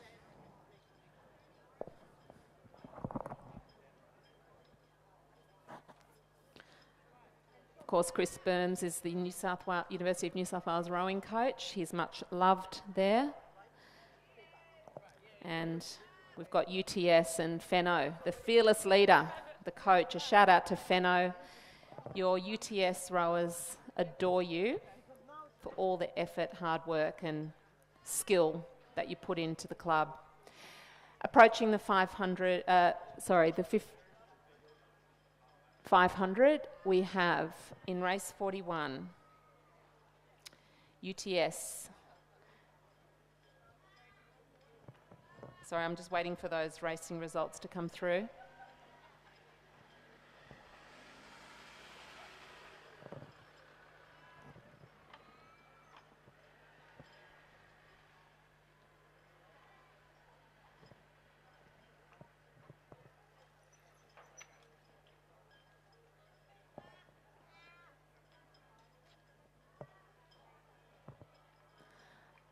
I'd love to be able to tell you something, but I'm unable to see at the moment who's out in front in this race, although it looks like it's a pretty tight situation to me as they approach the 750, the bridge that leads to the back of the training area. And the water looks pretty choppy up there, as I'm sure you can see some of those little white caps starting to swell up as these crews come down the course.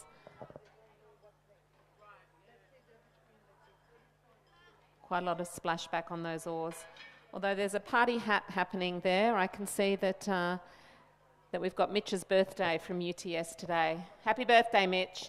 As your crew from UTS put on those party hats to wish you well today.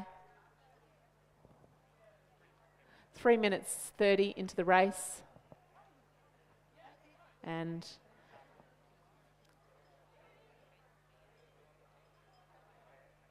UTS crew of Mitch Blackmore-Cram and Peter Waldersey with their party hats on. Oh, look at them all. Same with the UTS crew of Patrick Burke and Mitchell Caponis.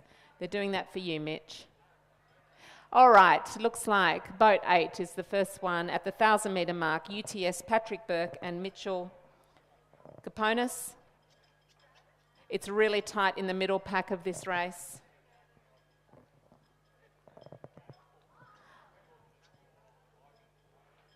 Although I still don't have a list of results to give you at the 1,000-metre mark.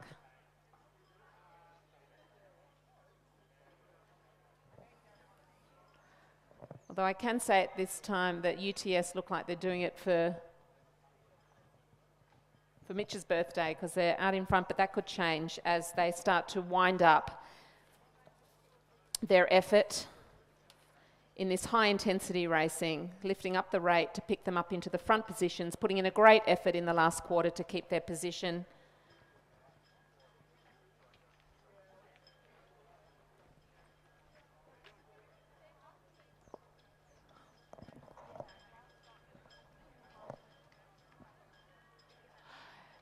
I can see from the same view that you can see the crews of UTS and Mossman seem to really be fighting it out in those far two lanes. They are stroke for stroke, bow ball to bow ball.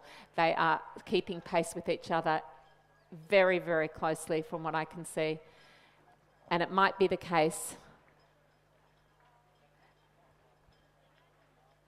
that we're heading for a race that doesn't have much water between the boats at all. We're going to have to hang on to our hats, folks, and just wait to see what happens as they come closer to the grandstand.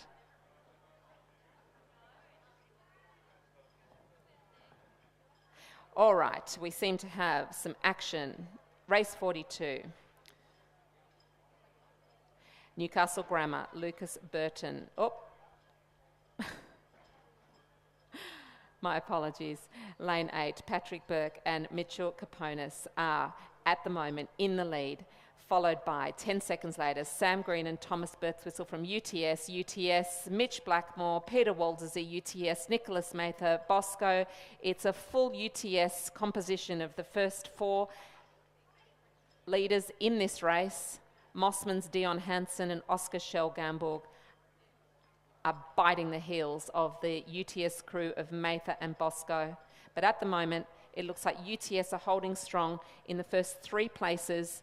They're going to be picking up their rate to lift them up into the front positions and staying there if they can. They'll be digging in now. This is where the bite comes in. You know you've only got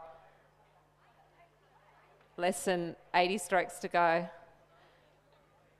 but your legs are burning. And it looks like the UTS crew of Patrick Burke and Mitchell Caponis have pushed forward to have a really comfortable lead at this time. They might start, as I think they have, to drop their rating down a little bit, conserve that energy as they look back to the field and see that they've got a really comfortable lead. That's the men's open pair in their party hats. You've got something to celebrate, boys. Gosh, I wish I could row like that. You have to say, they are in the prime of their life. That's Patrick Burke and Mitchell Kaponis, finding it very comfortable. You handsome boys, finishing. Congratulations. What a class act. UTS's Sam Green and Thomas Burke Whistle. Even with no party hats, they should be celebrating that great win, as should the UTS Men's Open of Mitch Blackmore-Cram and Peter Waldersee. And look at that Mossman. Well done. What a fantastic race for the Men's Open. And the unofficial results, Mossman, followed by that doesn't seem right to me. Something definitely doesn't. There we are. Been corrected. UTS 749. Congratulations, UTS. Second, third, Mossman fourth, UTS fifth. That's the final unofficial result of race 41.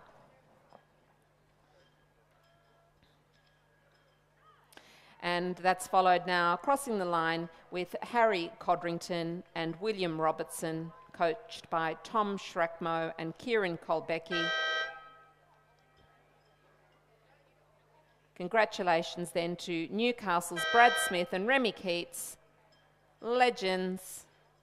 2,000 metres. You win.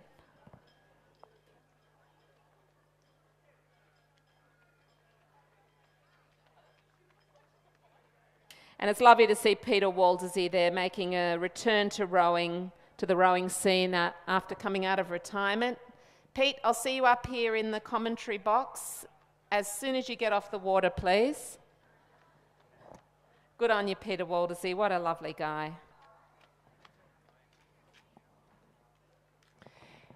And they're lining up now for race 42. In fact, they're not only lined up, they've actually taken off. It's the men's B grade double scull. This is Division 2. We've got Newcastle Grammar's Lewis Burton and Ronan Brown. Leichhardt Riley, Lee Costal and Dylan Lee. Canberra in the middle, Angus Scott and Hamish McKee. Penrith in lane 6, Liam Taylor, Bradley Moran. And Sydney University, James Scott Brown and Oliver Klotz. Now we've got 3 B grade doubles in this race. That's Newcastle, Grammar, Penrith and Sydney University, and 2 C grades of Leichhardt and Canberra. So the far lane, Newcastle Grammar of Lucas Burton and Ronan Brown, is a B, and then the middle lanes of Leichhardt and Canberra are a C grade with what looks to be a nice open field at the moment. I may actually be able to call this race accurately. This is race 42. They're 5 minutes into it already. It's a 2,000 metre race in Division 2 of the men's B grade double scull.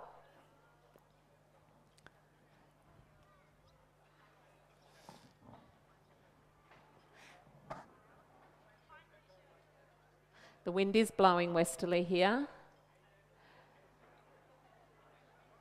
And while conditions are still pretty lovely, it is blowing a little bit stronger than it was this morning. We've got Penrith coming across the 1,500 metre line first, followed by Sydney University and Canberra. So that's the Penrith B combination of Liam Taylor and Bradley Moran, coached by Lindsay Callahan.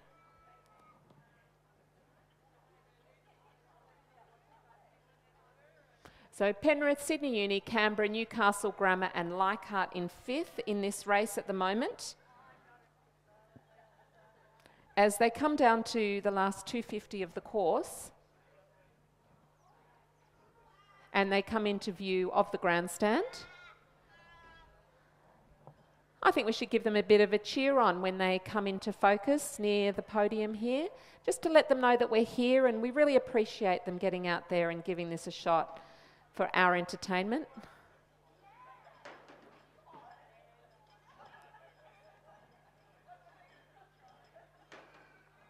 And it looks like Penrith are really, I love their colours, you know, there's nothing like a bright orange bucket hat and matching zooty in a yellow boat. could almost take up rowing just for the aesthetics of it. Penrith's Liam Taylor and Bradley Moran, coached by Lindsay Callahan, look really comfortable. They're dropping the rate. They're sitting back at the finish, squaring early and together.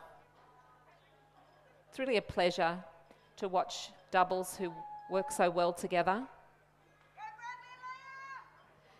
You go, Liam. You've got a very big cheerleader in this grandstand there. It sounds like a mummy to me. That's it. Well done to the Penrith B-grade double scull of Taylor and Moran. We're all cheering for you. And congratulations too to Sydney University's James Scott Brown and Oliver Klotz. Well done. Unofficially, I can let you know that Canberra have come in third with Angus Scott and Hamish McKee. In the 2,000 metre race, they finished in 8:02.44. Newcastle Grammar. Well done, Lucas Burton and Ronan Brown. Congratulations. And a very nice finish there for the Leichhardt crew of Riley Lee, Coxell and Dylan Lee, coached by Isaac Shepherd.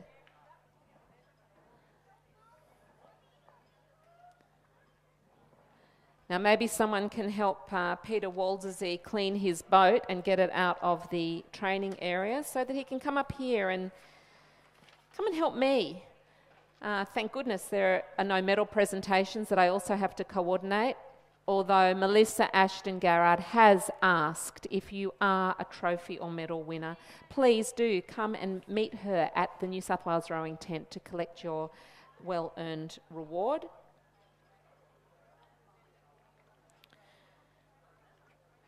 We've got some nice racing coming up next in race 43.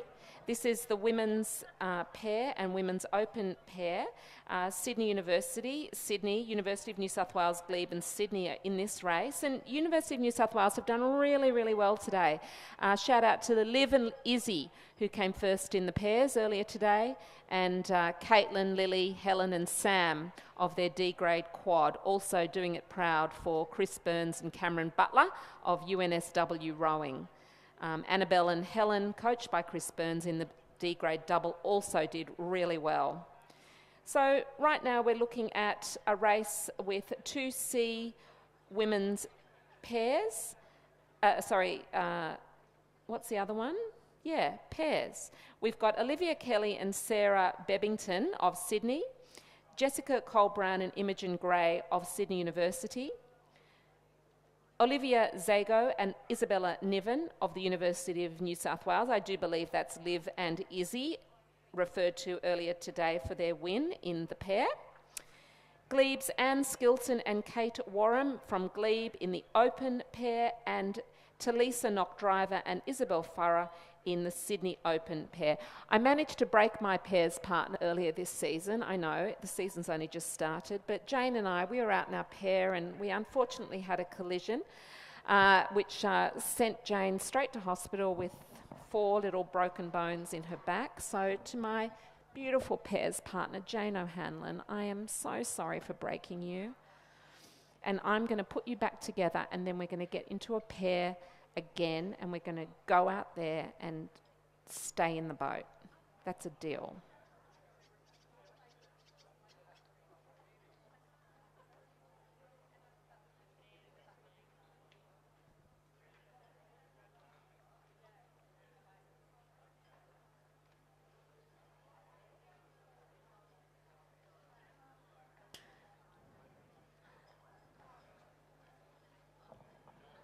So it's a pretty tough progression up this course today. There's a really good pedigree in these rowers and the racing is really strong.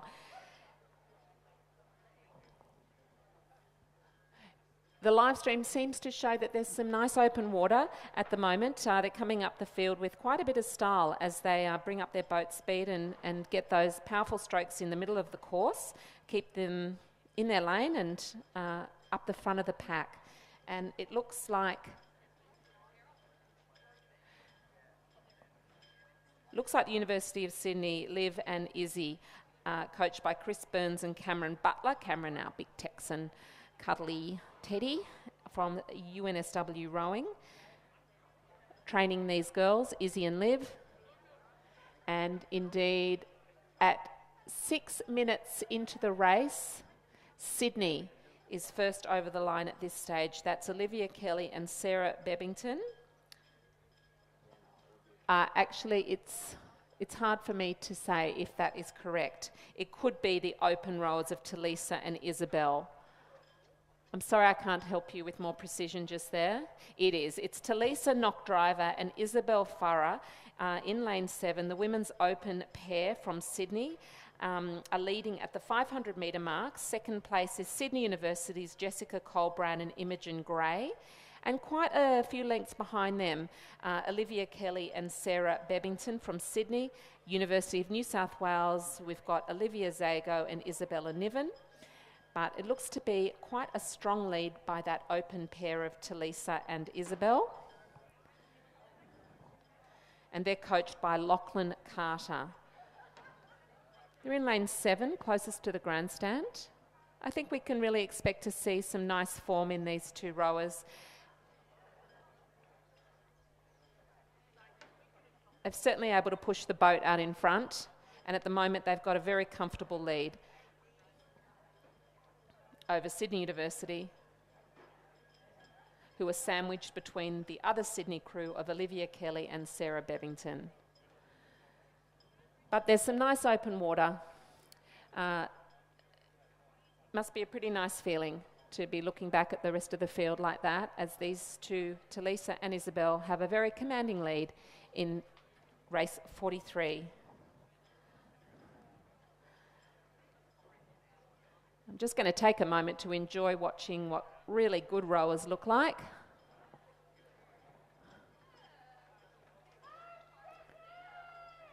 Go Sydney Uni. That's a call from the grandstand. Congratulations to lane 7, Sydney, Talisa Knockdriver and Isabel Fura. What a fantastic race, girls. I really enjoyed watching that. The effort and training you've put in paid off today at the Spring Regatta. And in lane 4, coming in for Sydney University, Jessica Colbran and Imogen Gray, coached by Alan Bennett and Alfie Young. Your coaches are going to be happy with that race, girls. Congratulations.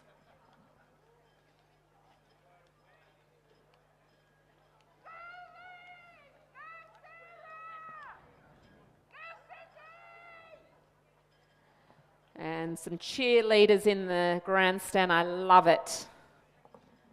It makes all the difference when you're in a race and you can hear someone calling out to encourage you forward.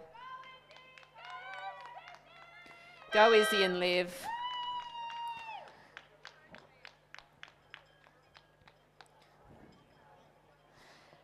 These girls have been putting in the effort.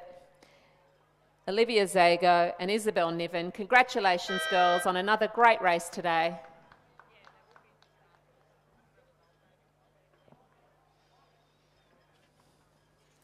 I get confused with all the little dashes and crosses and X's and dots on this program. I mean, it's another language, isn't it, rowing?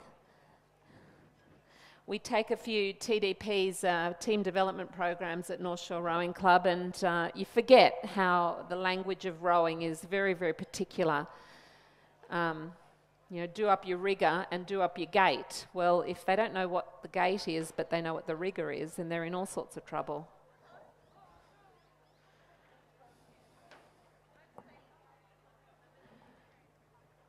And they're lining up now in race 44. We've got one boat still on the course from race 43, so we're going to give them an almighty cheer as they come in across the finish line.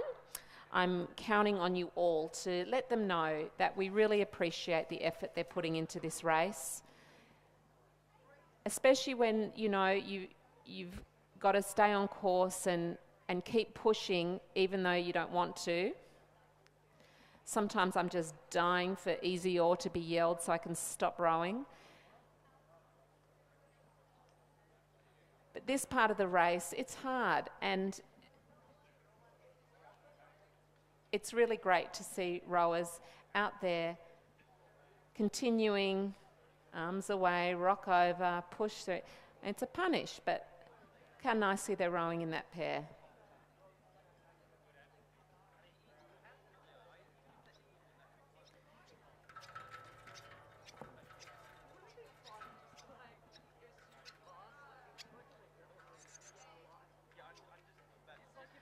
And they're racing now in race 44. Let's give them a clap. Race 44 is the women's C-grade double scull, Division 1. There are two divisions in this race, 44 and race 45. We have Sydney, Matilda McConus and Heidi Heap, Lake Macquarie's Kristen Berry and Trudy McDonald. Oh, I remember them from last year's states. We've got Glebes, Ella Barnard and Kelly Clifton, Newcastle Grammar's Sadie Smart and Jemima Mackenzie, UTS, Monique Heineke and Kirsty Edwards, Penrith's Gowrie Katera and Madison Joins, Canberra, thanks for coming up, Nicola Hay and Gabby Pidcock, and Molly Boyle and Annabelle Mackenzie for Newcastle Grammar. And they must be the Mackenzie sisters, Jemima and Annabelle. So it's really nice to see sisters enjoying rowing together. God, those poor parents, can you imagine? We only had one rower. So here we are in the women's C-grade double scull Division 1, race 44.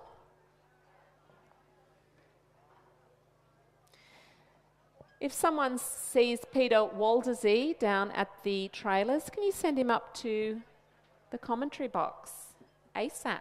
That'd be great.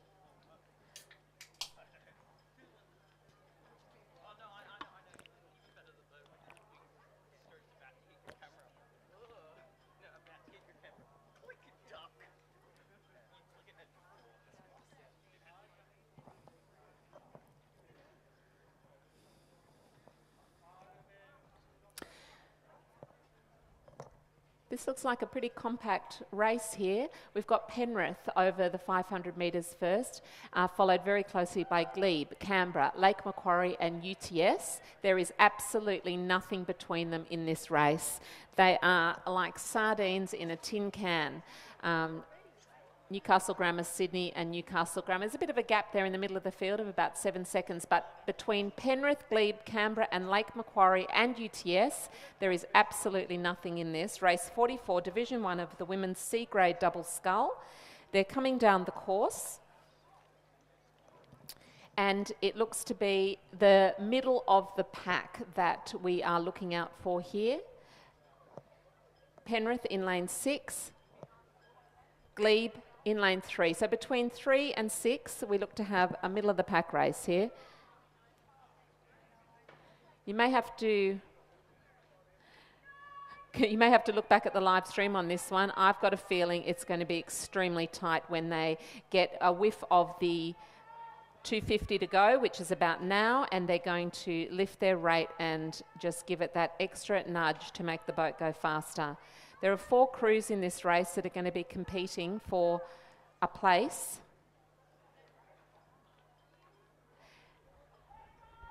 And the westerly wind is picking up a bit. It's making conditions a little bit trickier out here. There is some, looks like Newcastle Grammar are having a bit of trouble there with Molly Boyle and Annabelle Mackenzie with their lane. It slowed them down a bit, but the front-facing 4 crews are really got their back to the wind now, and they're using everything they've got to get this moving. Penrith's Gowrie Katera and Madison Joins. I love what they're doing in these Penrith boats, this regatta. Their zooties are fantastic, but so's their rowing. We've got Penrith out in front now, followed closely by, right on their heels, Canberra's Nicole Hay and Gabby Pidcock. But it is going to be Penrith that take out this race in beautiful form. There goes the buzzer, followed by Canberra's Hay and Pidcock. And in lane 3, Glebes, Barnard and Clifton. Lake Macquarie's Berry and McDonald. But lane 8 have got a really nice push coming through here. Go Molly, go Annabelle, give it your best right here. What a great finish. Congratulations girls, that was awesome. And that was just 0.64 behind UTS. Girls, you had 2 more strokes in that. Congratulations. And Newcastle Grammar and Sydney round out the field for race 44. We're already into race 45, Division 2 of the women's C-grade double scull. It's 1,000 metres. We've got Mossman, Tanya Hornby and Mia Hornby in lane 2. Canberra's Houston and Turner. Mossman, Chloe Benfield, Alice Stringer. Glebe, Belindy Rowe and Jacqueline Harris. The University of New South Wales, Samantha Backler and Annabelle Singh. Glebe, Stella Moore, Patricia Boland, and Penrith's lane 8, Eloise McEwen and Zoe Weisner. So this will be an interesting race. The conditions are a little bit choppy up the front of the course. This is a 1,000 metre race.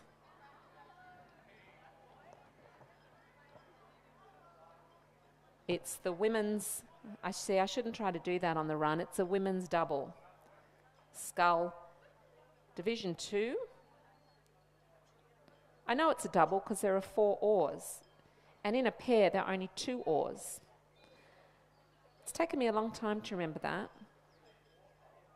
This is definitely a double. As they're 1 minute and 40 seconds into the race.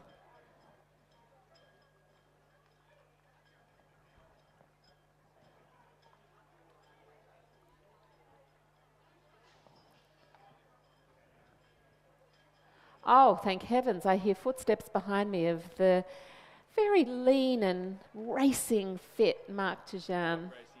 Well, he says he's not racing fit, but he's eating a Snickers. I correct that. It's a pseudo health food nut bar covered in chocolate. I'm on to you, Mark.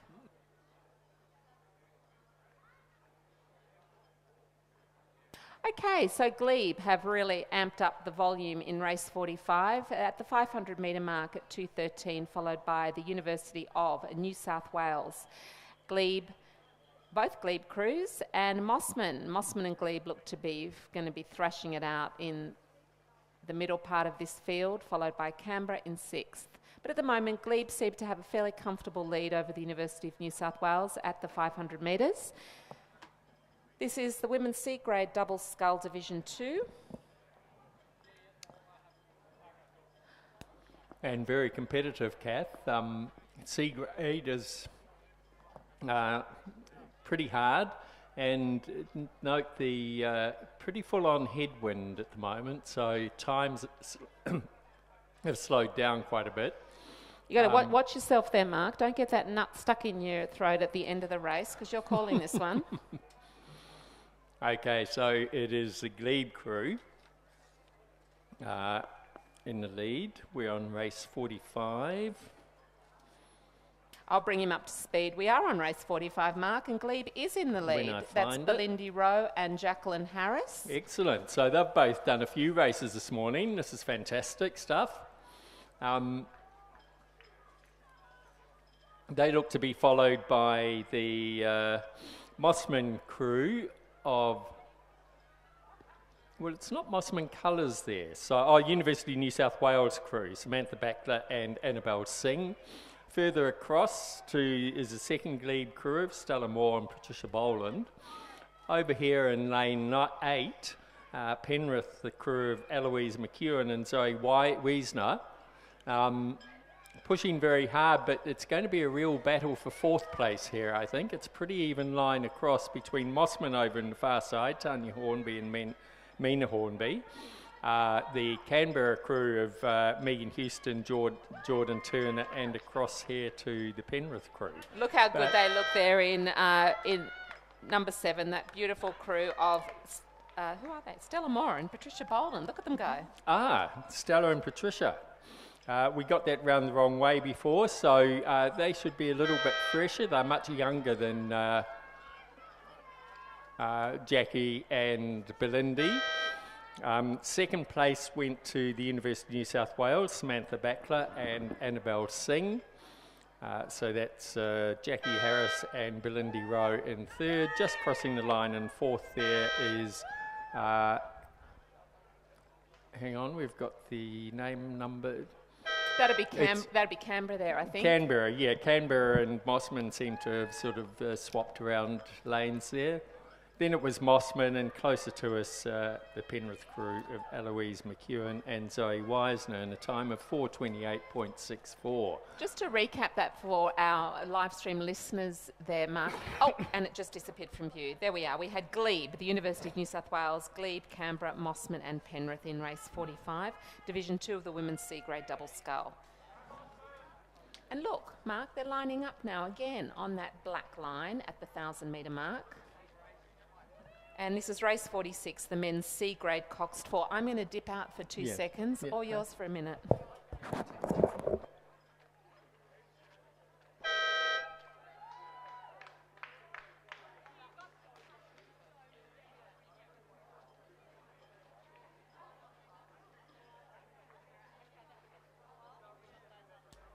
So just tapping up to the start is the men's C-grade coxed 4. I don't know if those of you who can see a screen, it's pretty choppy out there at the moment. There's a headwind blowing straight down the course. I know about an hour ago I raced a D single, and we were just the beginning of that headwind hitting us. It hit us right in the middle of the course. Threw some of the younger ones off, and the race is underway. Over in lane 3 from Leichhardt, we have Terry Bridges, Michael Roberts, Tom Allen and Alexander Kempson, coxed by Alexandra Lowe. In lane 4 from the University of New South Wales, Nicholas Lazarou, George Lazarou, James Halliday, Alexander Lazarou, and they're coxed by Angela Zeng. In lane 5 from St Augustine's, Will Dawson, Jason Cow, William Pender, Max Tancred and Ryder Taylor as the cox. And in lane 6 from Leichhardt, Marcus Wilson, Thomas Newsom, Rob Koskar and Charles Buzzacott. They're coxed by Ruth Kelly. Now looking at some of those names out there, we could see some very good racing here in this race. So it's really, it'll be a matter of how they handle the wind as well. As we can see from the camera, the video showing from the official boat, there's quite a chop out there in the water as well, and it's into the headwind. So they'll all be probably, really pushing hard back into that wind, trying to stay stable. Does look like, even though it's coxed, that was the University of New South Wales crew, I think, just nudging the boys. So the wind's possibly throwing them around side to side a little bit as well. So they're coming up to the 500 metre mark. And it is the University of New South Wales crew that has about half a length lead over the St Augustine's crew. Over on the far side, Leichhardt just come through, and they are followed across by the second Leichhardt crew. So we've seen a lot of these names pop up already through the day, so some of these guys might be running a bit lower on energy. But I know we do have a real fit bunch of men out there.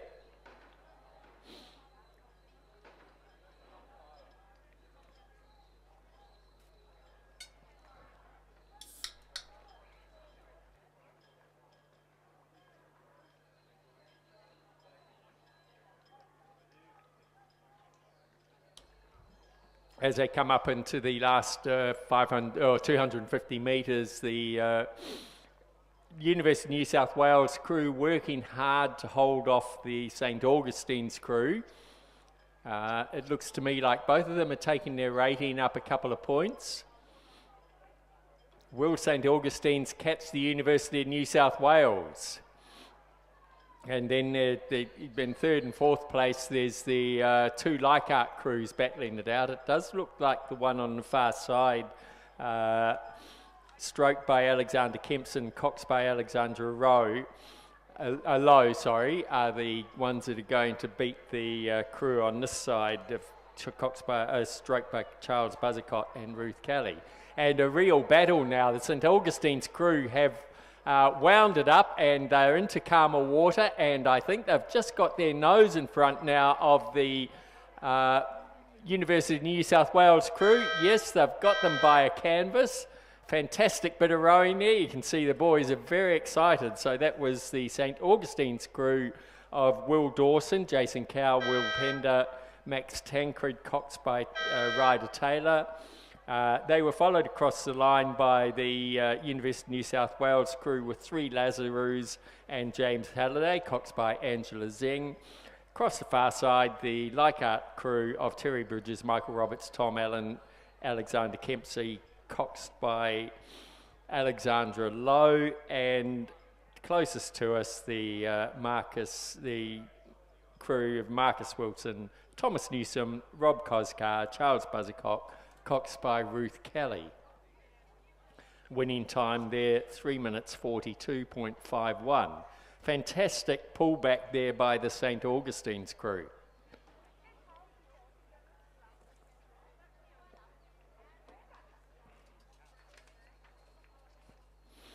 So now we get the excitement of an 8s race. Only 2 boats in this, so it's the women's D grade 8.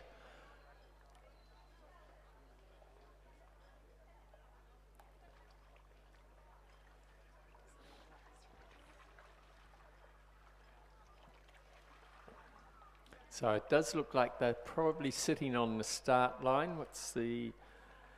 so in the Leichhardt crew on the far side, we have Anna Foley, Diana Feckerty, Jane Millage, Catherine Gleeson, Kathy Usich, Susan Huggett, Belinda Brigham, Rhiannon Sandow, and now coxed by Sebastian Kladnig and coached by Steve Sherry.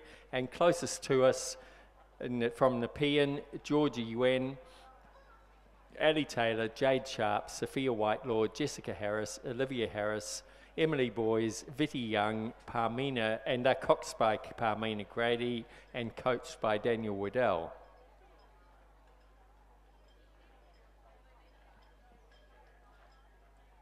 They're just pulling up to the start line. I'd say there'd be a pretty fast start here, just given the conditions. Starter looks like he has a nice line.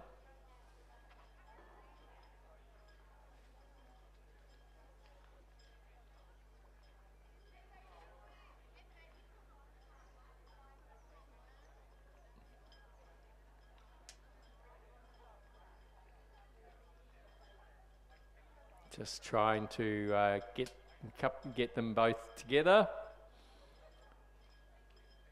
And they're off.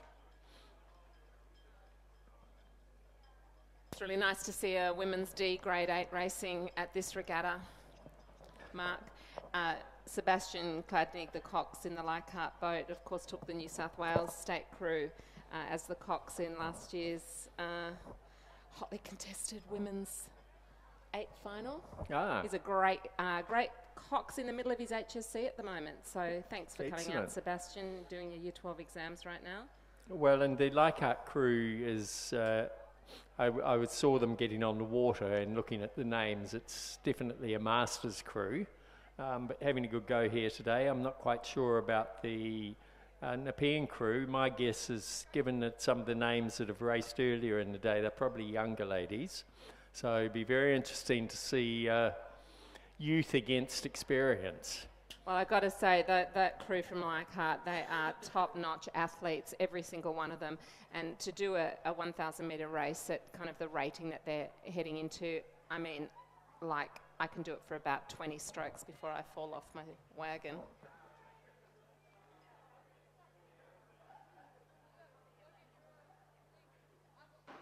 So not only do we have a bit of a headwind, and it seems to be as forecast coming from the west mostly. Well, the forecast was for a nor'wester, but you can, from up here in the tower, we can see the gusts on the water as well. And as we all, those of us who race know, when you hit a gust, it can be pretty off-putting, especially in an 8 with the, you know, as you go forward and the wind catches your blades.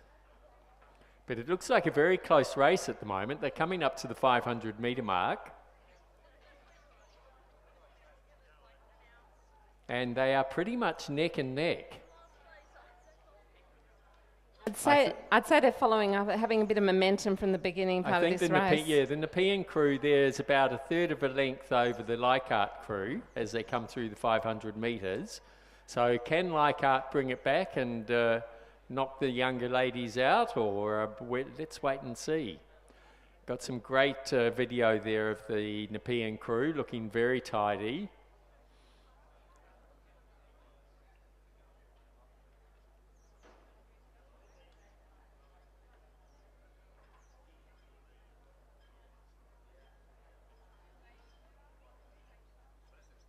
As does the Leichhardt crew now. We have a fantastic video happening there. A lot of the 8 crews at the moment, the masters rowing at least, are using these 1,000-metre races to, improve fitness for some of the longer races which are coming up at the head season, head of the Shoalhaven, head of the Yarra. These races, they're looking at putting their crews together. And this certainly, crew from Leichhardt, I look forward to racing them in the next few head races that are coming up. So as they're coming into the last 250 metres, Nepean does look to have extended their lead. They just seem to have taken it up a couple of points now to give themselves a really good solid finish. Can Leichhardt stay with them? Leichhardt look to be still going at about the same pace, so I think we'll probably see Nepean pull away there. Daniel Waddell coaches them. No doubt some fantastic tactics coming through. Yeah, they've extended their lead by quite a lot. They'll probably win this race by a couple of lengths. Looking very polished as they come up to the line. Another 5 strokes.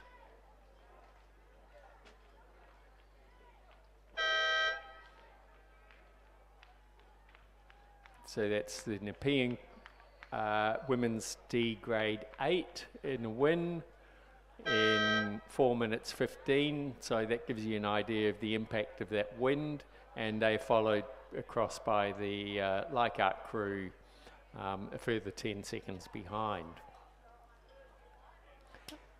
And coming up, we have will be race 48, which is the men's D grade quad scull. A couple of glebe crews in this, which I'm looking forward to seeing how they perform. But over in lane 1 from Mossman, we have Finn Stanley, Philip Hieronopoulos, excuse my mispronunciation, Liam Lidgard and Lucian Cranny. In lane 2 from the University of New South Wales, Fraser Wilson, Alex Burm, Eskil Zachrison and Marcus Black. In lane 3 from St George, Rory Hill, Jake McAfee, Aidan West, Jacob Wilson. In lane 4 from St Augustine's, Jack Bridges, Henry O'Hare, Matthew Giuretta, Lachlan Schofield. In lane 5 from Glebe, Chris Nish, James Wentworth, Ashton Hinksman and Kim Mackney. In lane 6 from Newcastle Grammar, Zane Gizmarini, Xavier Eson, Theodore Spack and Michael Thomas. In lane 7 from Glebe, Ken Major, Rob Fendall, Richard Rebillard and Steve Caldwell. And in lane 8 from St George, Cale Austin, Dylan Grunzel, John Broughton and James Rudzis. And I do wonder, Mark, if this is the very same Zane Guzmariani from Newcastle Grammar that was moonlighting as Bruce in the commentary box earlier this morning. Well, could well be. I think it might be. Yes, I think it might be. And very interesting, a year 10 kid, I think. He said he was 15. He's a cool kid. Shout out to Zane, a.k.a. Bruce. And in the stroke seat of the Glebe crew in lane 5, we have Kim Mackney, who is well into his 70s. I don't think he'll mind me saying. And you'll see that their stroke rate will be very long, and probably if they crack 24 strokes a minute, he'll be really going for it. So we'll see a real mixture of styles here. And I'm really interested in looking at the University of New South Wales crew. Eskel Zachrison and Marcus Black, both very interesting rowers. Eskel Zachrison is a Swedish exchange student at UNSW at the moment. He's a novice rower. And up against Marcus Black, of course, in the same boat, in bow seat, and Marcus being, you know, a fine pedigree. As I mentioned before, both of his parents world champions and Olympians. So I'll be interested to see how that UNSW crew perform. You're right, it's a hugely diverse field in this race. Yeah, that's what you get with grade racing. So that we got a bit of a glimpse there of how the field is spread out. The University of New South Wales crew does look to be doing pretty well out there. I think they might be taking a lead over the rest of the field. I noticed that, as I said, the crew stroked by Kim Mackney went out very well, even though they were rating a good few points slower than all the other crews. Ken Major was putting on his usual star performance. My apologies if I'm just speaking to the people I know about. Yes, I'll put a very firm stop to that. The Newcastle Grammar boys of Zane Guzmeri, Xavier Eisen, Theodore Spack and Michael Thomas, they all just came off the water in their singles. And so good on them for combining their star power and getting into this men's D grade quad scull. So it does look to be a fairly close race out there. The St. Augustine's crew out in the middle there in lane 4 does look to be working hard, and they want to catch up to the University of New South Wales over on the far side. Then closer to us, I think it's the Glebe crew. They rating fairly low, but holding in, and the other Glebe crew over here in lane 7 with Ken Major as stroke is keeping right up there. So it was at the 500, as we so aptly predicted. UNSW are leading at the 500, followed by Glebe. St. Augustine's very closely followed by Glebe. There's a bit of a gap then until St. George and Mossman, but at the moment UNSW look to be even extending that lead a little bit, as there's a bit more clear water now between their boat and the nearest competitor, which looks to be, what do you think, Glebe? So as you can see down on the water there, the St. Augustine's are out on lane 4. They're being pushed hard by Glebe in the lane beside them. That's the one stroke by Kim Mackney. The Glebe crew of with Kenny Major stroking is pulling ahead of the rest of the pack, but will they be able to catch up to the University of New South Wales crew over on the far side? I don't think they're going to be able to do it, Mark. I think they're going to run out of water before they catch them, because their stroke rate is, even though it looks to slow a little bit, they're so strong, but they're long, right? They're a really tall crew.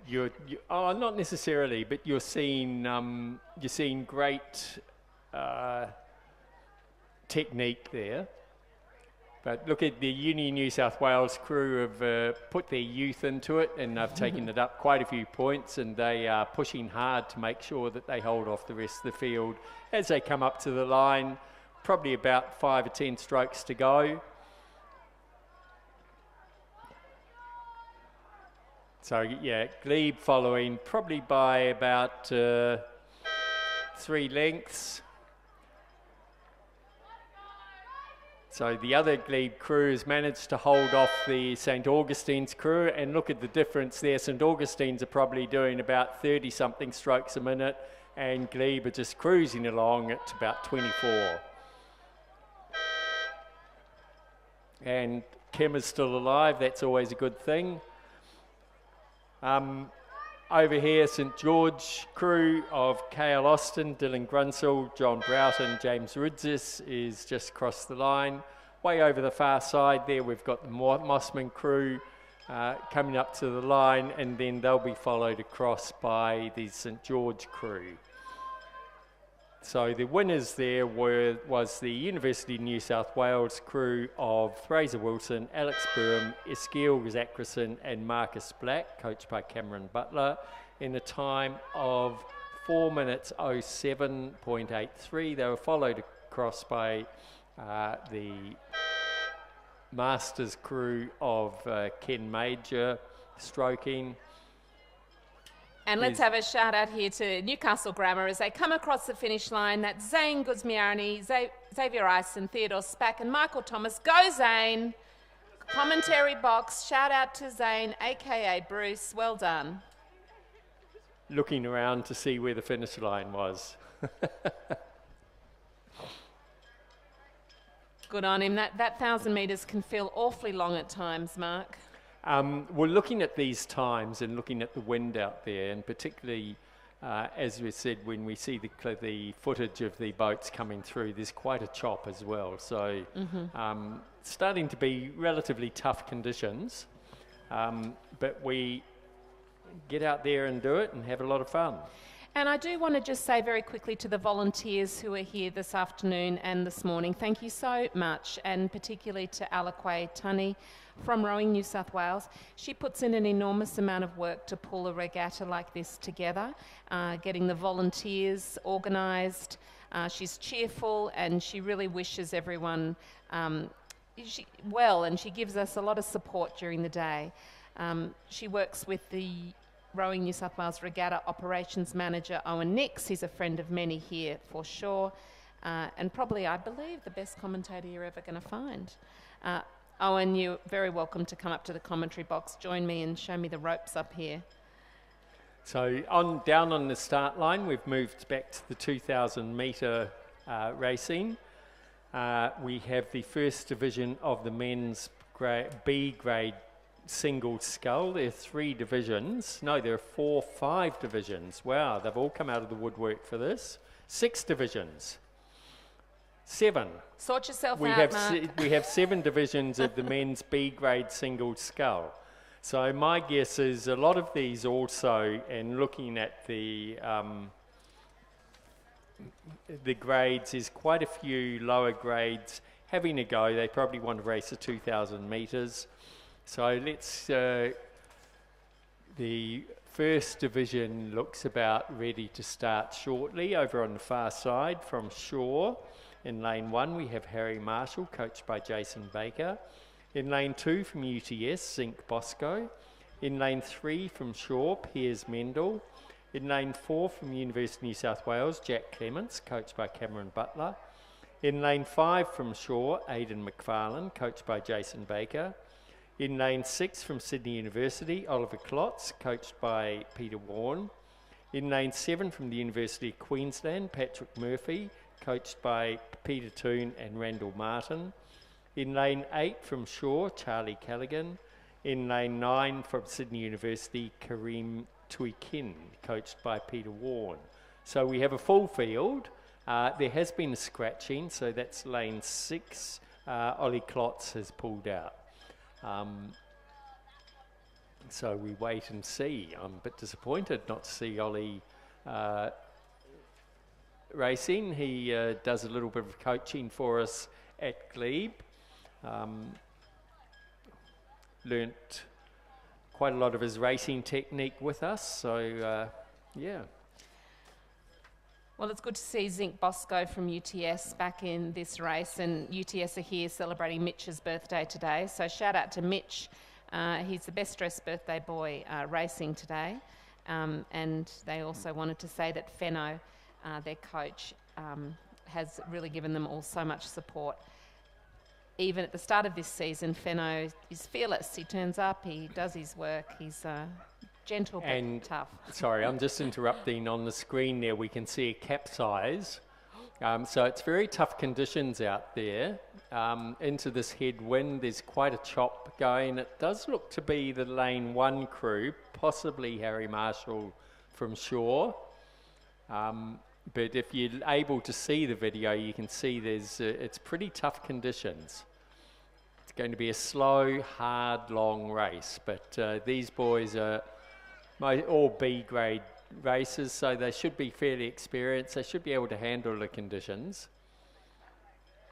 Good catch there, Mark. I didn't see that capsize. It's the first one I've seen today. No, there was one earlier as Oh, well. was Yes, there? in the race before the novice race. I was in the first division of the D grade. We followed them down, and they were calling out to move one of the guys off across to another lane because they were busy rescuing.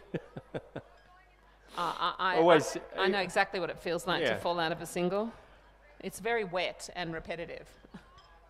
So they're coming up to the, I think that's the 500 metre mark. So it did look to be perhaps Patrick Murphy of Queensland came through, but it's a bit hard to tell. I'm not familiar with all the colours.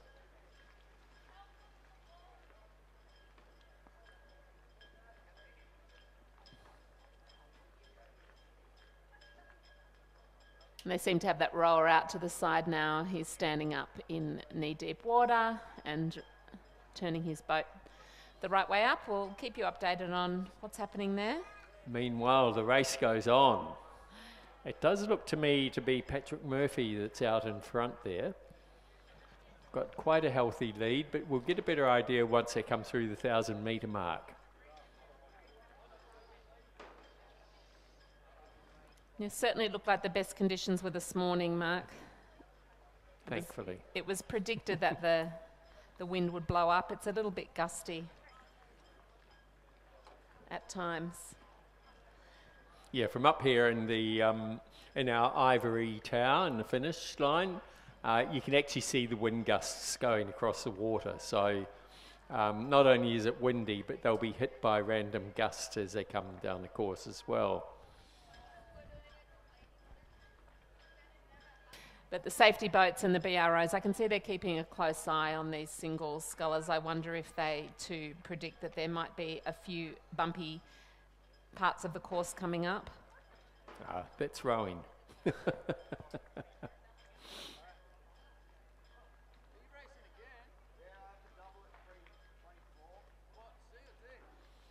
So yeah, it does. The videos we're seeing from the official boats is fantastic, but you can see how these boys are really struggling in these conditions.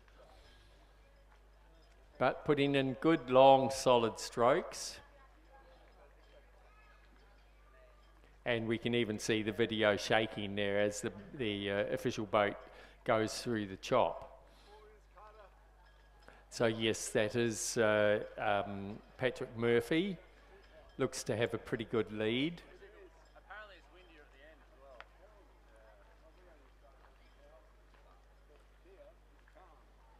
So as they come through the 500 metre mark, we see Patrick Murphy out in front. He's going to be followed across by Kareem Tweakin, I think, from Sydney Uni. Oliver Klotz is also right No, there. Ollie's scratched. Oh, Ollie's scratched. Yeah. So it's they're followed then over on the far side. I'd say that is probably Zinc Bosco. Then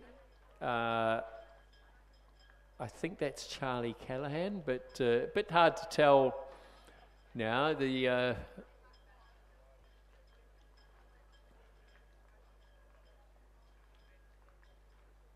fairly well spread out.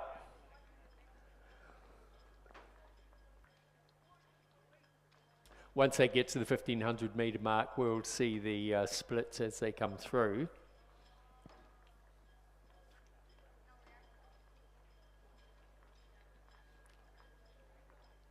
But look at that. That would be, I think, not quite sure who that is.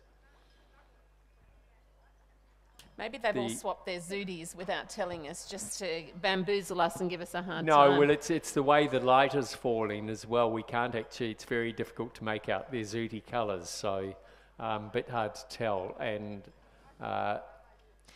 they're both those scullers that we're seeing on screen have white blades, so it's pretty hard to tell which club they are.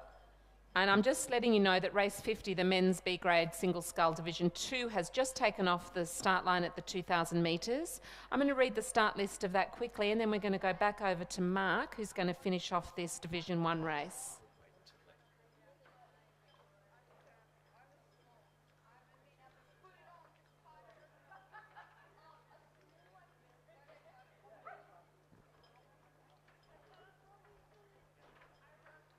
We'll hold off that start list on Division 2, and we'll finish this race off first because it's getting into the pointy end of the course now, where we can actually see them coming into view. And we've got some information to call for you in a second when we get.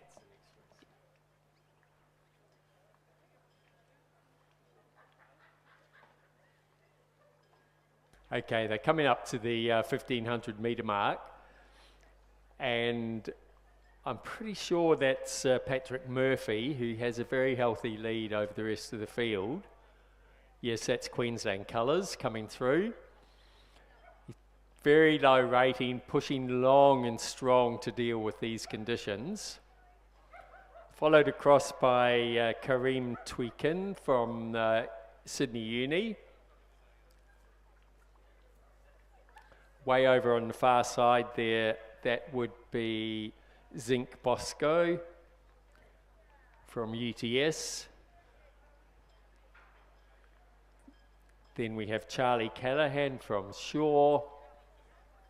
All fairly well spread out, so they should all hold their placings. These followed across by Piers Mendel.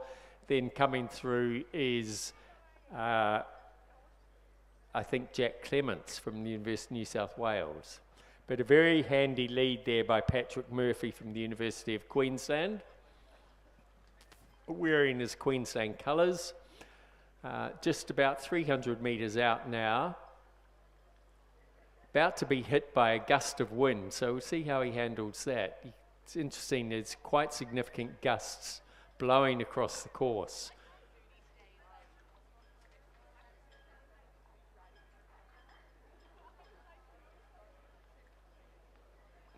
So all of them now rating fairly low. They're just going long and strong to deal with the conditions. The water does get a bit calmer up here towards the finish, so he's got about 200 metres to go. I don't think any of the places have changed, so that's Patrick Murphy, followed by Kareem Tweakin from Sydney Uni, closest to the grandstand. Over on the far side, Zinc Bosco from UTS. There we go. Patrick's got into the calmer water now, has taken it up a bit. Just holding on to his very comfortable lead there. Nice bit of rowing. So just to give you an idea, that was a time of 10 minutes 02 now, so that's very slow for these guys.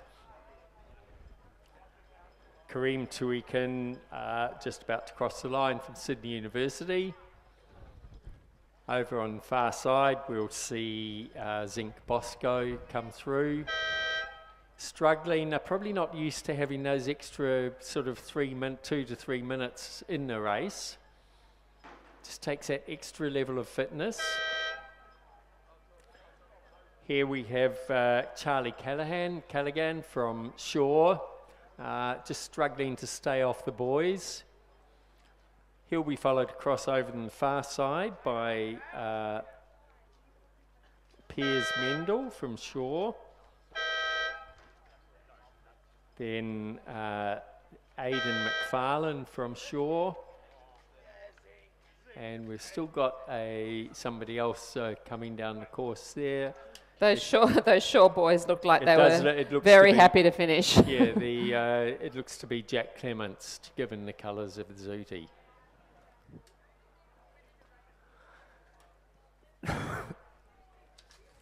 So, and hot on their heels now, coming down towards the 1,000 metre mark, if they haven't already gone through it, is Division 2 of the men's B grade single scull. Over on the far side, we have Lucas Burton from Newcastle Grammar in lane 1. From Shaw in lane 2, Milliam McFarlane. In lane 3 from UTS, Thomas Birtwistle. In lane 4 from Shaw, Preston Scott. In lane 5 from Mossman, William Robertson. In lane 6 from Shaw, Ben Muffet. Lane 7 from Sydney University, Hayden Mounter. And in lane 8 from Shaw, Alex Smith.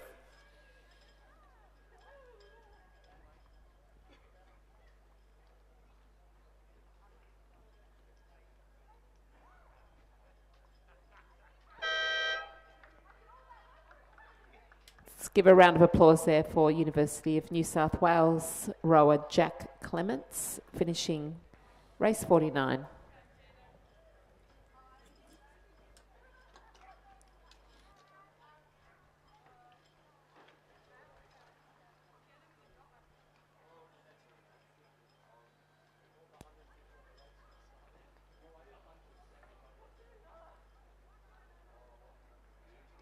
And now the race 50,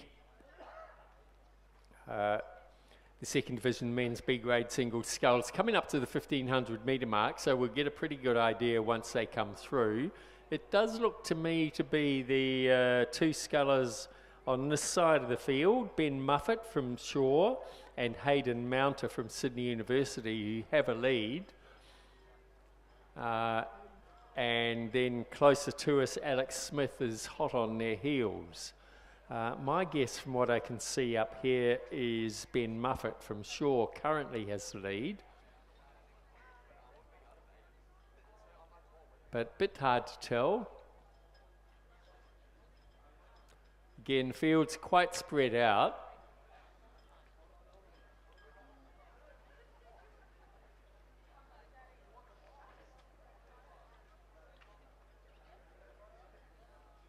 That's Sydney Uni rower, so yeah, Hayden Mounter coming through. So Hayden Mounter, Ben Muffet, and followed by Alex Smith through the 1500 metres.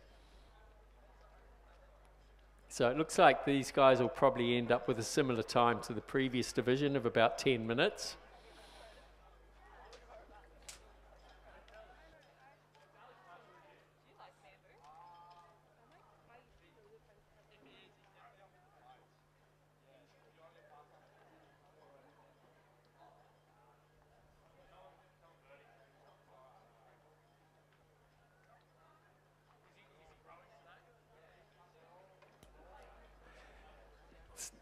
So they're about 350 metres out now, and it is the Sydney University rower Hayden Mounter who seems to be holding on to his lead. I think the water, again, I'm not sure if it's getting calmer as they get closer to the finish, slightly. So into the last 250 metres. He's looking pretty comfortable. He probably can see that he's well ahead of the rest of the field. The battle's going to be for the second place. That it will be Alex Smith closest to the grandstand and Ben Muffet across on the other side. But I would guess that Ben has got a slight edge over Alex. But what do you reckon, Kath?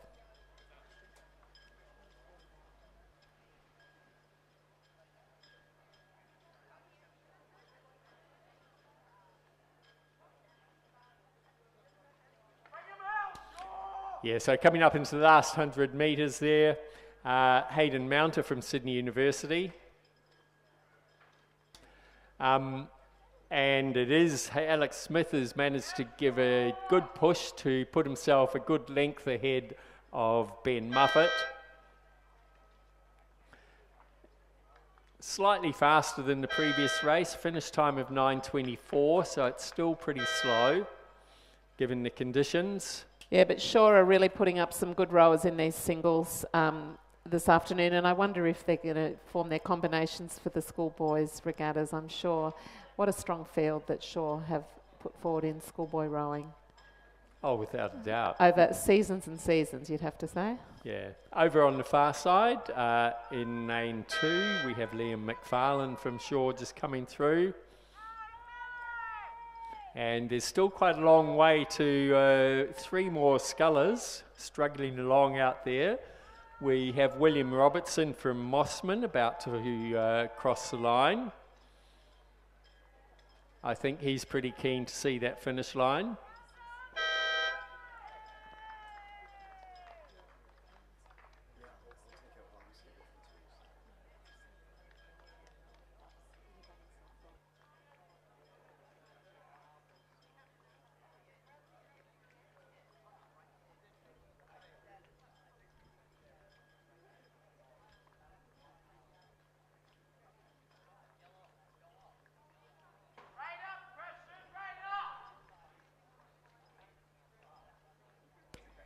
And the rest of this race, we have Preston Scott from Shore coming into the last 100 metres. I think he's realised that it's all a little bit hard, and he's looking nice and relaxed and just there to finish the race.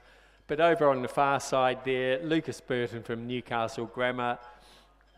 Obviously not a very big kid, still putting in a grand effort there. It's fantastic stuff. And I love seeing the boat holders up there at the 2,000 metre start line. They, you know, have to unclip those metal fingers to adjust them to the boat class that they're holding. So that's a manual job, and it's a difficult job, especially when you're lying on your tummy in the beating hot sun. So they're often out there in the elements for a very long time, and right now they're holding the boats for race 51 in the men's B grade single scull. This is the third race of, what did we say, 7 or something? Divisions, 7 divisions in this race, so we're not quite at halfway until the 1,000 metre mark, but we've got Shaw in lane 1 on the far side. That's William Kellett. Penrith, Bradley Moran. Shaw, Ollie Harvey. The UTS boat of Harry Birchmore has been scratched in lane 4.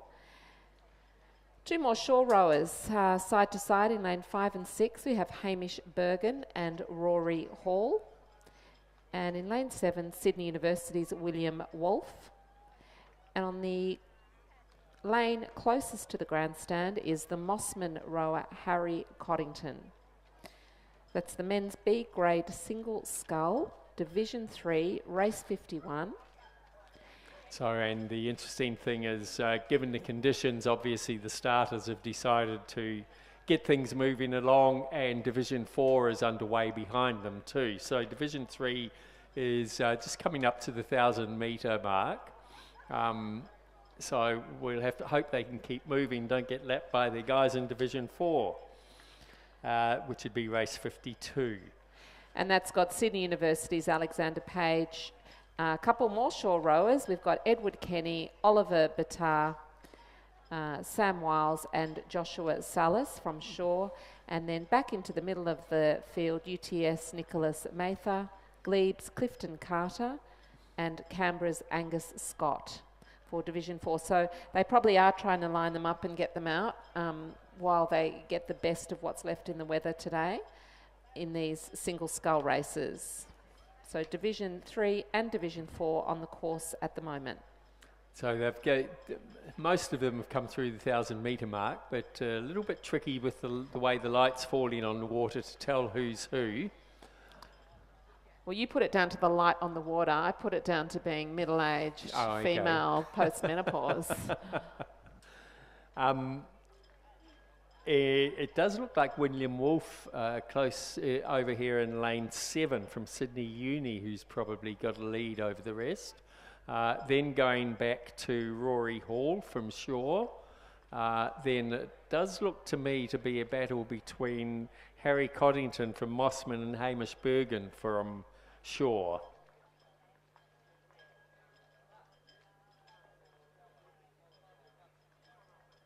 Ollie Smith looks to have a really big squad that he's brought out to this spring regatta. Ollie Smith is the coach of those Shore boys. And it looks like they probably had to bring a minibus, I think.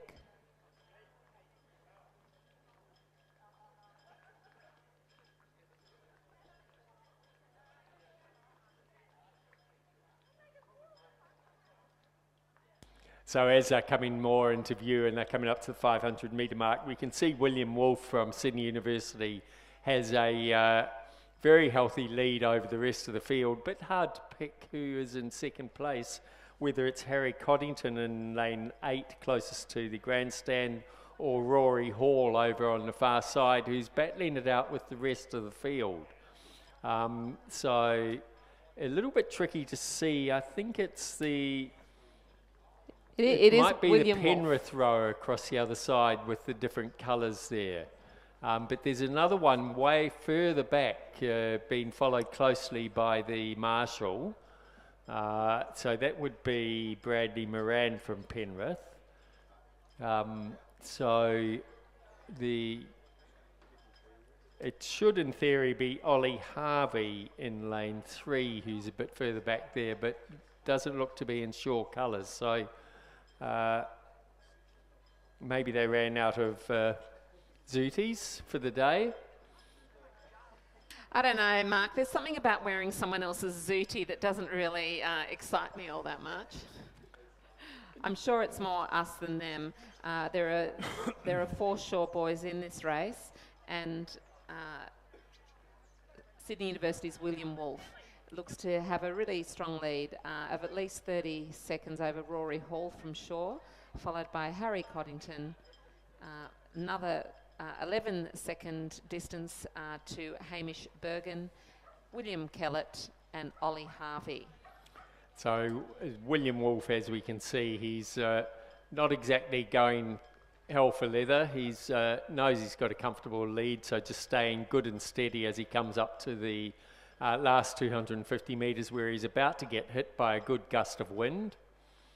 We can see the gust scooting across the surface of the water. It does look to me like he's going to be followed by Rory Hall, but quite some distance back. So I'd say a good 100 metres.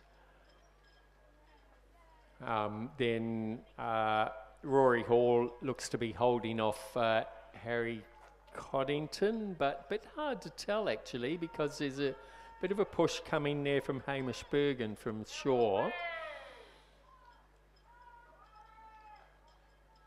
Yeah, a wind like this is going to leave its mark on these rowers this afternoon. It's hard enough to push through 1,000 metres on a good day, but they really do look like they have to amp up their... Yeah, I've miscalled that. It is actually Rory Hall who's sitting in probably second place, and over on the far side, William Kellett from Shaw as well is doing a good push to see what he can do at the finish. This is the Mossman rower Harry Coddington closest to us, but I think he's not going to catch the Shaw rower across the far side of William Kellett. Then the Penrith rower, well, it's it race is just finishing, so there's sufficient distance back that it won't interrupt the following race. So that would be Bradley Moran. Give him a good round of applause.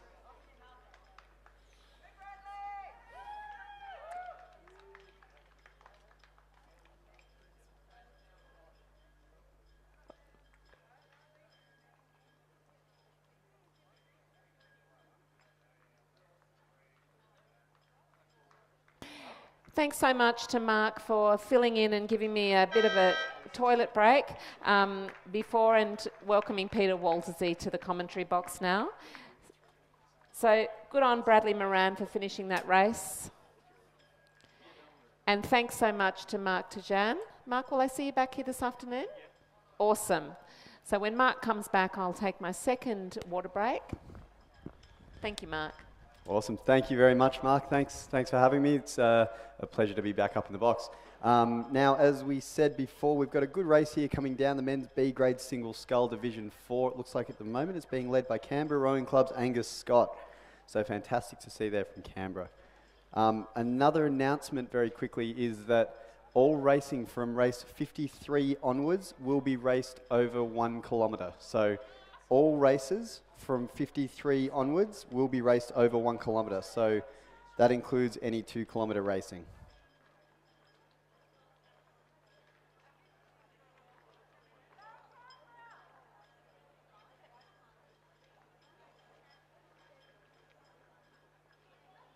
And coming into the final stretch here, the Canberra Rowing Club sculler will take the lead over Sydney University, and big Nicky Mather will be coming in third place in lane 4 there. And it looks like he'll have a decent amount ahead of him and a decent amount behind him there. So Nick just chilling out in the last 50 metres ahead of this shore rower Oliver Bader, or Edward Kenny. I'm not too sure which one that is. And then Glebe Rowing Club will follow them, Carter Clifton. Nice job, Peter. We're at race 53, just starting. They might be even halfway through, approaching the 1,000 metre mark. It's the Division 5 of the men's B grade single scull. Newcastle Grammar has put forward Ronan Brown. He's a B grade single scull rower. There are some C grade rowers in this race. UTS Angus Dunstan is in the B grade. Newcastle Grammar's Mitchell Chung. Canberra's Austin Benny. Shaw Oliver Edwards. And Shaw's Henry Faddy, with Leichhardt's Dylan Lee, coached by Isaac Shepherd, in the lane closest to the grandstand. Yep, thank you very much. And that looks like a good competitive field. And as we were saying earlier, they will start all these races from 1,000 metres. So they'll change the format now from race 53, which is this race, onwards, and we won't be using the first 1,000 metres of the course. Some fantastic pedigree here in the coaches as well for race 53 coming down. We've got Nicholas Purnell, an Olympic gold medalist who is able to coach these shore athletes, so they'll have a good role model to look up to as they line up for their 1 kilometre race here that was meant to be 2 kilometres. And Peter, do you know how they compare the results for when this kind of thing happens due to conditions changing? They'll usually just take the seeding from the divisions. If it's a heat-based championship event, they'll just use the seedings they have, and if not, if it's divisions, it's just whoever crosses the finish line first. So there's not much change really. They'll just race it over a bit of a shorter distance. So I assume this is due to the weather. We do have a little bit of a headwind facing us here. We can see a good lineup here from our starter. Looks like they've got a pretty full pack of singles, and they've got them in a pretty nice line for the challenge of the headwind that they've got. Do you think it's a good spectator sport, Peter? Oh no, I think there's better spectator sports, but you know what? It's great fun to do, and I'm sure these young athletes will get a lot out of it. But unfortunately, it's not the best spectator sport. There's the introduction of coastal rowing to the Olympics now for 2028, which is a recent thing from yesterday. So that might add a little bit of excitement to the sport from a spectator's perspective, certainly. I'm going to try it myself. I think if I can't stay in a single scull on stillwater rowing, then I might have a bit more leniency on the coastal rowing. It's a good plan. I had a crack at it. It wasn't my cup of tea. I think I'm a little bit too traditional for it, so I'll stick to stillwater rowing. But it is good fun. It's good being at the beach and having a little bit of fun whilst you're racing. So it looks like race 54. That's Shaw, Angus Marshall, Penrith, Liam Taylor, Shaw's Jasper Halstead, Canberra's Hamish McGee, Shaw, Joshua, not Jennifer, Frapp. We've got Sydney University's James Scott Brown, Shaw's Henry Sherrington, and Caleb Jones, also from Shaw, in race 54, which is Division 6. Yeah, so that's the race here that will be coming into the first part of the course. My apologies. So there's 2 races on the field at the moment. We have race 53 still completing their race. It looks like there's a decent spreading here in race 53, which is the race that will be coming past the grandstand very shortly. But hot on their heels, as you said, race 54, the men's B grade single scull, Division 6. So a lot of scullers here for the B grade event. And it looks to me like Newcastle Grammar and Canberra are going to, although the middle of the field looks to be out in front. What do you make of that? Can you see it better than me from here? But it looks like definitely, I think Newcastle Grammar's Ronan Brown might be leading the pack here. Yeah, well, oftentimes they will seed races to have the quickest scullers in the middle of the course to make it as fair as possible. you might find often that you'll have a big crosswind that will really affect one side as opposed to another. So a lot of the times they'll make sure that the quicker scullers are in the middle. But for this race here, it looks like it's lane 1 really having a commanding push. That'd be Ronan Brown from Newcastle Grammar. He's really given it to this sculler in lane 4 from Canberra, Austin Beanie. So it looks like it will be lane 1 taking this race out. So congratulations to Newcastle Grammar's Ronan Brown. And a bit of a gathering here from 3rd, 4th and 5th. We have lane 3, lane 7 and Big Megalodon in lane 2. Wow, So Dylan Lee really put his skates on then for Leichhardt in lane 7. He was absolutely roaring to the finish line then. That was Leichhardt's Dylan Lee, took some really big strokes at the end and accelerated. I could even see it. Yeah, some impressive oar work there from some of these younger athletes, which is great to see.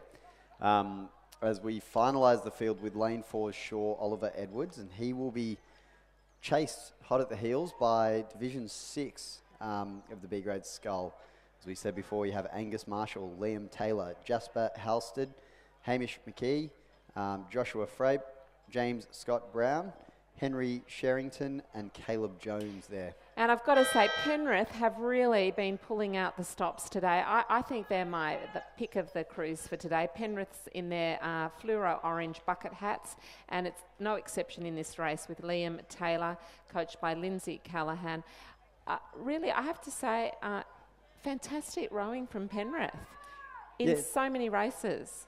Yeah, Penrith Rowing Club really have been really active in the rowing scene for a lot of years, but they're still having a really good crack, and they're getting quicker and quicker, and they seem like they're all really enjoying their rowing, which is great to see from a spectator's position. And we can see here a really commanding lead from Penrith Rowing Club's Liam Taylor, coached by Lindsay Callahan, and a really tight finish here between Sydney University and Canberra Rowing Club.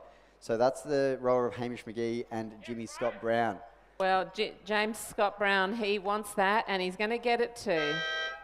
Congratulations to James Scott Brown, Sydney University, just a little push ahead of Hamish McKee from Canberra. And a big scattering of shore crews here coming across the line. And again, a great sight to have so many shore scullers here having a crack at the at their what would have been 2 kilometre racing, and unfortunately it's just 1 kilometre racing, but racing all the same. It's definitely good to get that race experience on a buoyed course, as it's something that you can do all the Ks in the world, but you don't really get the idea of racing like racing. So very good to see these shore scullers having a crack. Yeah, and those BRO boats are zooming up the course. I hope everything's all right up there at the 1,000. And they probably moved those timers from the 1,500 hut. They probably scampered them down the cycleway and put them in the 500 metre hut. Not sure what they've done with those timing volunteers. Yeah, probably. So we should have 500 metre splits, which will be good. And especially with the shorter racing here, it'll be very beneficial. So we get a good view here on our Bont Rowing live stream of the start of the men's B grade single Division 7. So quite a few divisions here as we're underway. Now Division 7, we have Northern Beaches Secondary, Blake Bartram, Canberra 5, Riley Elliott, Shaw, Lachlan Paris, Leichhardt, Riley Lee Cocastle, Canberra, Gavin Hayes, Mossman, Ewan Humphreys, Leichhardt, Peter Simkovic, and Shaw, Addison Stanberg.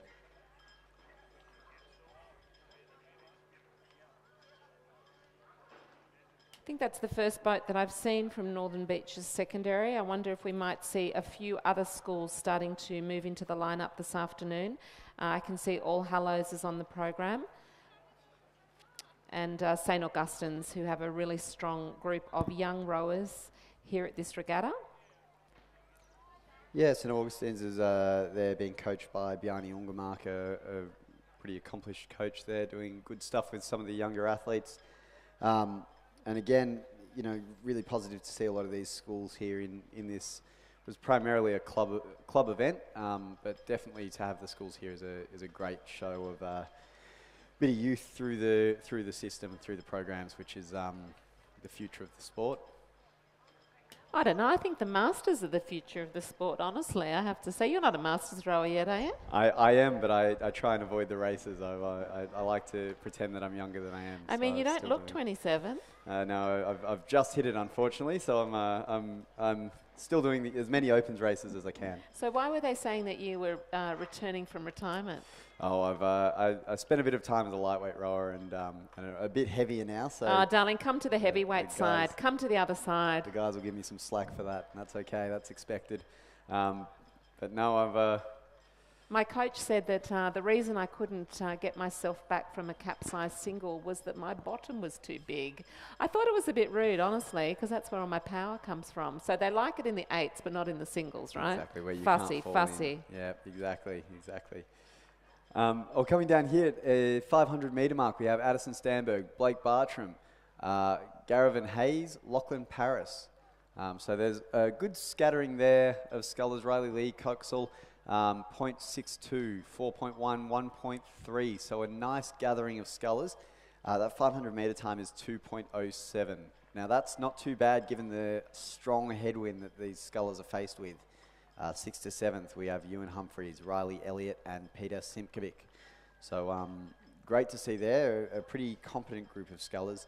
As we also see underway is Division 1 of the Men's Open Single Scull. Now, if you're not at the grandstand, I'd come to the grandstand. You can join the great Carmen Bartlow to watch these people come down, these young athletes, because they're going to have an absolute crack at this one in the Men's Open Single Scull. As we wait for this next race to come down, I'll call out the single scull for the Opens. We have Mitchell Kaponis from UTS, Oscar Shield Gamborg from Mossman, Mitchell Blackmore Cram from UTS, and Nepean's Jason Waddell, as well as the great Patrick Burke. And they're really, in race 55 here, they're really making a push now to bring their moves forward. They've got their race plans definitely in play now with 200 metres to go. And this is where their fitness really comes in, and schoolboy rowers and young people, well, they might just have the upper hand here. They're quite spread out over the field at the moment. They're pushing hard to get their ratings. I think they're lifting a little bit, but they're quite spread out. So over there in lane 1, that's Northern Beaches Secondary. Blake Bartram looks to be very comfortable there. Yeah, they're having a crack, but there is a bit of a spread here, and they're definitely getting affected by this head cross, as they come through the last 50 metres of this race. Look at those beautiful long strokes by Addison Stanberg of Shaw, sitting back at the finish, and is just getting so much run on that boat. And crossing the line now is Canberra's Garvin Hayes, followed by Addison Stanberg, and Shaw's Lachlan Paris. Good job there, Lachlan. One more and you're done. And it's a fight for the next place between Mossman and Leichhardt finishing now. So the unofficial results of race 55 is Blake Bartram, Gavin Hayes, Addison Stanberg, Lachlan Paris, Riley Elliott, Ewan Humphreys, Riley Lee Koskell, and Peter Simkovic. Yeah, and we now move our attention to the Open Single Scull, race 56. UTS, Mitchell Kaponis it is his birthday, so we hope that he's going to have a good race here today. But it looks like he might just be getting muscled out there by Mitchell Blackmore Cram and Patrick Burke. My apologies by Patrick. Oh yeah, no. I think it's Mitch's birthday, isn't it? It's Mitch Kaponis' birthday. Yep. Ah. We've made sure he knows about it. He's You're sung all happy over birthday it. multiple times and had some cake. So Patrick Burke, definitely a very strong finisher, as we saw at Nationals, as he gained 6 seconds on the next competitor in the last 250 metres to make his way into the A final. So we hope that he's able to do the same thing here for this race. It looks like Jason Waddell there, the current Penrith Cup rower, has just got his work cut out for him with these big boys here from UTS. Oscar Shield Gamborg doing great stuff in the sport at the moment, but it will at this point be the birthday boy, Mitchell Kaponis, out in front. We should just give it to him. I'm going to let you call this race because these are your mates, right? They're my mates, yeah. I know, all right, I you know. do it. You So give us all the groundwork and the I might dirt. be biased, who knows? But it does look like Mitchell Caponis is having a really good crack here in the rough conditions. Mitchell Blackmore Cram in the middle really has got quite a good body rock to him, so he might be able to push him for the line. It looks at this point like it's going to be a nice separated finish with Mitchell Caponis in first place. Mitchell Blackmore Cram is going to come in second place. Pat Burke, the Finnish king, is going to be in third place there in this rougher condition. Looks like he's lost his birthday hat, unfortunately, but then the young man, Oscar Shield Gamborg, doing great stuff, coached by Tom Tramko and Kieran Kabelki, will take fourth place. And then finalising the field is the lightweight, Jason Waddell, just finding those headwind conditions a little bit tougher.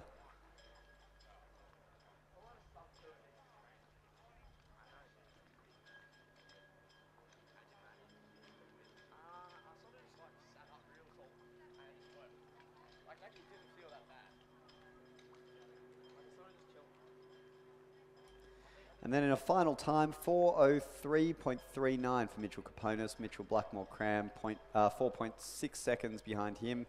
Patrick Burke, 3.36, the previous double scull champion here. And Oscar Shield Gamble, again doing fantastic stuff at Mossman with their junior program. 4.26 seconds behind Patrick Burke.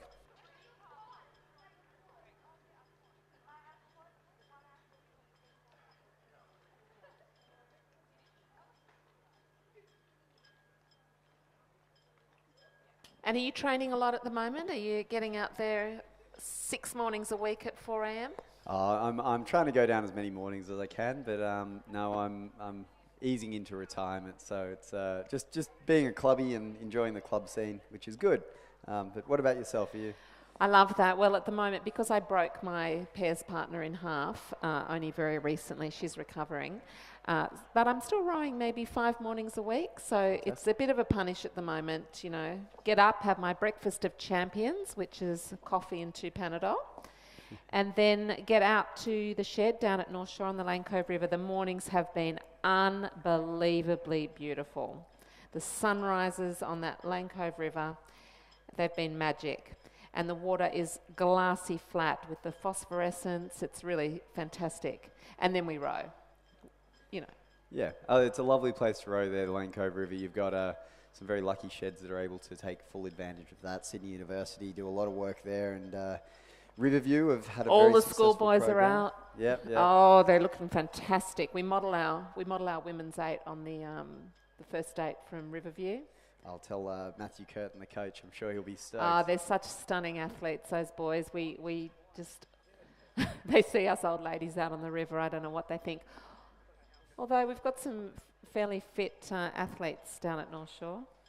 Yeah, no, it's good. It's good to see all those bay clubs and of course the Lane Cove clubs just getting out there, enjoying it, and getting a bit of fitness. You know, honestly, I like the bake sales that we have at North Shore for fundraising because there are some bloody awesome cooks down there, and we have some great barbecues and good times on the water.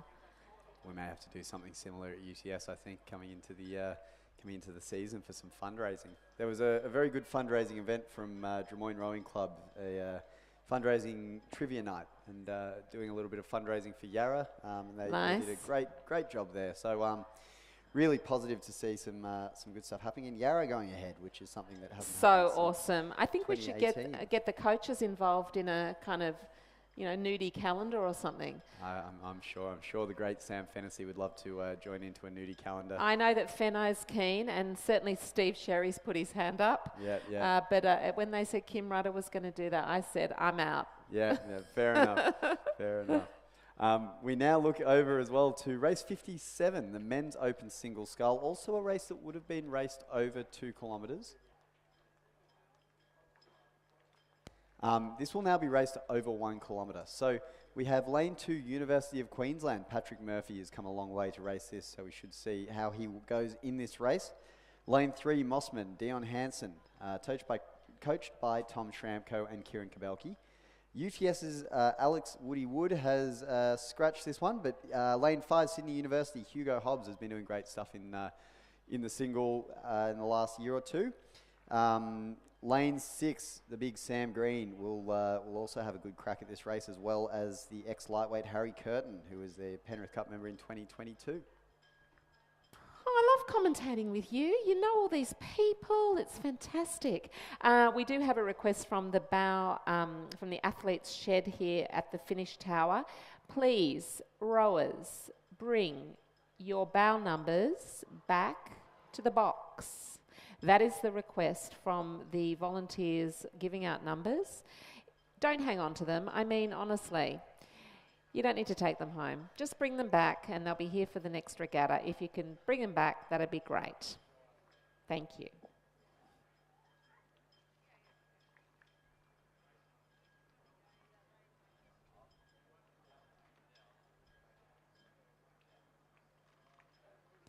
Now, as we come down the course here, we can see the Open Sculler Division 2 race is underway. Some familiar names here, as we said earlier. If you're a fan of the Nudgy documentary, you'll definitely recognise Sam Green, or Green Whistle, as he's coming down the course here, fighting these tough conditions, staying away from any boils he might have. But Harry Curtin fighting him back. He will give him a tough race there, Harry Curtin. That should be a good race to watch. Hugo Hobbs as well will not let them go without a fight. He's a fantastic oarsman. So it's Sydney University sculler, and a good rivalry there between UTS and Sydney University. So they're not going to give it to him easy. Definitely Mossman, as I said earlier, have got some good younger people coming in. So we will hopefully have a good bit of pedigree there. And UQ doing fantastic stuff through our national championships, but obviously an out-of-stater will be a bit of a dark horse. We won't quite know how they're going to go until the last 500 metres.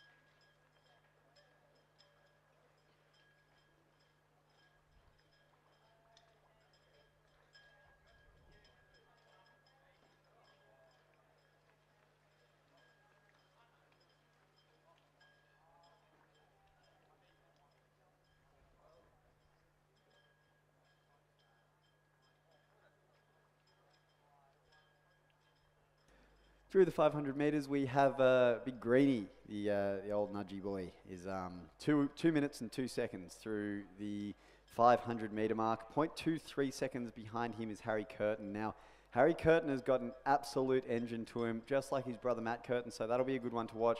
Hugo Hobbs won't let them go without a fight for sure.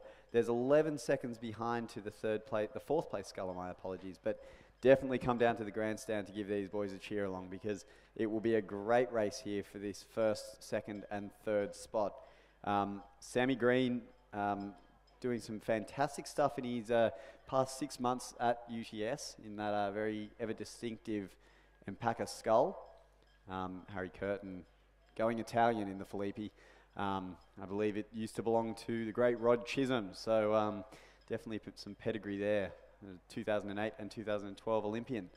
But it looks at this point like Harry might have eased back at Greenie, the smaller sculler, just battling that headwind a little bit more competently than the big, tall Sam Green. Definitely Hugo Hobbs is in third place there, but he's not going to let Greenie go. He's going to absolutely attack him. Those two scullers rowing two fantastic Alpacas. But Filippi wins the day at this point, I think, as Harry Curtin, rowing very cleanly here, is able to just finesse his way through that headwind athletically as an ex-lightweight, about 74, 75 kilos now. Quite a lean man though, so he's able to finish that one strong. And it's a UTS 1-2, which I do love to see. And Hugo Hobbs there from Sydney University fighting back from Sam Green. So great work from Hugo Hobbs there and a fantastic first, second.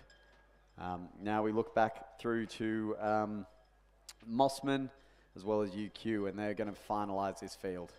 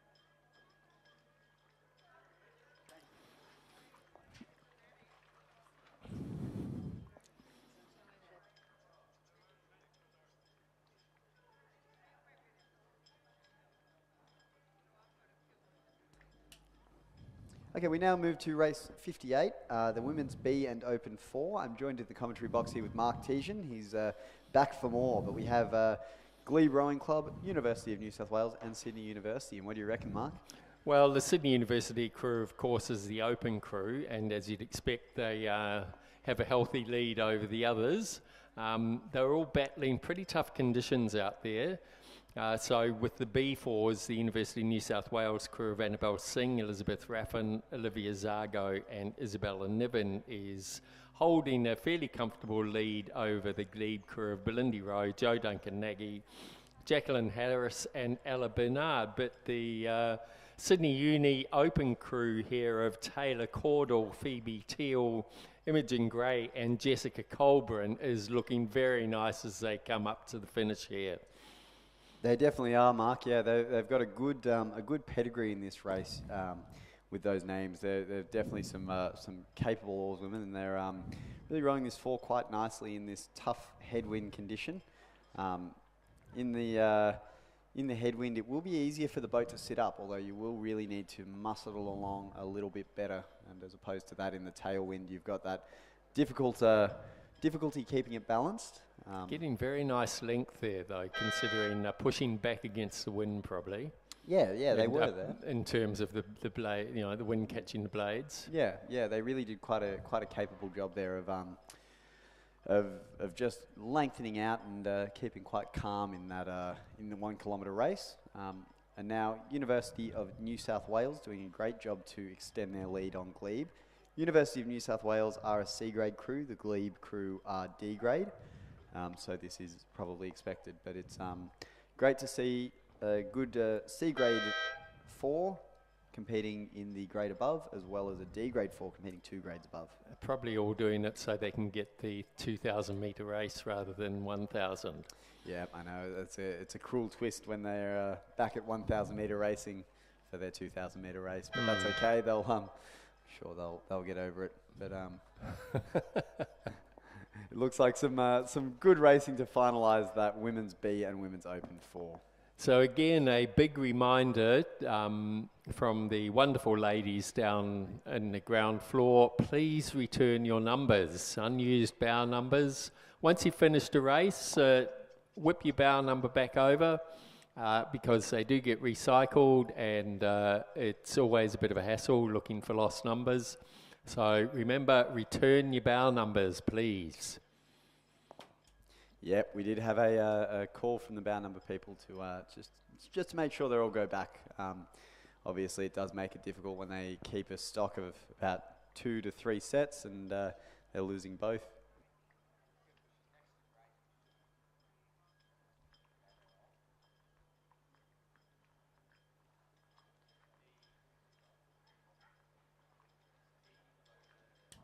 So the next races are the women's C grade single scull. There are 3 divisions, and the first division is just underway. Over on the far side from All Hallows, Noel Murphy in lane 2. In lane 3 from Glebe, Chloe Hitchens. In lane 4 from Leichhardt, Grace Conry. In lane 5 from Sydney, Maeve Maloney. In lane 6 from Canberra, Abby Richards. In lane 7 from Leichhardt, Sabrina Koskar. And in lane 8 from Canberra, Nicole Hay. Yeah, and a good stretch in this race. It looks like there's really nothing between them, so it'll be a very entertaining one to watch as they come through the last 500. But certainly in this first stretch of the race, you'll see where athletes might fatigue, or the headwind might just get to them just a touch too much, and we might see a couple of little blow-ups. But hopefully not, and hopefully we see a nice bit of fair racing through to the last 250. Well, the thing we can see from up here in the tower as well is when you look down, you can see the gusts scooting across the water. So if you get hit by one of those, as well as the pretty solid headwind, and then suddenly a gust comes out of nowhere, it can be pretty off-putting. It'll definitely rattle you, yeah. Now it looks like they're all keeping pretty calm and pretty collected here in this women's C-grade single, which is what you like to see. Given the conditions. So definitely it's what you want when you're faced with a large headwind or a large crosswind. You just want to remain as calm as possible, which is easier said than done a lot of the time. Yeah, and Peter, they look to be in a fairly straight line. It seems to me that possibly the sculler closest to us in Sabrina Koskar in lane 7. May be ahead of the rest of the field, but over on the far side there, it'll be the Glebe row, I think, Chloe Hitchens.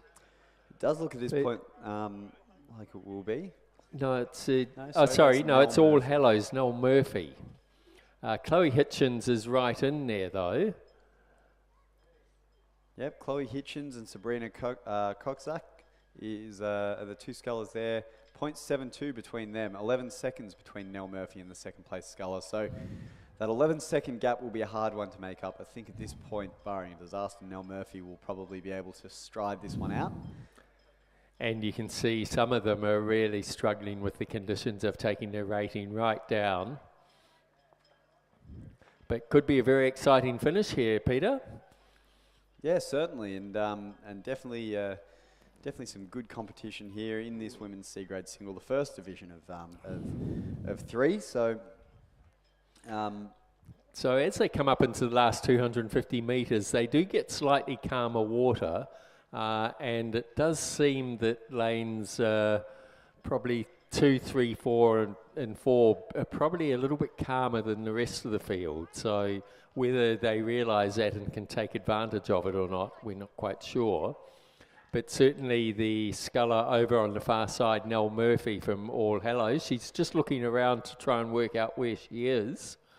But she does look to be pulling ahead now of Sabrina Koskar from Leichhardt.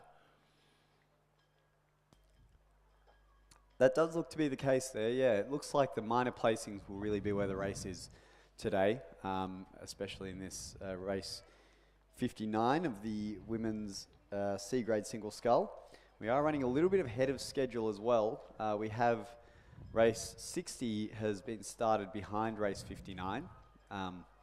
We can definitely tell it's a bit more cumbersome to get to the finish line here. I suspect as soon as the starters got anything, looks like a line here, they're off.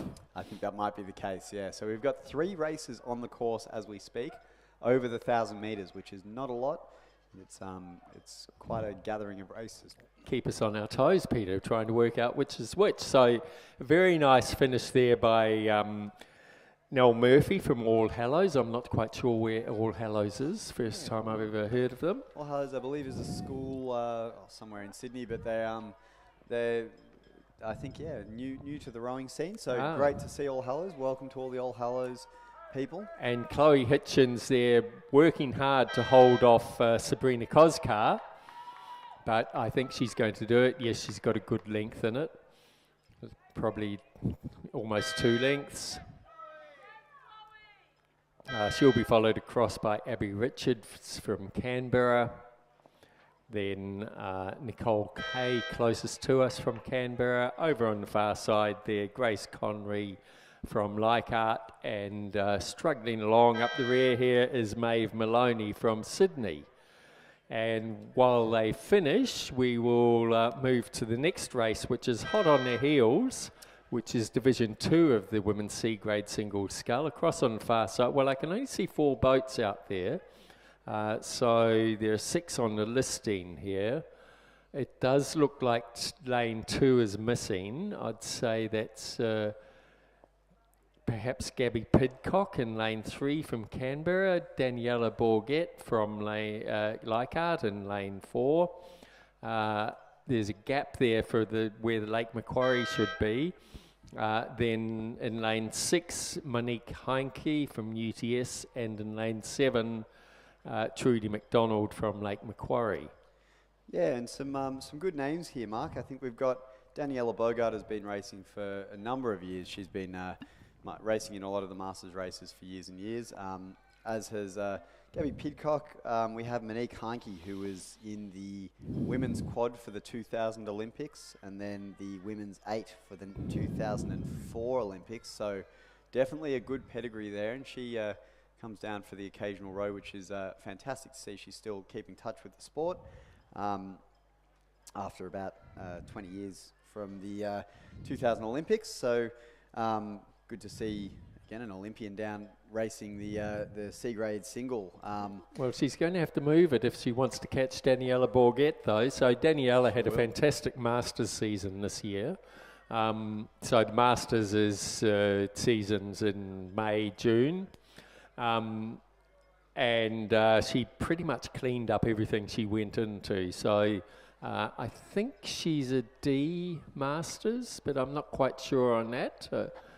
No offence intended if I got it wrong. It looks like she has got a good lead here in this race in the raging headwind. So that's fantastic to see there. She will take quite a commanding lead against the field, and then it looks like Monique Heinke there will be fighting back to try and regain first place, but I don't think it'll happen. I think it's a little too late.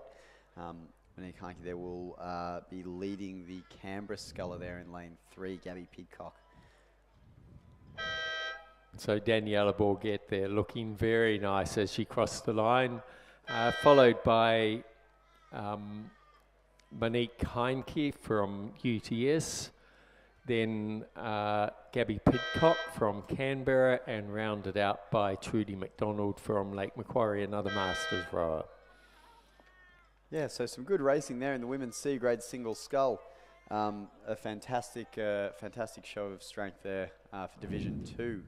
As we move into Division 3 of the women's C-grade single scull, we have Leichhardt's M. Barrack, Canberra T. Turnbull, University of New South Wales Samantha Backler, Mossman Lottie Ravagestein, Canberra Harriet Horsfall, and Mossman Eloise Stevens.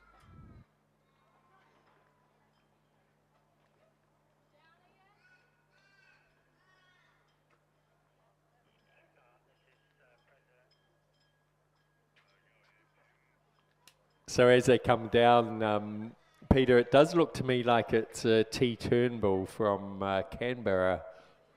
Has quite a nice, comfortable lead there. I would suggest it's Samantha Backler from the University of New South Wales behind her, then followed by Lottie Ravagestein. Little bit difficult to call it from there on. We have Mossman Eloise Stevens on this side. Looks pretty much neck and neck with M. Barrack over the far side from Leichhardt. But a very comfortable lead there by T. Turnbull from Canberra.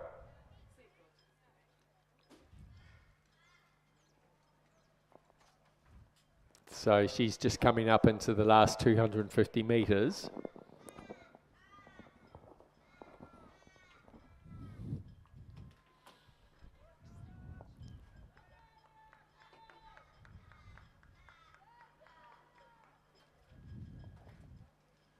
So T Turnbull there knows she's well in the lead. Look at the length she's getting. She's going, pushing right back into the wind here. She's about to get hit by a gust of wind, I think, but I don't think that's going to phase her at all.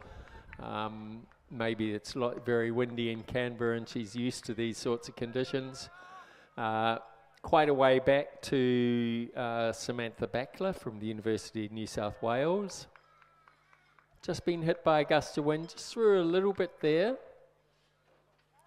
Then I think we're going to see Lottie Raverstein from Mossman is probably going to keep her bows well ahead of M. Barrack over the far side and her colleague Eloise Stevens from Mossman. But we just have T. Turnbull crossing the line from Canberra.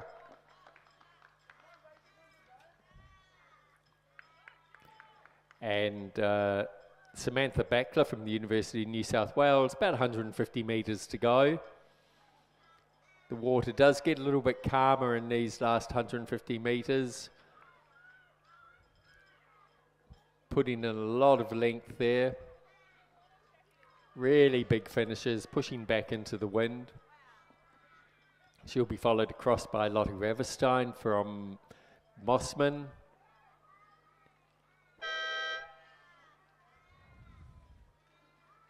And then the Eloise Stevens from Mossman has managed to pull herself ahead of M. Barrack from Leichhardt.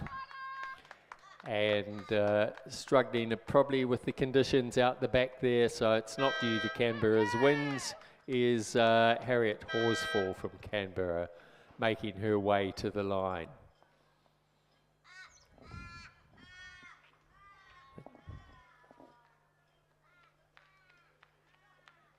And it looks like they're on the course now for race 62.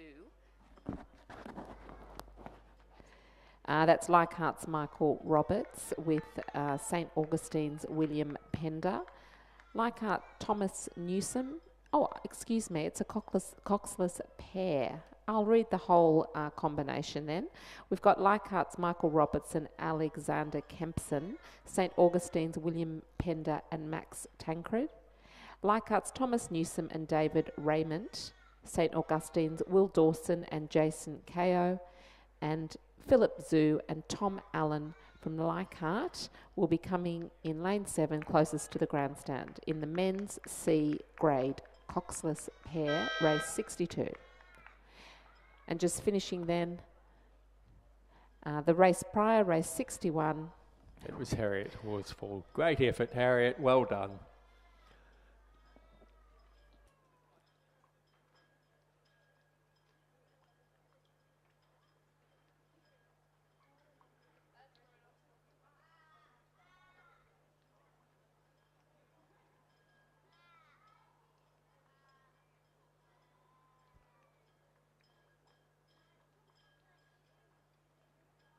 I was just in the grandstand, Mark. There are so many families that have come out here to support these young rowers and probably some older rowers as well. And lots of their pooches, their puppy dogs, sitting on their lap having some afternoon tea. It's so nice to spend the day out here. There are also lots of really, really bored brothers and sisters on iPads. But anyway, as we said, it's not the greatest spectator sport. No, it can be. So it does, we should have 4 boats starting in this race, but I can only see 2 down on the start line at this stage. No, 3. So we have 3 boats are down.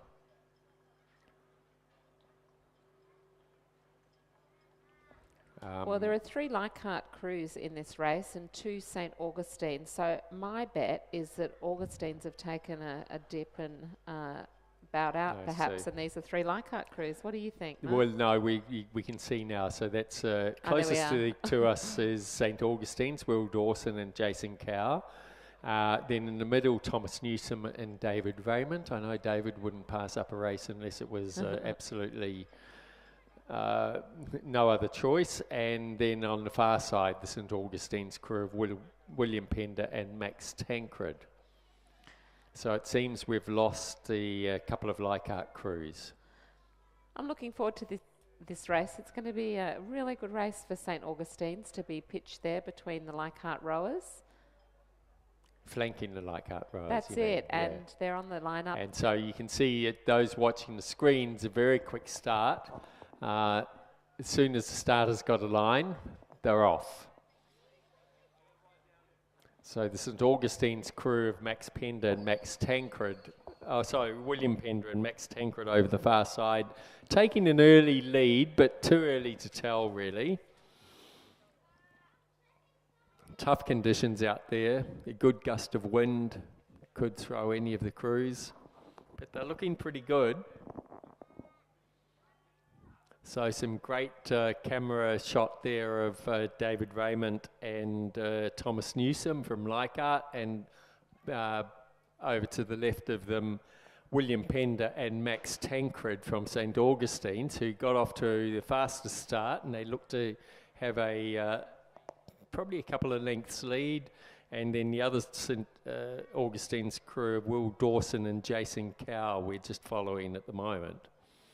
Looking pretty tidy, tough conditions. You can see they're getting blown from side to side a little bit. And in a pair, you know, balance is so crucial to making it a reasonably comfortable row. You can just see he's corrected his steering, they're over on the buoys. So probably been blown across. Hoping for sure that their blade doesn't catch one of the buoys. That's always the I saw that challenge. there was a bit of tricky blade work there. One of the oars, I think it was the strokes oar, went really deep and almost took them. That's kind of a heart in your mouth type situation when that happens. But they recovered well, and they look to be managing the best they can in what's going on out there. So William Pender and Max Tancred from St. Augustine's are going very nicely. They've probably extended their lead to a couple of lengths over Thomas Newsom and David Raymond. Will Dawson and Jason Cow from St. Augustine's working very hard. They going to see if they can catch and beat the old hands next to them, the Leichhardt crew, Thomas Newsom and David Raymond. Does look like they're getting into slightly calmer water, but I won't call that too soon, because from up here we can just see gusts of wind whistling across the course. So yeah, William Pender and Max Tancred from St. Augustine's seem to be extending their lead as they're about 300 metres out.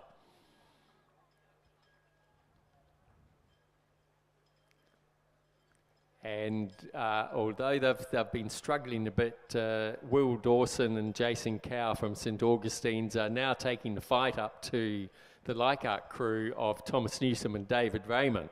So we could have an exciting finish here. So just as they're all into the last 250 metres now.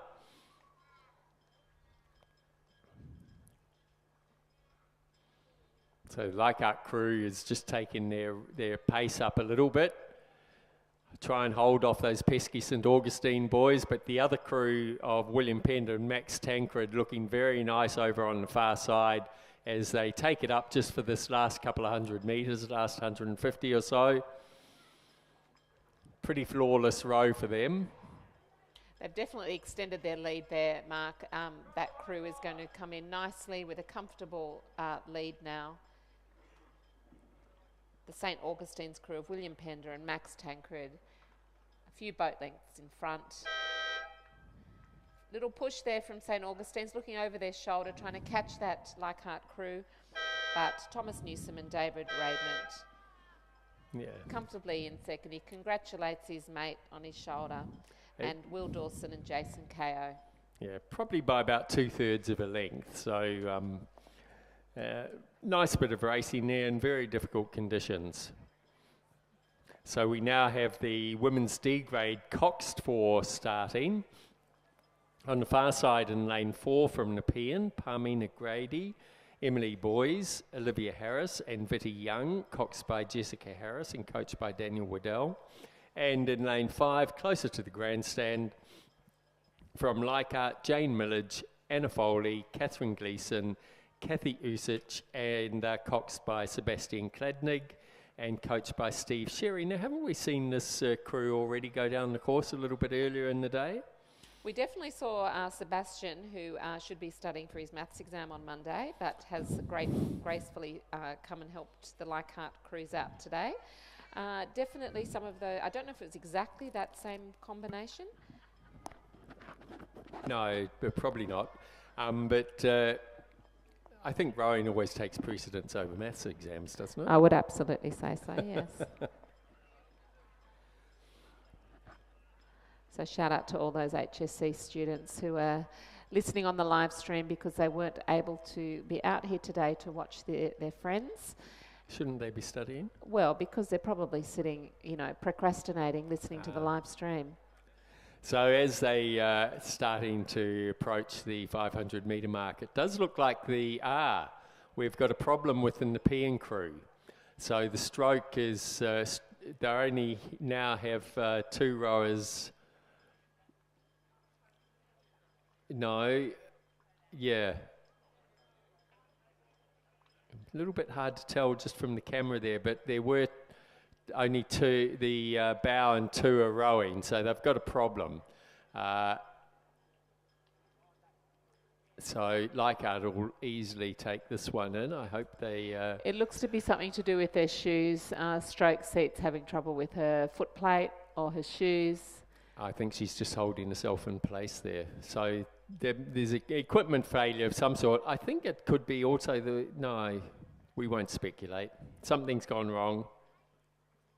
Very disappointing, no doubt, because I'm sure being in the Nepean crew, they have a real will to win, as we all do. But yeah, they've actually stopped now while they get assistance from one of the officials.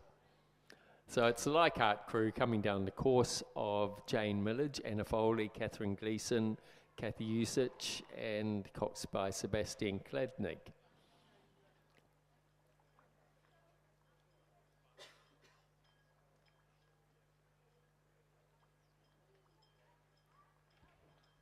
And they've just come through the 500 metre mark. As we'd expect in these conditions with a headwind, fairly slow time. Oh, and it's coxed, so that slows them down as well. So it does look like the Nepean crew is now underway again, but if they will, most unlikely they'll make up the distance of the time they've lost.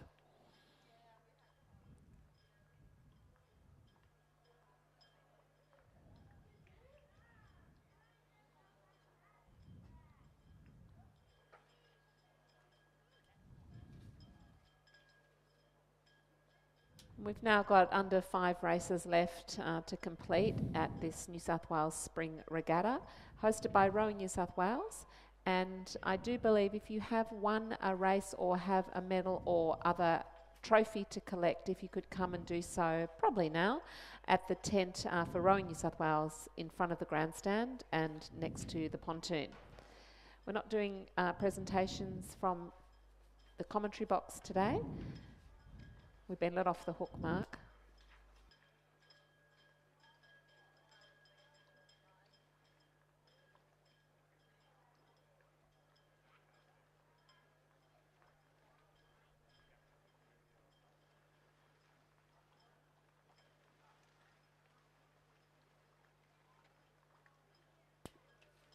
So the Leichhardt crew looking fairly relaxed. They realise what's happened. They've got a win here without really having to work for it. And when there was some sort of failure, looked like equipment failure with the Nepean crew, who are now up and running again after some assistance from the umpire boat.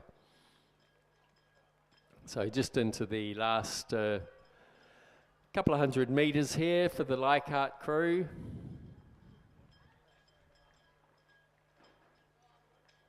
They look pretty comfortable there to me, Mark. They've got really nice timing at the catch. Well, until I said that, of course.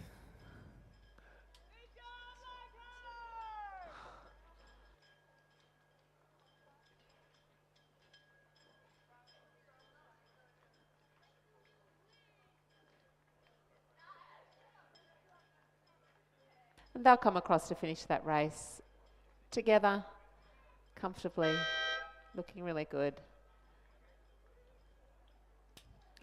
With the coxswain holding up the number, just so in case we weren't sure who they were. And we'll try to get some information for you on what went wrong for this Nepean crew who are finishing the race. Fantastic to see. They're back in time and they've had some help from the boat that's trailing them closely, making sure they're okay.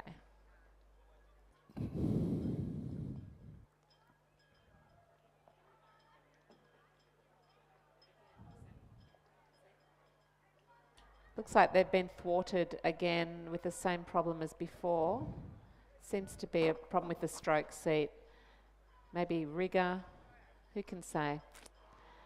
But well done to the Nepean crew coming across the finish line as we prepare to go into the men's novice double scull. Which should be quite interesting given the conditions out there. I shouldn't say it, but novice races can always be quite entertaining to watch, depending on how novice they are. But good on them getting out there, having a go. So I dare say the starters struggling to, oh no, they're all pulling up to the line fairly well in a relatively straight line, and it is a full field. So over on the far side, we have from Mossman, in lane 2, Leo Stain and Fraser Reid, coached by Kieran Kabelke and Ashley Fitch. In lane 3, from St George, Aidan West and Jacob Wilson, coached by Mark Featherston. In lane 4, from Newcastle Grammar, Aston Myers and Theodore Spack. In lane 5, from the University of New South Wales, Ezekiel Zachrison and Marcus Black, coached by Chris Burns and Cameron Butler.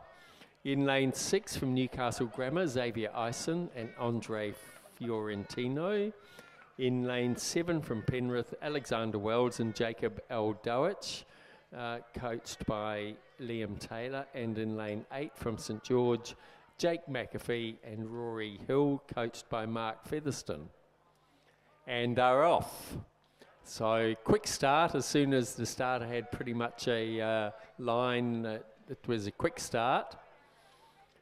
So novices here, we'll see how they handle these conditions racing. So far, they're not looking too bad.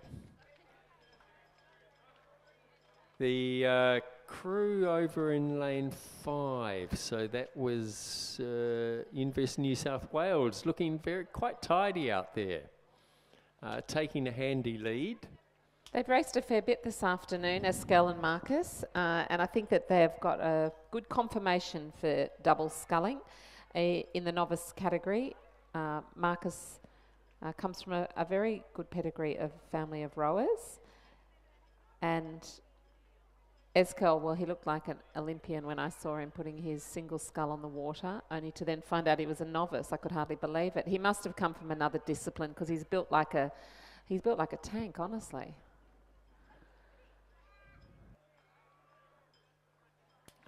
So they're just coming up to the 500 metre mark shortly.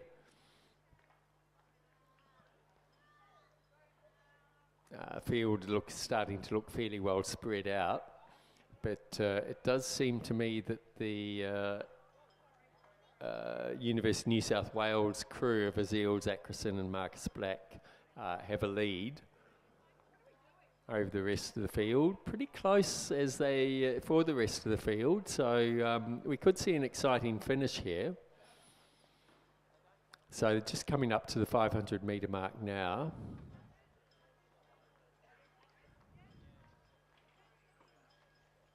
They're probably thinking, as we are, where is that 500 metres? Where are we? This is a long race. Looks like that St George crew in lane 8 might be having a bit of a struggle. Jake McAfee and Rory Hill on the ropes. They're in their lane. I think they're still tangled up in it, but they're tapping their oars. They seem clear of the ropes now. It's hard to stay in your lane. You've got to be looking over your shoulder all the time, and one stroke sends you in the wrong direction.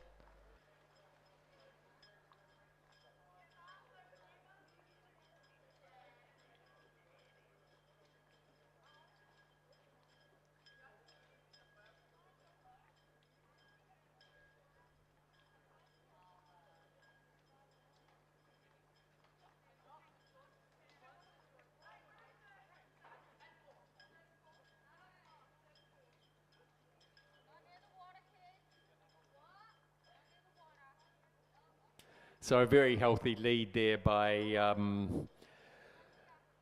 Eskiel Zackerson and Marcus Black from the University of New South Wales.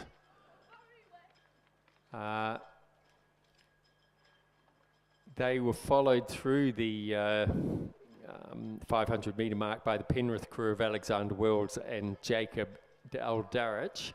A bit further back to the St George crew of Jake McAfee and Rory Hill. Then the second St George crew, Aidan West and Jacob Wilson, a bit further back again. They were followed by Leo Stein and Kaito Sanukia from Mossman, and in the then Newcastle Grammar's Aston Myers, Theodore Spack, and Newcastle Grammar's Xavier Eisen and Andre Fiorentino. So the margins reasonably, there's good margins between all of them. So unless there's some disaster or they get hit by a good gust of wind, they should hold those placings. But very nice rowing here by Eskiel Zackerson and Marcus Black from the University of New South Wales. They've just hit some calmer water and just decided to put on a nice little show to finish for us. Quite some way back, so only just entered the 250 metres is the next crew of Alexander Wells and Jacob Aldarich from Penrith. And then we'll have the St George crew closer to us of Jake McAfee and Rory Hill. Just going strong to stay ahead of their compatriots across the far side, Aidan West and Jacob Wilson. You can hear the St George crowd, cheer squad screaming out.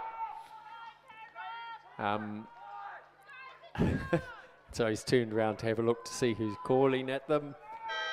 Very nice finish there by the Nepean crew of Alexander Wells and Jacob Aldarich. So yes, here in lane 8, Jake McAfee and Rory Hill have held off their compatriots across the other side, Aidan West and Jacob Wilson. Then we're going to have, I'm not quite sure, in black t-shirts, but it should be a Mossman crew of Leo Stein and Fraser Reid. Looking around, they were to see where that finish line was. Then we've got Newcastle Grammar crew of Aston Myers and Theodore Spack, and we have another Newcastle crew quite a way back, just in front of the umpire boat, struggling with these conditions. Probably the first time out on the course, and then they get hit with these winds. And we've got a bit of news now on that race 63 issue with the Nepean boat. That was the boat of Grady, Boys, Harris and Young that had some trouble on the course. They had a difficulty with the rigger. The strokes rigger came off. They fixed it and it came off again. So that does make rowing quite difficult. I remember rowing the head of the Taree Regatta once and thinking that I'd fixed the rigger correctly. It came off halfway through the race. That was my first race ever with a loose rigger. Okay, please give a big hand to these boys from Newcastle Grammar. That'll be Xavier Eisen and Andre Fiorentino, putting in a great effort to finish this race here. Come on, boys, you're nearly there.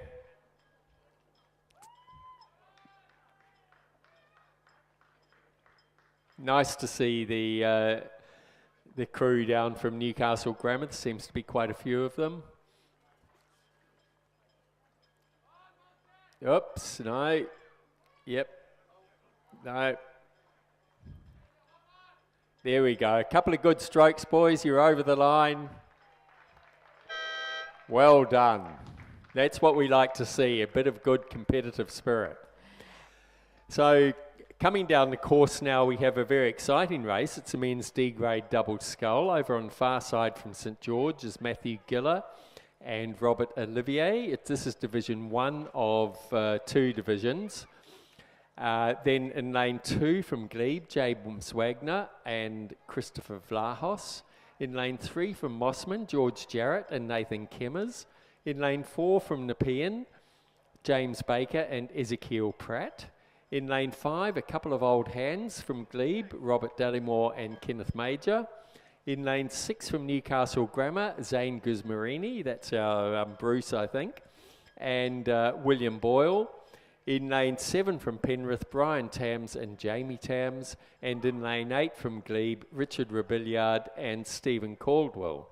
Well, Mark's sitting on the edge of his seat up here in the finish tower. He's got 3 crews from Glebe in this race, so I'll hold him off to make sure that everyone gets a good call on this race, although these Glebe rowers certainly spread out in lane 2, lane 5 and lane 8. So it'd be really interesting to see how this configuration finishes toward the last. Well, I think as I kind of expected, Rob Dallimore and Ken Major out in the lead, working hard to hold off the Nepean rows of James Baker and Ezekiel Pratt. But I got to say, I think Nepean tipped them by 0.2 of a second. So at the 500, it looks like Nepean, followed by Glebe, St George, Glebe, Newcastle, Glebe. So it's almost, I think, the same configuration that they took off in.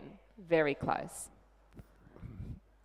There's nothing between them. Yeah, it's some good racing here. And then further back for second position, it does look like over on the far side there, the St George crew of Matthew Giller and Robert Olivier managing to just stay ahead of James Wagner and Christopher Vlahos. And then a little bit further back to the other Nepean crew, Newcastle Grammar crew of Zane Guzmeri and William Boyle. And then it seems to be Richard Rebillard and Stephen Caldwell and the other 2 crews following up the rear. So the race is on now, and we can see the youngsters there, James Wagner and Christopher Vlahos, have taken their rating up as they came into the last 250. It looks like Ken Major and Rob Dallimore couldn't hold off the youngsters next to them of James Baker and Ezekiel Pratt from Nepean. Over on the far side there, St George has really decided they're in the mix now. Matthew Giller and Robert Olivier pushing hard, but it does look to be, if they can hold it out to the finish line, James Baker and Ezekiel Pratt, it's going to be an exciting finish here. The St George crew of Matthew Giller, Robert Olivier over the far side is they can't quite make it. The Nepean boys, James Baker and Ezekiel Pratt, are holding them off. Over on the far side, it is Matthew Giller and Robert Olivier, and although Ken Major and Rob Dallimore gave a good push, they couldn't quite catch those youngsters from Glebe, James Wagner and Christopher Vlahos. That was a very exciting finish. And this race is not over yet, but the men's D grade double scull Division 2 is at the 500 metre mark now. We'll catch up with them in just a moment. While I'll let you call the end of this race because you're going to have to flip to the next one. Yeah, that's soon. Okay. That's the Zane Guzmeri and William Boyle from Newcastle Grammar have just crossed the line. And St George. Then we'll have Richard Rebillard, Stephen Caldwell from Glebe. they'll be followed across in pretty close and tight finish from George Jarrett and Nathan Kemmer from Mossman, and then it will be Brian Tams and Jamie Tams from Nepean. And following hot on their heels, roaring down the course, is Division 2 of the men's D-grade double. Over in lane 2 from Mossman, Isaac Holt and Hamish Reid. In lane 3 from St George, Dylan Grunsell and James Ridzes. In lane 4 from Leichhardt, Lucas van der Westhuizen and William Spooey. In lane 4 from Glebe, James Wentworth and Ashton Hicksman. In lane 4 from St George, Glenn Tudor and Christopher Jones. In lane 6 from Newcastle Grammar, Barnabas Toth and Michael Thomas. In lane 7 from Abbotsford, Terry Barella and Andreas Roman. And in lane 8 from St George, Cale Austin and John Broughton. And as they come down the course here, it does look to be the Leichhardt crew of Lucas van der Weysen when William Spooey just trying hard to catch that pesky St George crew of Glenn Tudor and Christopher Jones, a couple of very experienced rowers. Then over on the far side, it is the other St George crew of Dylan Grunsell and James Ridzes, just working hard to stay ahead of that multicoloured crew from Leichhardt. That's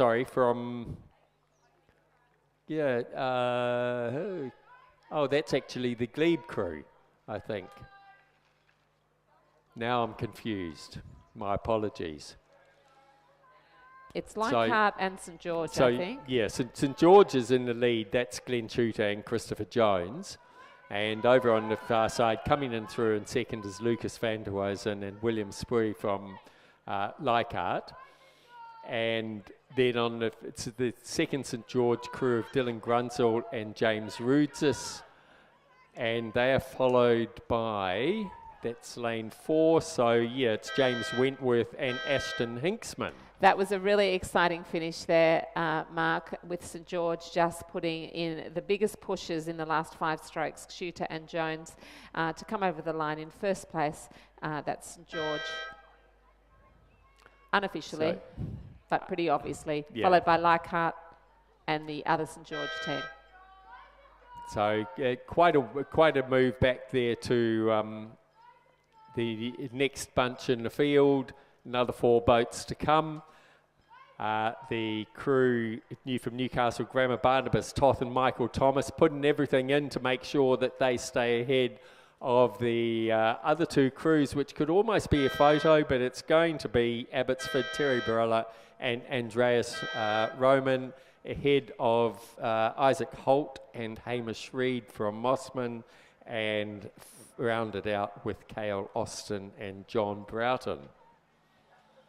So some exciting races there got thrown because our Glebe boys, we've had a bit of a delay with some of our kit coming through. So these boys, they new back to rowing. So great to see them out there having an effort, having a go. So they have to beg and borrow and steal zooties from other people to... Or just wear a roughly coloured T-shirt. I understand. So fortunately in today's regatta we're not being... properly penalised represented for uniform inconsistencies. We're about to head into the last race of the day, race 67, and just a bit of housekeeping if I could. Thank you all for coming out here today to be in the crowd. You've been a fantastic crowd cheering on your people, and also if you've tuned into the live stream and watched the video footage, thank you to all the volunteers who have worked out here today for Rowing New South Wales. In particular, just a shout out to the boat holders, the boat drivers, the boat race officials, to Rowing New South Wales, Alaquay Tunny, to the groups of people that have rallied together to make sure that this regatta could go ahead, right from all of the boat race officials through to the volunteers and the timekeepers, and to Melissa Ashton-Garrard, the CEO of Rowing New South Wales. If you could please bring your bow numbers back now. Please don't hang on to them. They would like to have a complete kit out here of bow numbers. If you can bring those back to the finish tower. The boat park's not going to be too busy this afternoon, so please be respectful of picking up your rubbish from where you are and making sure you take all the pegs out of the ground from your tents and shade shelters would be much appreciated. And the final race of the day is underway, and it's a combined race, race 67. It's a men's B quad and men's open quad. They're just racing 1,000 metres due to the change of conditions, so they would have expected to race 2,000 metres, so it could be a slightly different strategy for a few of them. So be interesting to see the results. Over in lane 3 from Canberra, we have Garvin Hayes, Austin Benny, Angus Scott and Hamish McKee. In lane 4 from the University of New South Wales, Alex Baum, Anthony Ball, Chris Burns and Jack Clements.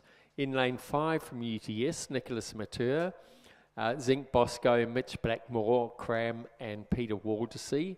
In lane 6 from Newcastle Grammar, Lucas Burton and Edward Baker, Mitchell Chung and Roden Brown. Now these boys are the last of the B crews. And then the open crews are from Sydney University, William Wolfe, Hayden Mounter, Hugo Hobbs and Marcus Delamata. And from UTS, Harry Curtin, Mitchell Caponis, Sam Green and Patrick Burke. So I would expect we're going to see some very good racing, just given the some of the names there. The race actually wasn't underway. It was, I could see them tapping up and there was a bit of splashing, but they're just pulling up to the start line now. So I would say as soon as the starter's got a straight line there, he will, it will be a "Are you ready, go?" So a very good line there, just waiting for one boat to catch up, and it looks like the starter's given the call.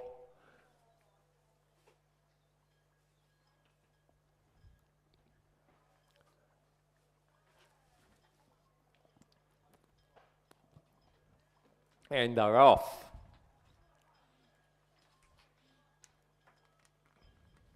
So last race of the day, it's going to be very exciting to see this, whether the B grade boys can keep up with the open crews. A lot of talent in those open crews, including Marcus Delamata, who I think he won the international coastal rowing again, didn't he? He did it last year in Namibia and has just come back from Italy having won again. So they'll no doubt be relying on him to pull them down the course. He's a big lad. And then we, of course, have our own Peter Waldersea out there in lane 5 rowing for UTS in one of the B crews. So Peter was up here commentating all morning with his golden tonsils. And it looks like a fairly even line across the field. It seems that the University of New South Wales are the ones that are struggling to keep up at the moment. As would be expected, the open crews on this side of the course seem to be out in the lead, but across in the middle there, the UTS crew of Nicholas Mature, Zinc Bosco and Mitch Blackmore cram with Peter Waldersea in the bow seat, certainly going to make their stamp on the B grade. So they have overtaken the second open crew, Sydney University, and it looks like they might even catch the UTS open crew of Harry Curtin, Mitchell Caponis and Sam Green with Patrick Burke. So some good racing going on out there. And then don't forget over the far side there for the Canberra crew of Garvin Hayes, Austin Benny, Angus Scott and Hamish McKee putting up a very good fight as well. But it does look to be, yes, it's the UTS open crew on this side that has now a very healthy lead. They are followed by the second UTS crew with our very own Peter Waldersee in the bow seat. Then a little bit further back to the Sydney Uni crew, which is an open crew of William Wolfe, Hayden Mounter, Hugo Hobson, Marcus Delamata. But over on the far side there, the Canberra crew is giving it everything. Garvin Hayes, Austin Benny, Angus Scott and Hamish McKee. Very nice bit of work here by the UTS crew. Harry Curtin, Mitch Craponis, Sam Green and Patrick Burke. Big boys as well. And then we have, heading out into good lead is for the B grade is Nicholas Matur, Zink Bosco, Mitch Blackmore, Cram and Peter Waldersee coming across in second. We now have the Sydney University crew, open crew just crossing the line. The Canberra crew look like they've given it their all over the far side. They'll be followed across by University of New South Wales. Then the Newcastle Grammar crew putting in a good honest row to round out the day's racing. What exciting racing we've had today, Kath? Yeah. Well, that white flag just came up to signal that everything has finished here for the day. That was, I think, Steve Sherry being driven by, there you are, John Childs in number 3. They're about to cross the finish line. Thanks for a great day, everyone. I'm Kath James up here with Mark Tajan saying thank you very much for listening to us, and we'll see you next regatta, huh? Quite possibly. So just one final reminder, make sure you've got all your boats tied down. It don't need to be said, but it still happens that in winds like this, boats get blown away. And please make sure you return your bow numbers as soon as possible. And have a safe drive home. Thank you.